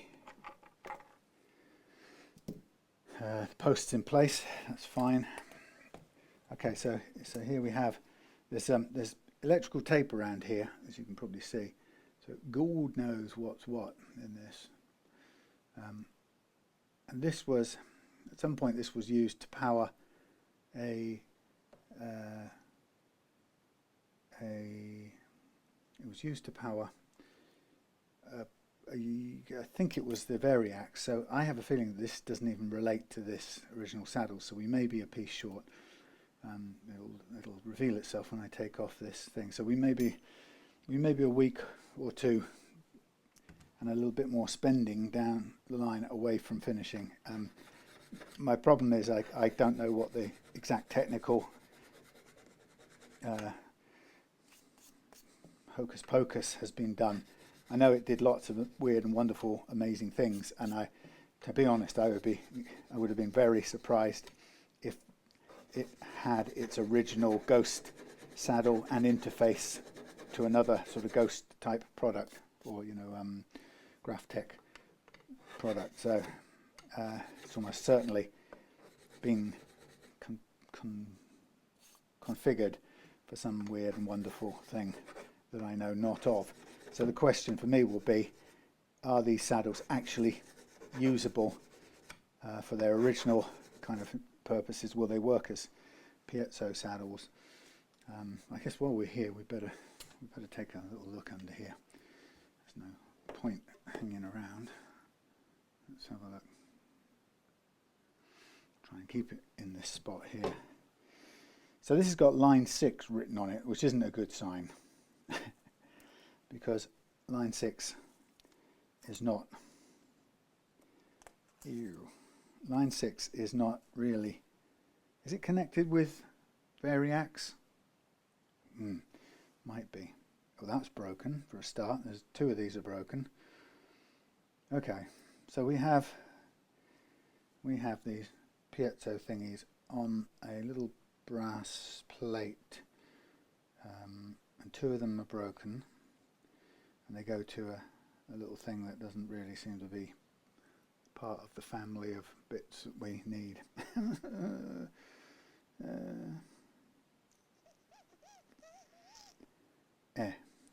So I'm going to, if I get a shot of this, I know that the great people of Reloved Guitars Friendship Club, if I can get a shot of this, will know what I can do with this apart from shove it. So first of all, let's just show you, we have our ghosty bit wires coming out all soldered to their little strips. Very simple separation board actually. And then here we have the strips, the other end of the strips going off to, in this case, a line 6 collector boardy thing, which is not going to be the one I want, because the problem with this being is this has to have an output from here that goes, collects all 6 and sends it out to a pair, if that's even possible. That's what it appears to say with these components in here.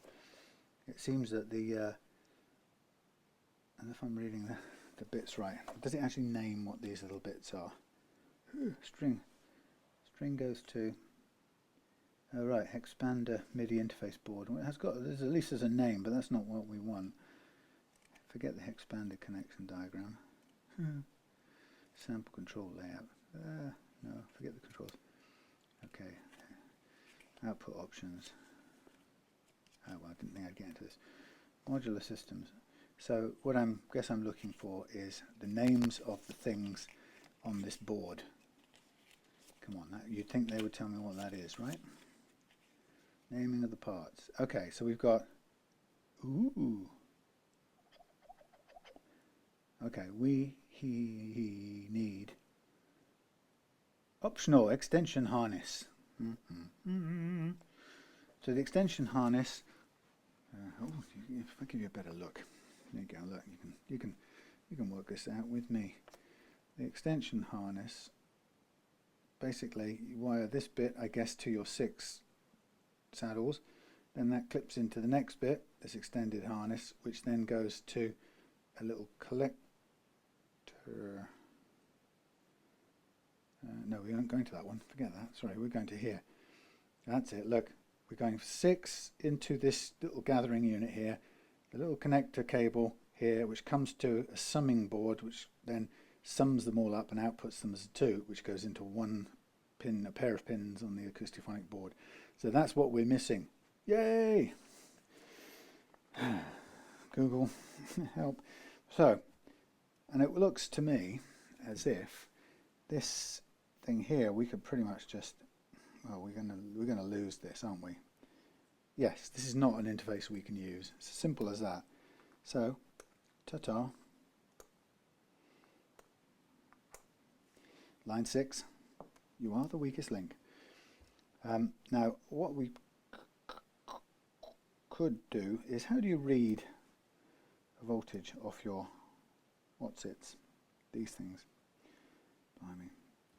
I wonder if I should remove these. These look, first of all, these look like they need a really good clean. So it would be smart to take these apart and give them as much of a clean. That's obviously going to stay attached to there.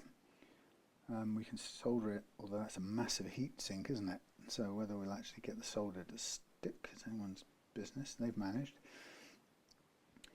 A couple of these joints look a bit rubbish, but there's so much goo under there.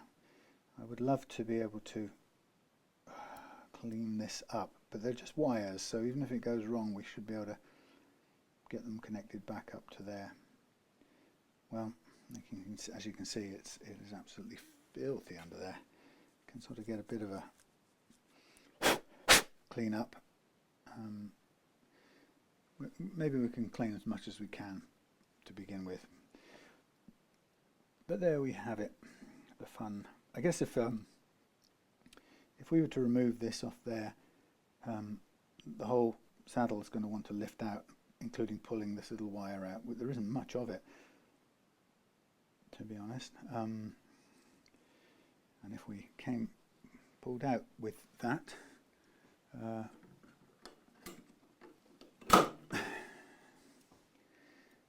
very little tiny wires. Yeah, not very long. They're all attached. No, that one's broken. Okay, well that's a good start. So We've got one we can actually take out since it's already broken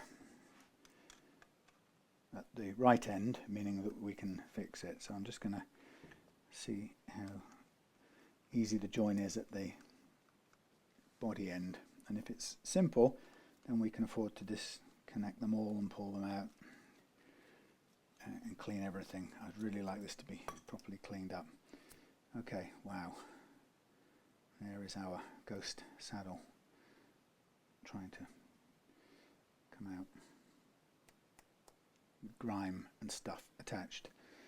Let's see if we can gently, sorry you can't see this in a minute.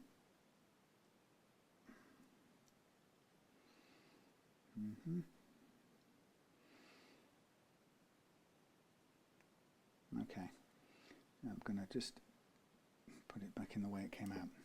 Now you can see, other way. I'm not sure they are any particular way around, but I'll keep it the way I found it. So, there it is. The piezo element sits inside there. Wire comes out the back, transmits whatever tiny signal is produced in and gets soldered into there, which we're going to have to do. So, these are tiny wires. Of course, they could be extended if they had to be. Not that I'm massively keen to do that. I also, as I say, I don't really know much about which way up, if there's a particular way up they have to be, so I'm not going to take any chances. So I'm going to put that back in there for the time being, and I'm going to put a little bit of tape over it to ensure that it stays orientated the way it was to begin with. There's a little bit of wire, so we know that belongs there. So the plan would be I would have to break it all at this end, or try. I could actually be better off to try unsoldering it, to unsolder it. And actually, this has got a name, hasn't it? So we might as well call this what it is, just in case. This will be the A. Yeah, why don't we, come on, there's no time like the present. Let's just hang this up here. Soldering iron. Beep, beep, beep, beep, beep, beep, beep, beep, beep, beep. Beep, beep, beep, beep. Heat up, baby. Right, why not? I mean, yeah, seriously, like, kind of. Why not? So if we can keep them all like that, I can clean them one by one, and then we can stick them back together. That lovely piece of wiring, tape. What's it called? Oh, you know. Electrical tape always went, over time, was always bound to go sticky and horrible. I really don't know. So before I do anything, I'm going to do it right now. I'm going to see how easy it is to deselect this. Yeah, look at that. As easy as that. So this is high E, baby. Yeah, give this a thorough clean before I can even think of putting it all back together again. Like I said, I really don't know if there's any orientation of this thing that's correct or not. I could probably find it out later on, but right now I'm just going to take it out, store it, and it's sort of, there's rust on the end of these too. Store it in the way that, goo, store it in the way I found it, and I think what I'll do is I'll hold this in place sort of like this, and then seal it all up nicely so no risk. This is low E, which is a capital E. Right, I'll ask to do the same with the other ones.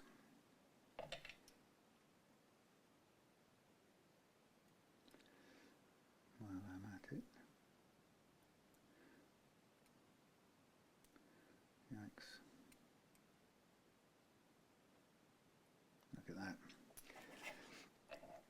So, I'll switch this off right now because I'm not going to do any more with it. So, I'm just going to carefully Take each of these out. As before, there's no spring on that one. Rip off.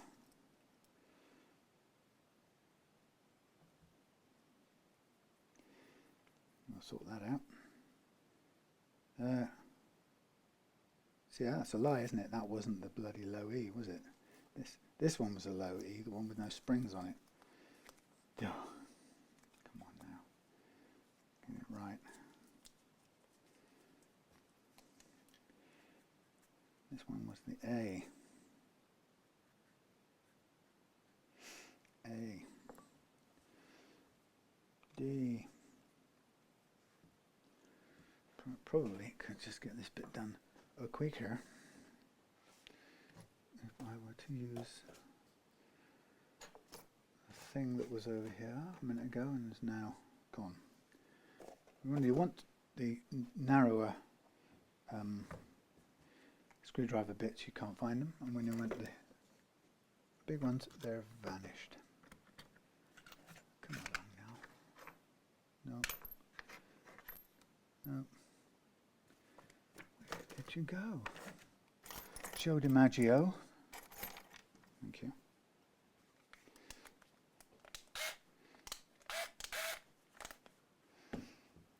Where did you go, Joe DiMaggio?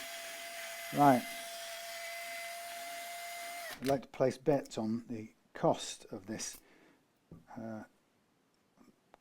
extra cable and summation box. Was that what it was called? No, that thing that steps it down from something to something else, from 6 to a 2 output. Makes you think, why have 6 in the first place if you're going to only end up with 2? Like a multi-track, I suppose. So this is the D.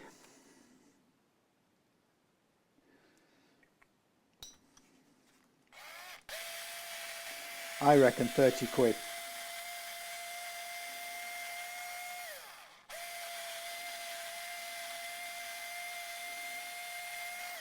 That's my guessworkery. 30 quid, methinks.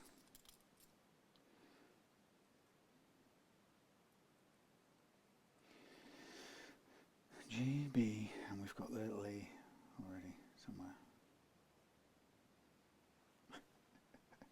G and B, G and B. That's E.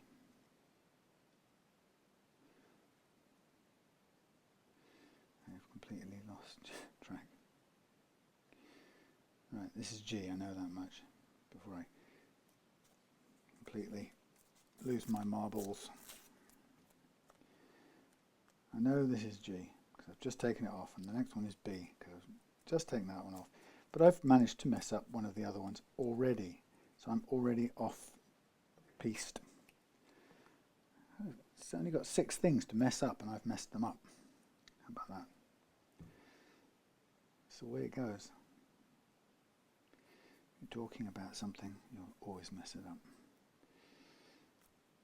Okay, I know this is B. So one of these things is not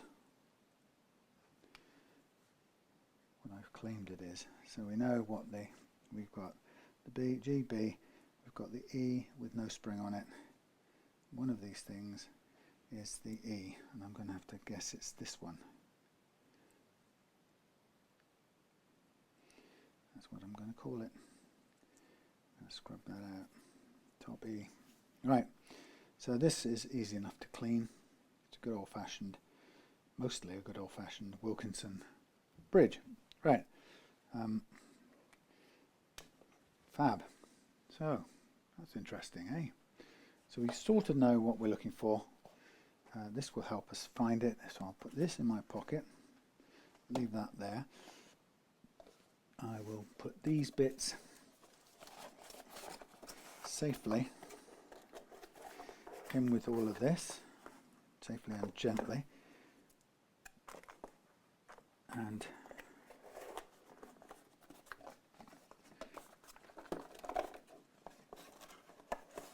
tuck that away in there, and I will get a rag and some nice goo, and I will clean that now and then put that away until after I have got myself the extra part that is needed. So I'm just going to clean as much as, in fact I will take this apart as well, bear with me.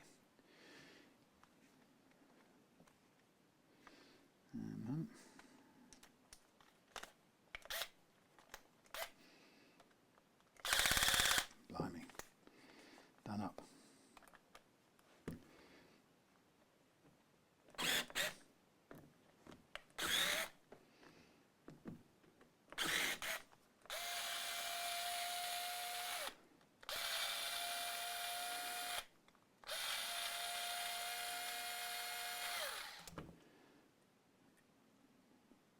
Right, straightforward. So really just nothing major here, just cleaning up these contacts just because there's the sort of remnants of the previous ones which will come off when we resolder. It's sort of obvious, well, they're straightforward which is which here, from left to right. And I'm now just getting rid of some of the goo that came off the electrical tape.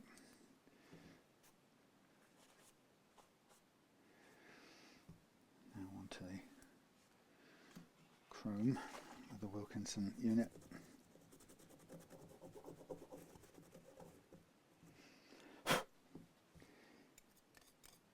Dig out the ancient fluff.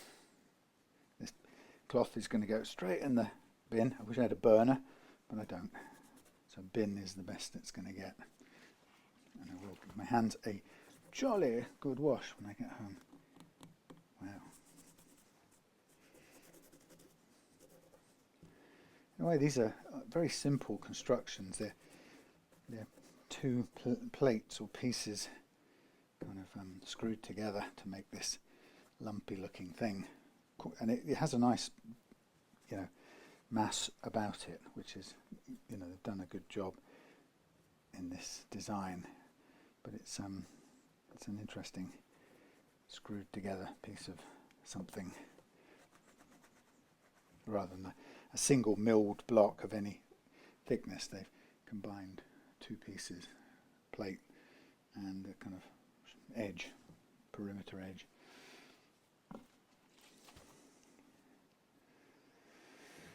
So there's a bit of corrosion, corrosion and a bit of wear on the edge of the knife edges here. So they're not in the best condition, but they, interestingly, when you get tired of being lectured by some Ibanez experts who tell you that even the slightest bit of grime on your blades, or corrosion on your blades, or the faces of your whatchamacallits, the faces of the bridge plate, they tell you that it just cannot possibly work, and it'll ruin your tremolo. And then you've played this. When I used this before I took it apart, this thing operated really, really well. In fact, brilliantly well for a relatively cheap 2-point thingy, whatever that thing is called, you know what I mean, a 2-point trem. So it really kind of makes a bit of a lie out of that. So what we can do is refit this, having given it a bit of a clean.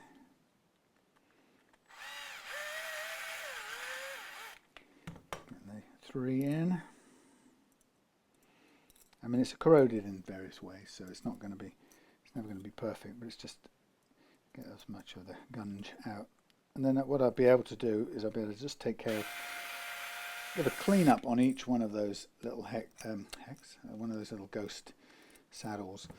There's so little wire that they obviously have to be incredibly careful with them, but there is enough. So I'm going to put this on 3 before I start doing it up full. There we go. Nice. So that's hygienic, finally. Put it over there.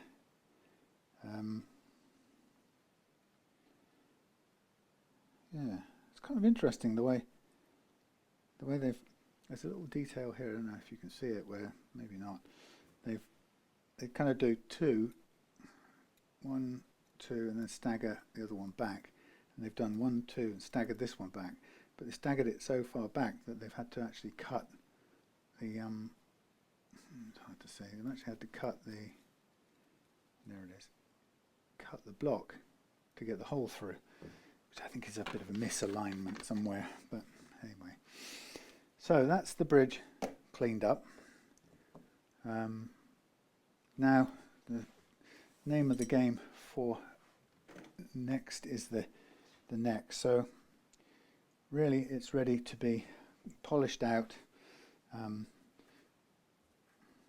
But I also want to sand back, very carefully sand back the edge of the fingerboard where I've added some extra stuff, poly. And I'm kind of contemplating whether I should add a bit more at home tonight, finish it off completely, because there's no reason why not to. I don't think I'm going to fully polish this out tonight, because we're kind of time-wise, we've had a bit of it's going to be a little bit of a gap now while I get this extra part. So it's no rush now. So, since I won't be finishing this tomorrow, I may put another guitar in its place on the bench and do a setup of something that is in. I've got. In fact, I could finish David's SG and do his setup on his acoustic. Now I can't do the setup on the acoustic because, well, I could do most of it. I haven't got the new thingy strings, elixir strings, but we could do most of it. Okay, so that's what I've done here. Is I've just taken off the bulk of that stuff, which is called the stuff which is known as marker pen. And the question I'm asking is, am I going to add some more finish before I sand back? Let's have a quick look.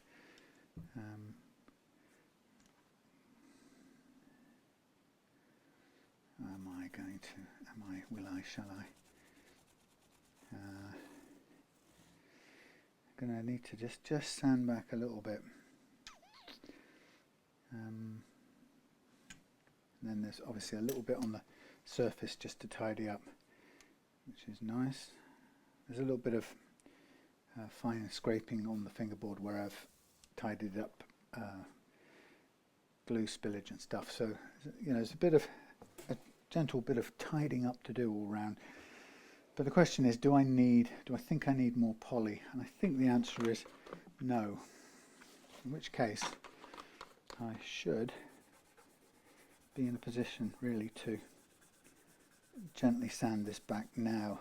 The last one I did was earlier today, which isn't a long time to dry, but it's actually not a problem, because if I gently sand it back now, it'll be ready.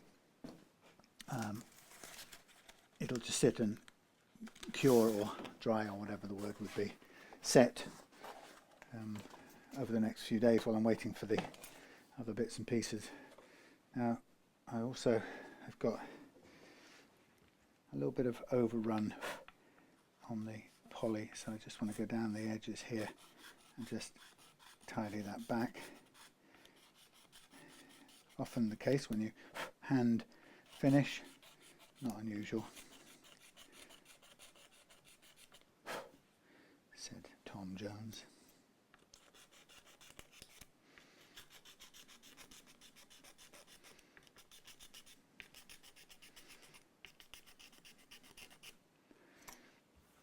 It's not unusual. I don't know what you can see, probably not that much. Okay. So what I'll do with the edges, fingerboard edges, I'm going to sand back with 1000 grit until it's smooth, and then I'll just gently work it up through the micro mesh grits till I hopefully get it blended in with the rest of the finish at a nice smooth workable kind of gradation, something like that. So I'm just going to go down this side as well.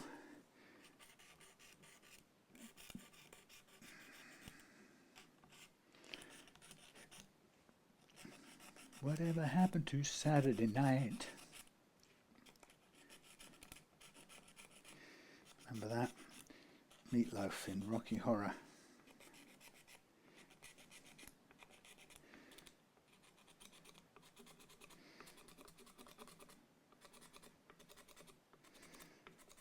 Just kind of making sure any overlap is trimmed, tidied up.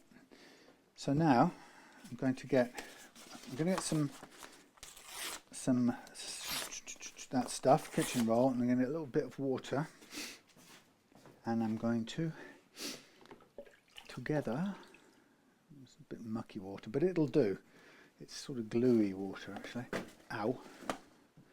And I'm going to use that together. Now we've got 1000 grit, and we're going to I'm going to go along the edges like so, and the aim will be to just smooth out first of all any obvious bumps. I don't want sticky up bits, and then I roll it a bit more onto the edge, and I can feel any bumps under my fingers, and then I'm just going to just run a little bit next to the edge there like that. So this is a quick first run. What I really want more than anything at this point is a smooth feel along the edge. It's not far off, a little bit of a bump there, but that's further down from the edge. That's where it's a little overflow. Some of the finish has just run over. It's often the case. You can't, when you're putting stuff on the edge, it runs a little bit sometimes, and you can't be 100% sure that there's none gone down the side of the neck. But if you can just sort of get it smooth, then you can work it all in together. So I feel okay about that side. So we'll bring it over to this side. So I can start on the side or on the edge of the frets, take off any lumps there, and then onto the actual edge of the fingerboard itself, and then the sort of rolled over bit onto the paint side of things, and then a little bit lower than that where anything had run.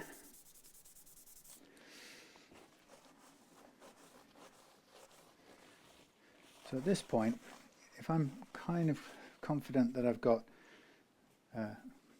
most of the unevenness, there are a few little bumps and holes here, but they're not really to do with any of the additional stuff I've added. They're existing dents. So all I'm looking for is really now I'm going to go through with the micro mesh now, and I'm going to aim to clean up everything going over, sort of going down the grades as I go. So 1500 micro mesh down the edge of the frets there, and then over onto the fingerboard a little bit, and then just past that onto the kind of painted area there, and then just stop.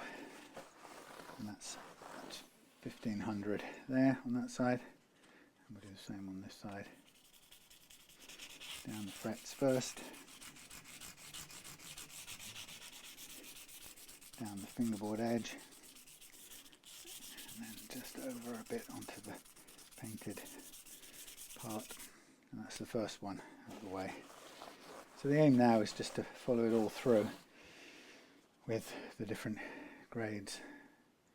So it's actually quite difficult to get the water stay on the micro meshes, so I might just start this way up, put the water on with my hands, and then run down.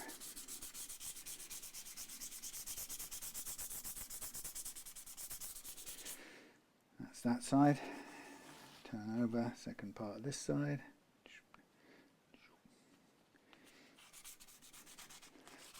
Again. Fret ends first, fingerboard edge next, onto the painted area finally. And that's that, first two grades, and it will ultimately come out really smoothly.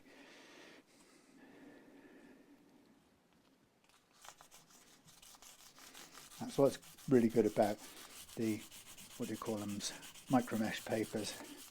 They do this, they do a great job very slowly and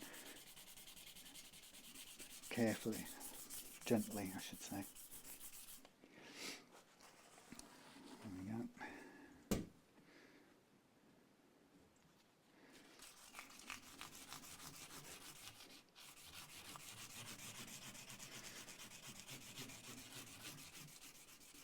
So running it across the tops of the frets, or right on the fret ends like that, is a great way of rounding it off.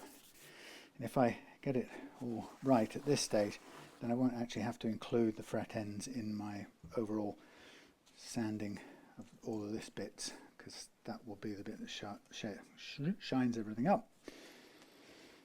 Okay, so we're on to 3600 grit, which in a sense is very minimal sanding. You start sort of shining up the finish we've got there.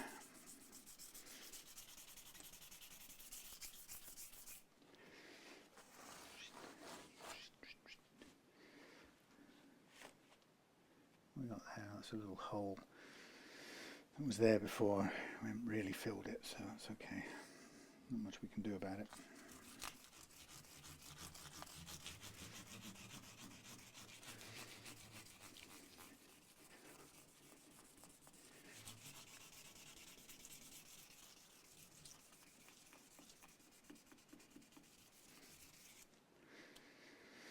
So the ones I've gone through, I'll need to lay them out to dry the micro mesh papers, otherwise they will just stay and moulder. I've got 12,000 here. What's happened? I'm upside down. Wait a minute. What? Hold on. I've got lost. 1824.36. 32. So I've missed one out. Okay. 24.32 out of sequence. Damn it. 4,000. That's right. Only one out of sequence. Tis not the end of the world.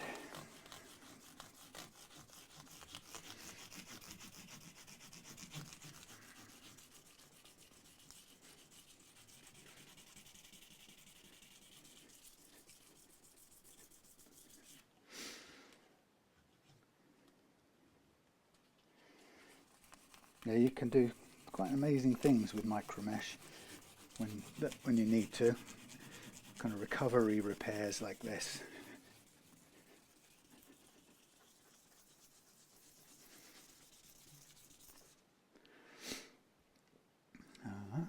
More of the old kitchen bowl.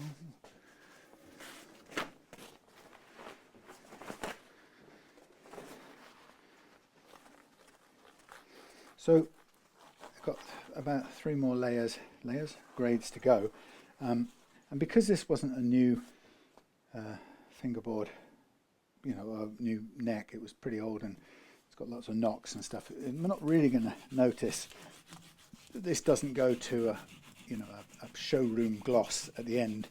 It's going to be fine. It's just going to fit in, and you probably would have to struggle to see that it was repaired or touched up. That's pretty amazing how it works. And if I wanted to, if I wasn't happy with the blend I got, then I could take the edges of this to the thingy out there, the buffer, and basically buff them and bring them back to a shine, so you really would struggle to see the difference, the join, if you like.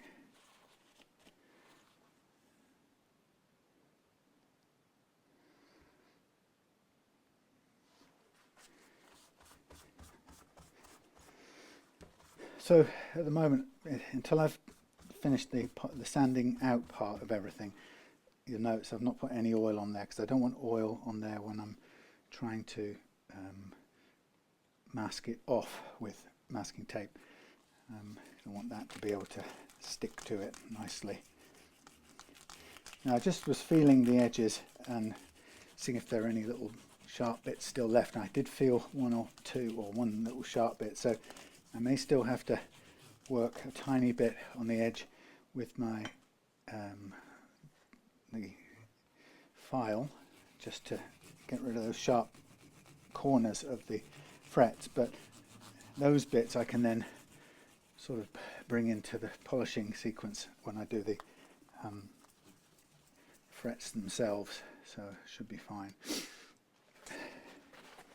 But I'll sort of check that out in a minute when I've completed this bit. So final one, pretty much all done, as you can tell. The 12,000 grit.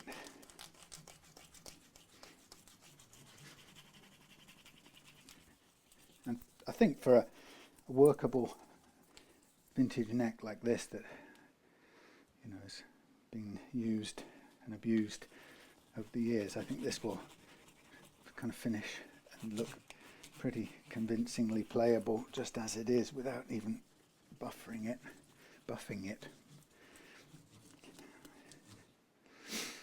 There we have it. Yeah.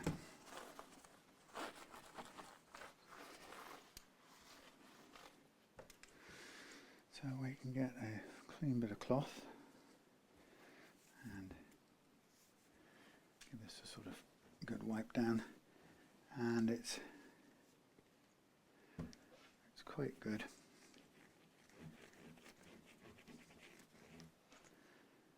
Yeah, I mean, it's hard to spot. It's got all its original marks and stuff, but can't really tell that it's been repaired at all. Actually, I have got the buffer there, so the buffer's currently out. So actually what I might well do is I might give it a buff anyway, but not today. I'll let it dry a bit more because it's only finished being painted today. So I'm happy to give that a quick one more quick rub down. Sorry, terrible view. One more rub down with naphtha. Then I'll leave it hanging up and let the finish completely dry out, and then we'll take it to the buffer just to shine up the edges for fun, because the buffer's out ready, basically. That's what I'm saying. If it's there, use it. And then once that's done and the frets are polished out, then we can chuck on. Oh, actually, you know what? If I was being a good person, I would probably do the polishing of the frets today as well. Just kind of I'm just looking at the finish of the fretboard. I just want to make sure that it's all nice and evenly smooth. Difficult to tell while it's wet.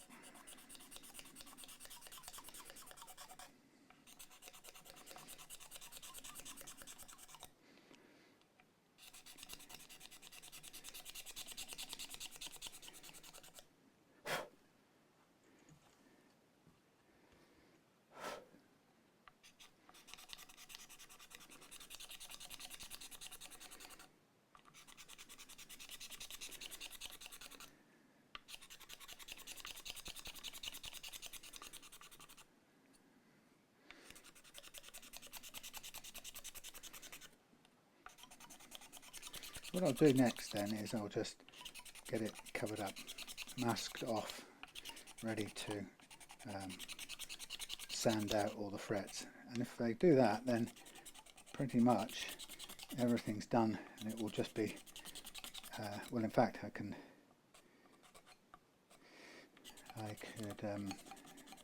no, I wouldn't want to put the oil on the fingerboard until I'd buffed it, that's a fact. So I'll do the polishing out, and then we'll do the buff of the edges another day, followed by cleaning it one more time, and then final touch will be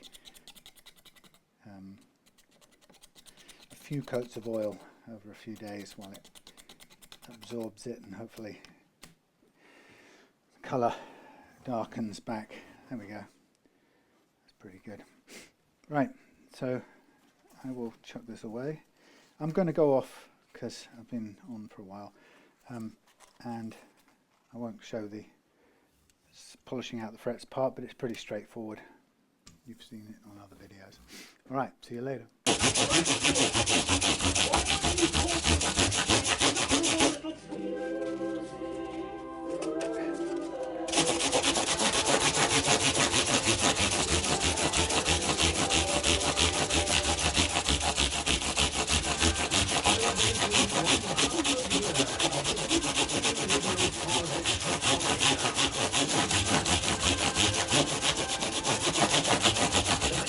Saw the arrival of alternative comedy, and the comedy club was the location of the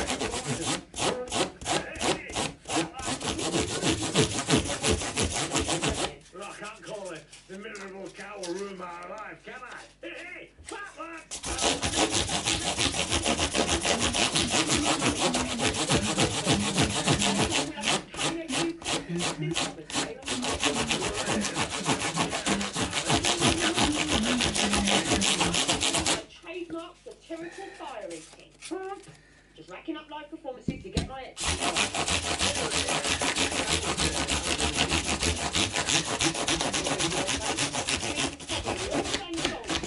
Ow!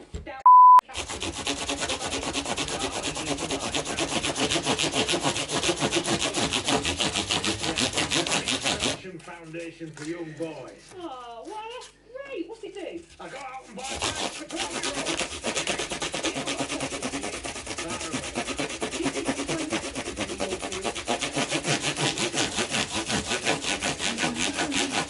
I forgot you're still running, aren't you? Bless you. Extravaganza. So I'm doing this quick bit of video because I never got to film what was probably going to be the most interesting bit of this whole rebuild,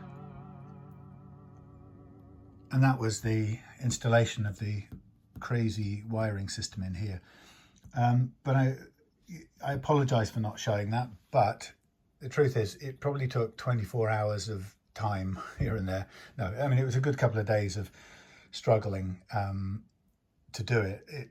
It's very complicated. No, it's relatively complicated, and it's certainly fairly complicated for a non-electrical person.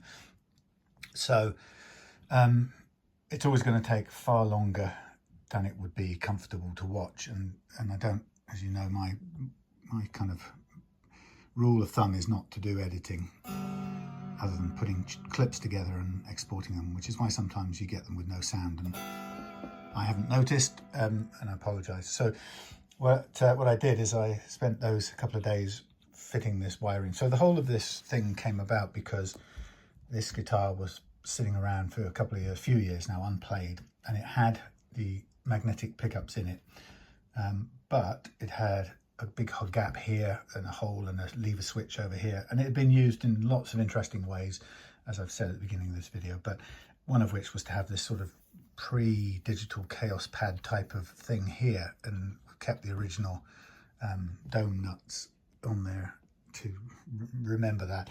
So when I saw this at Stu's place, I thought, you know, we can do something with it. It's a shame to have it not play. So I brought it back down, and originally looked at it and tried to see if we could make it play without refretting it, because the frets were pretty worn out. And in the end, we just felt, look, if we're going to put time and effort into this, let's refret it so it's got a life ahead of it.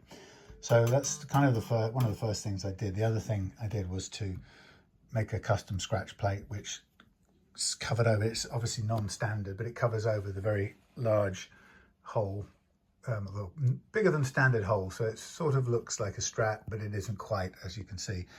And then my original plan was to reconstitute or get the magnetic ones working, and then there were originally some line 6 piezo saddles in here, and I thought they were a kind of a standard thing, to be honest. I thought we could use them, but turned out that the better option would be to replace them with ghost saddles from Graph Tech, and to combine that with a preamp system inside. So that's what we decided to do, and I embarked on that. So to help me in that, one of the things I have to say is the fact that this guitar already had a previous life with some incredible innards in it really helped things. Now this is the bit where I actually haven't got enough hands, because I should have done this off camera, but I would like to undo these and then show you inside, because this is really the only chance. I've done pictures of this on the Facebook page, but I haven't really shown people much about the insides. So the process of fitting this is you kind of make your decision, and you think, right, like me, you go, okay, we'll make some piezos work, and we'll create a guitar, or we'll refurbish a guitar, not worry about its dents and holes, because you can see it's still as road-worn, genuinely road-worn as it ever was. It's from 1985, and Stu has played this around the world probably, and had all kinds of weird and wonderful incarnations, including one in which the entire innards of a line 6 Variax lived inside this, and unique looking cover of sorts. So it's really done the rounds. So, but thankfully it means that there was a great space underneath the cover, and that obviously came in really handy, because by the time I ordered the saddles and the preamp business, which was the Graph Tech Acousti-Phonic product, by the time I got all that, the amount of stuff that was going to have to go in here suddenly seemed very daunting indeed. So as you can see, there is a lot of stuff happening in there. Now, amazingly, incredibly actually, the least visible of all things is that there is a 3-way switch in there. And if I were to be careful, I'd be very careful and just try and lift out this is where all the 6 saddles sum together onto what's called a summing board. But underneath that, you can see there is a thingy, a 3-way switch that controls the selection of the magnetic pickups. I'm going to gently drop that on top of there again. It's okay, it's not going down anyway. Then we've got a push-pull pot. At the back here, which you can't see, we've got a standard 500k volume pot for the magnetics. Then we've got a tone pot for the magnetics. Then we've got a volume, and that's a pull switch for coil splitting. Then we've got a volume pot for the piezo signal, which also has a push-pull, and the push-pull is to switch between a dark and mid-stroke dark tone switch on the piezo tone. And then after that, in there somewhere else, just towards the end of this, we've got a switch, which you barely see, but I'm pointing at. There's a 3-way switch, which gives you a piezo only, a mix of piezo and magnetic, or magnetic only. And then, miraculously, we managed to fit the actual Graph Tech. Sorry, my hands are tired. It's holding this camera. So we've got this Acoustic-Phonic board in here, and that is stuck to this very thankfully convenient little piece of wall space that was originally in here anyway, so I didn't have to cut anything. The downside about this unit, and one of the criticisms I've got of it, is this little rack of things here that you have to plug in, which is very complicated and daunting. But I've made it a bit harder for myself, because what I did was I chose to add in all the functionality that they gave. So that was the mid dark switch plus a tone switch plus something else. Anyway, I added it all in for a penny, in for a pound. And so as a result, it's you have to kind of work out which of the sets of wiring to use. But there they are, everything is all plugged in. My complaint about this board is that by the time you've got sort of 8 of the 12 lines of things plugged in, you're actually having to bend the board backwards as if you were putting a back bow into it to create enough space to push on the next remaining pieces onto those pegs down there, onto the pins. So it's really feels really dodgy bending it to get them to fit, and the thought of anyway having to press it all hard on a circuit board like that is quite scary as well. But you can see that each of the functions on this board, or the parts of this board, are all listed there, and there's a kind of logic to it. But I think you have to be a bit more than just brand new to this to have a go at it. Then what comes in through here is the jack, which is a stereo jack, which does a job of switching the power on to the board from the 9-volt battery, which is actually hidden under the pick guard between the pickups. And the jack switches the battery power onto the board, but it also allows you to take a stereo to 2 mono splitter out of this guitar, or at the other end if you use a stereo lead, so that at some point wherever you want, you can split out the magnetic and separate it out from the piezo, which is what you would want to do, because if you just plugged a mono lead in here now, it will work, but it will give you a combined mix as per the board. So the board, if you switch the little toggle switch on the front and say mix of the two, it will go to whatever the setting is on that trim pot. The piezo volume pot and the magnetics together will be what they are, and you'll have them blended together by the time they reach your amp, so you can't separate them out. But if you use a stereo lead in here, it will take the piezo and the magnetic signals separately, and if you split at the other end before it goes into 2 separate amps, you can send one signal to the to an acoustic amp and maybe a pedal simulator for acoustic tones or whatever, and you have full control over that side of it, and send the magnetic signal to another amp to do rock and roll things with.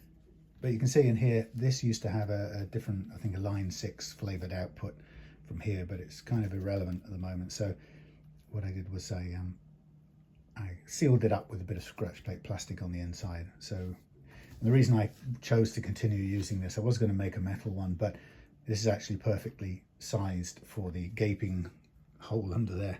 Anyway, so that's where I've got to. It's done.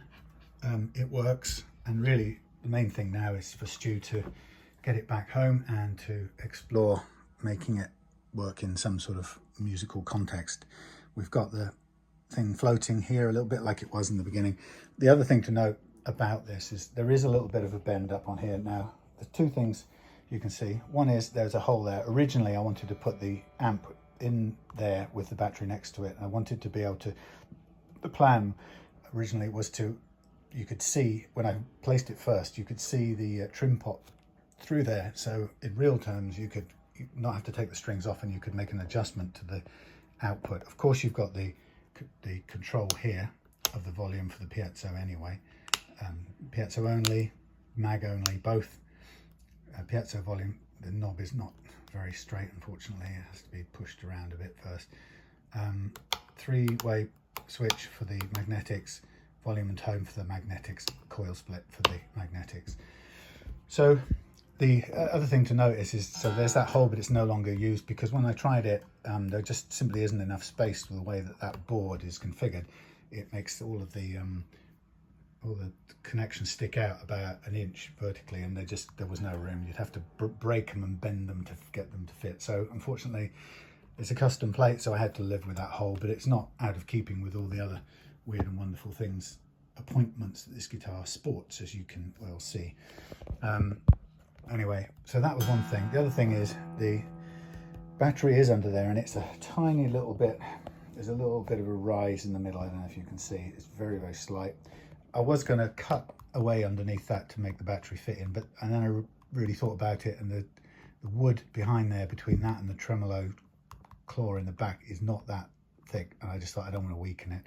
So I've left it just slightly under pressure, and what it does is it raises this middle section, presses down on the battery, stops it moving. It's already 3M sticky padded in there, but it stops it moving, and also it helps to keep this part, although I thinned this down here underneath, it keeps this little bit of scratch plate loose or raised. And what that means is, and I think this is the weakest design part of all of these systems, is one way or another, when you have a tremolo, you have to be able to move your saddles. Now that, when you consider that these little wires go up to each one of these saddles, really can't see it very well here, somewhere in there, each one, the center of each of these saddles comes down to a wire which comes down through there and goes under there and ends up being that little block of 6 that I showed you on the other side. So the problem is, there's no way you can operate a tremolo without moving the saddles, and there's no way of moving the saddles without moving these, albeit they are, what's that word? Thingy rubber, stretchy rubber, Claire, what's the word? Latex, yeah. They've got a kind of latex rubber feel to them. Silicon, that's what they call it in, yeah, silicon or latex, whatever. Yeah, it's got a bendy rubber thing. So of all the substances, it does allow this bit of movement. But, you know, anyone who knows about wiring and movement, you really don't want movement. But there's no way of operating a tremolo without these wires doing some sort of movement. So they have freedom to move. There's a little, I've literally carved away the wood on the edge here because it was a very tight fit with the pickup. So I've carved away the wood a little bit to give them some room to go over. And then they've got room underneath the raised tremolo bridge, which is critical to make sure that it stays raised, stays raised. So you can see with the light, it's a bit hard to see, but you can see that you've got movement either way, and it's nowhere near crushing. So you have to be very conscious of not crushing these wires. So here we have it. That's that done. It's a Saturday, and I want this to go out to Stuart on Monday. That's the plan. To be honest, the way things are at the moment, I don't want to get too heavy, but you know, if there's a world still left on Monday, I'll be happy. If I can get this in the post to Stu, who's been waiting a while now for it, I'll be doubly happy. But I guess it's a matter of keeping all things in perspective, isn't it? Yeah, I trust that this gets a lot more life to it, and Stu enjoys it on into the future, and it's done it proud compared to, you know, the guitar that he's obviously loved and played to death for so long. Anyway, that's it for today. Enjoy your weekend if you can, and we'll see you on another one soon.